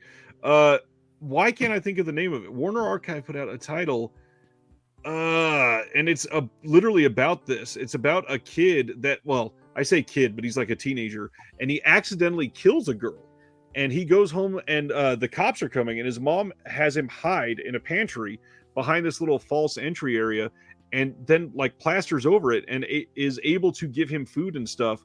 But they leave him in here for years. And eventually the family leaves the guy living there. And another family moves into the house and he's still in there and he goes out at night and steals food. It is a wonderful movie, but it's made for TV. So it's very tame. It's not scary. It's not really. Okay, but is he like? What is this movie called? Bad Ronald. Thank you, Terry. It is called Bad Ronald. Pen list. Thank you guys. Brain fart galore on that one. Is that on DVD? Because that's no Blu-ray from Warner Archive. Oh my god, really? Is it like decent though? I mean, oh yeah, it's a good movie. It's a very good movie. Bad Ronald is great. It's not really a home invasion movie, but it's yeah, not violent though. It's no, not really. It's more like psychological PTSD kind of. And this was their son. This was a son, and they leave him in the house, and you find out why. There's a lot of reasons that they. How does he even get out? I guess I gotta wait for all that. It's this weird pantry, and it's got like a shelf inside, and under it, they made this little door that they could open out, but he closes it from the inside, so it's unassuming. You can't see that there's anything there. Ben said Texas Chainsaw 3D. Yeah, and Spaghetti did say, I think I said that it is a made-for-TV film, so there's no like gore or anything like that. It's not. That's okay. I like Warner Archive too. Yeah, they do really great work. Yeah, they get. Bad Ronald is a good movie for sure. So that's on Blu-ray then. And Warner Archive I like because none of their stuff goes out of print. They don't do slips, so you don't have to worry about that stuff. Yeah, Spaghetti says it's more bizarre, weird than scary and gory. I gotta say one thing here. Let me see if I can pull it up. What do you got? You got like 42 people in the chat right now. Roughly almost 50. Yeah, almost 50 people. Okay, so I love how you could be 4 hours into a stream and you still have all the people with you. It's just it's the greatest feeling as a host, I'm sure, for you, because you know that people actually like your content and enjoy. And I love hanging out with them, man. Like the chat makes these things great. I agree. It has been a blast tonight. So honestly, that's the thing though. I could talk for 6 hours about movies. Me too. We've done it. Anything else on your channel? Anything you want to tease coming up that you want to send people to? On Monday, I've got an all-women stream coming up for top 5 horror from 1980 to 1999. So we did 2000 to present. Now we're doing 1980 to 1999. And then the next day, I'm going to be doing a Halloween franchise ranking with a couple friends of mine. So nice. We're going to go through that. And then it'll be a good week. Yeah, so I think that's about it. And then, yeah, some other stuff. But I've been doing so damn much with live streams, man. How many live streams do you do a week? I do a live stream every Thursday and then another stream every other Tuesday. But I do interviews like crazy. Yeah, I do 2 or 3 interviews a week usually. Wow. Okay. And I edit those and post those. Yeah, that's awesome. So do you put these up on your podcast too, or no? Oh yeah, this will be up on the podcast in just a few hours. I'll probably listen while I'm driving. Do you ever re-listen to your stuff or rewatch your stuff back sometime? Some of my interviews, because I actually learn a lot from those, and when you're in the moment, I'm just kind of giving all of that energy back to the other people, and so I go back to find out what I missed when I was kind of zoning into their energy. Yeah. Yep. So I see Flip said you're still alive. Good Lord. Yeah, and this isn't even the longest one. I mean, when Will came on and then Jeremy came on and had to beat his goal, I think one week I was 4 hours and 2 minutes, and then the next week was 4.5 hours. Right. It's 5 hours, guys. Here we go. That Jeremy said, "I'm coming on here to set the record," and then he did. Holland Oates said Bob is re-listening to make sure his shopping cart is accurate. That is so true. Like I said, today, now it's Friday here. Today, Friday the 21st, is the last day to sign up for the Patreon for the month. Thank you to all these people that make the Discord amazing. You guys are incredible. I love spending every single day in there. Our Discord is so freaking active. I get literally hundreds and hundreds of messages in there every day. It's a conversation that never ends. The other thing that I said I was going to mention, I am finally saying here, I've got new tees coming out on my merch store coming out in the next month. And the first 2 designs that are going up, and I got a third one that I'm still working on, but I've got 3 total. They're pretty damn amazing. So pay attention if that is right up your alley. But I think that's all I got. Anything else you want to shout out before we head out? No, I mean, yeah, I had a ton of fun. So if you're not subscribed to my channel, please do. subscribe, hit me up on Instagram. I that's like he said, I'm very active on Instagram. I have no life Very. outside of work and movies. So I just watch movies and I work and do live streams. So yeah, hit me up, join a live stream, and let me know you found me on Ryan's channel, and we'll chat. It'll be a lot of fun. So I'm looking forward to being. I'm in here sometimes. I try to get in here as much as I can. So Yeah. I didn't even know I hit you up on Instagram because of your podcast, and you were like, I do it live on Thursdays, and I was like, what the fuck? I didn't know that. So every single Thursday. I've done this now since last August, every single week, and I've only missed once, and that's because I was in LA and super busy. And you did one with Garrett. Yep. Yeah, that was fun. I was there for that, talking a lot of horror movies in that one too. Yeah. And what's crazy, the first 7 months of me doing this, I did it alone the entire time. And then I went, I wonder if it'd be fun to have some guests on here with me. Yeah. And it's so cool how you get the same people. Like I imagine Brian and John and many others are always in every Thursday like clockwork. Yep. Yeah, Holland's one of those people. Gus is another one. I got a buddy, Magic Hands. A couple of them came in here, and it's almost like I can't start a stream without them being in there. Yeah, it's like family. You know what I mean? It very much is family. What's crazy, this last year I've met like 7 of them in person. That's awesome. I've hung out with so many people this year. I mean, I just had one surprise me in a movie theater and spent all day with me. I mean, that doesn't happen. That's incredible. That's so cool. That is awesome. I was in downtown Chicago with my buddy Magic Hands, who's probably in the chat, because he texted me. He's like, "We can't hear you, dickhead." And so, yeah. Anyways, so we went on Monday downtown, and the owner of the store was like, "Yeah, I had a customer come in here and say like he saw your channel and came into the store." And so that was really cool because I gave his business a shout out. So stuff like that's really cool. So. Brian just said, time for Ryan Con. Yeah, I'm going to host a convention, I guess. Gus just subbed. Thanks. Yeah, that's awesome. Glad to get a new sub or 3.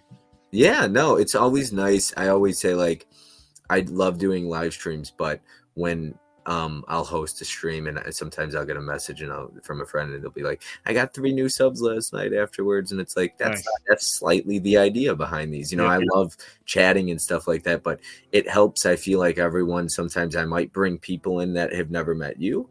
And then I know people have never met me. And if they like our content and vice versa, so maybe they'll sub up. So yeah, obviously want to help each other grow. I love doing that with the community. Exactly. I don't think anyone's out to get themselves. And if they are, fuck those people. So they'll never be on my channel anyways. Yeah, exactly. So I appreciate you having me on, man. This was a blast. Look, this was my longest live stream. I broke my record. So, ever?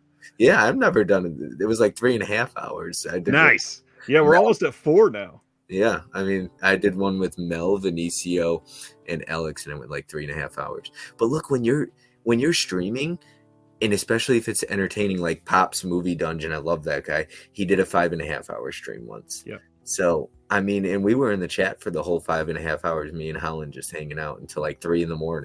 But if you're having fun, whatever, right? I mean, and time flies by. So I don't know. And that's one of the reasons I do this. I get so much energy from this. I mean, I don't know what time you work. I work super damn early in the morning. Like I'm going to be starting work in 5.5 hours and I'm just fine.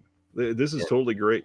I got to get up at like 7 a.m. But when this ends, I'm going to watch a movie. I think Evil Dead, the remake, which I've seen, but it's my day 21 for Halloween. So I'm going to throw out there a hot take, and we just talked about this a couple weeks ago. It's my favorite Evil Dead film.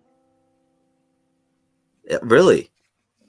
Okay, nice. Yeah, I respect that, and it might be no. You know what? It is my favorite Evil Dead film because I see. Take a quick pee break. Time for 3 more hours.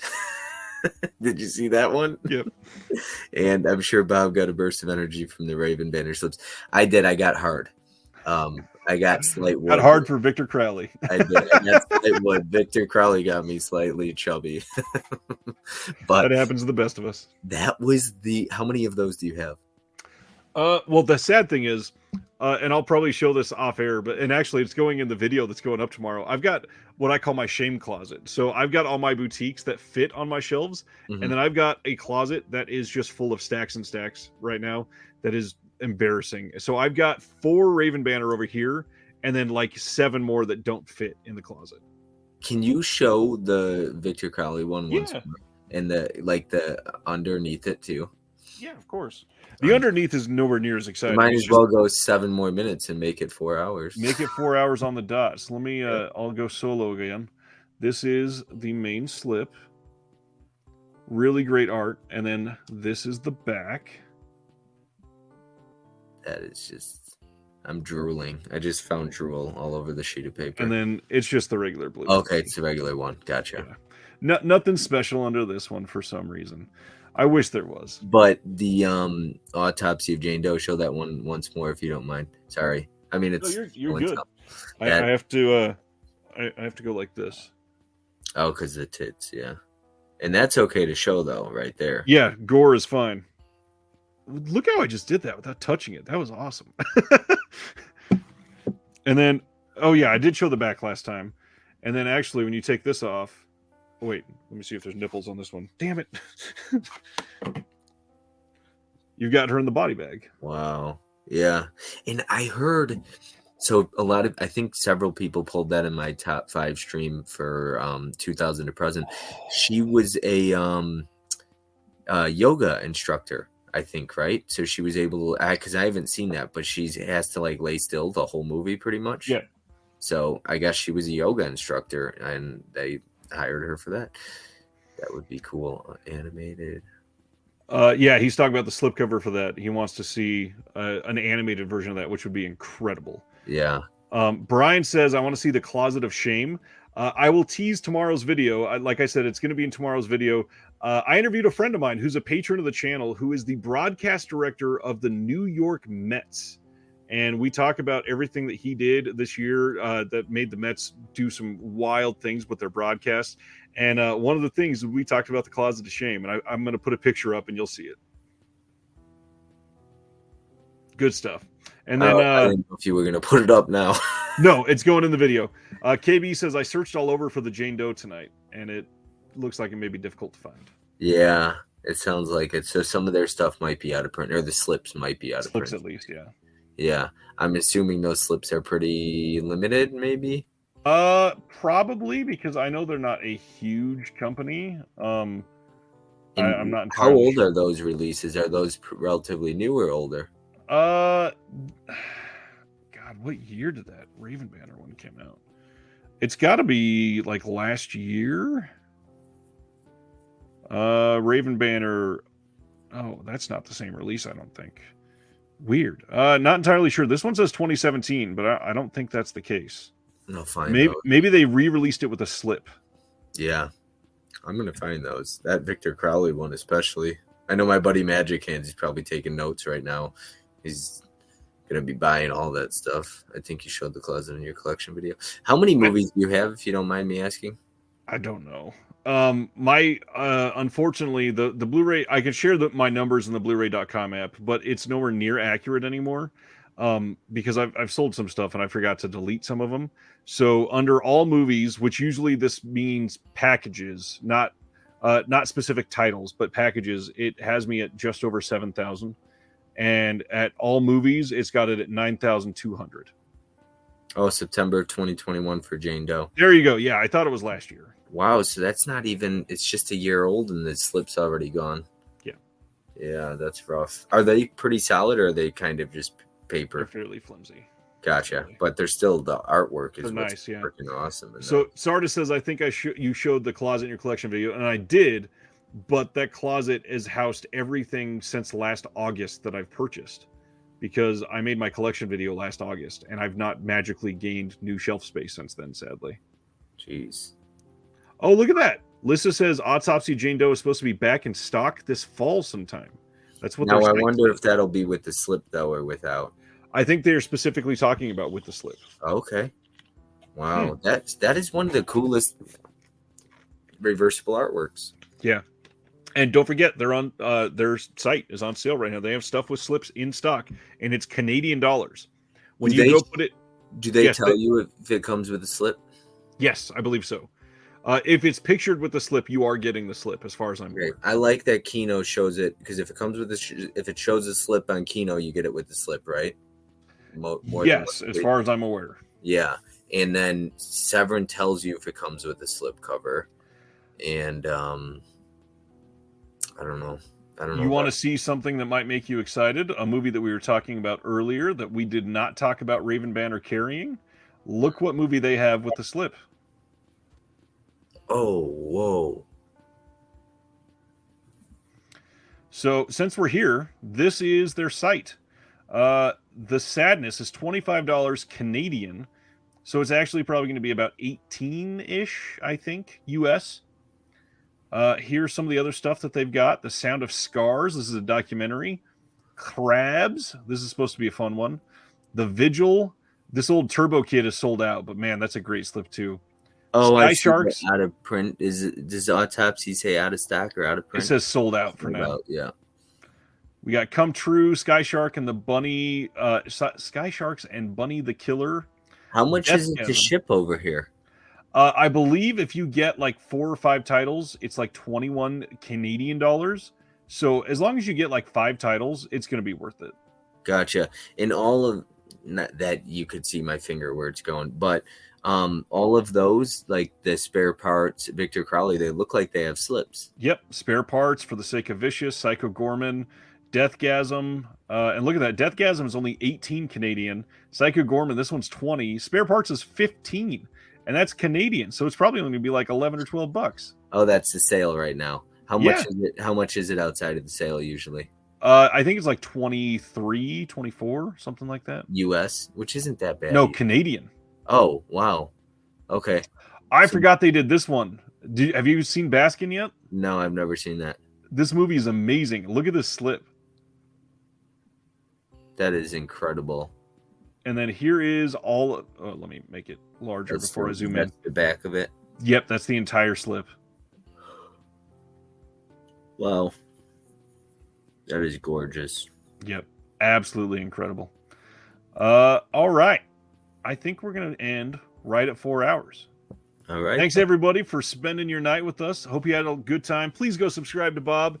See you back next Thursday. And like I said, Patreon tonight or tomorrow to get in on this month's giveaway. And if you want, we got the watch along this coming Sunday. Have a good night. From Two Collectors, all of you. We'll see you next time.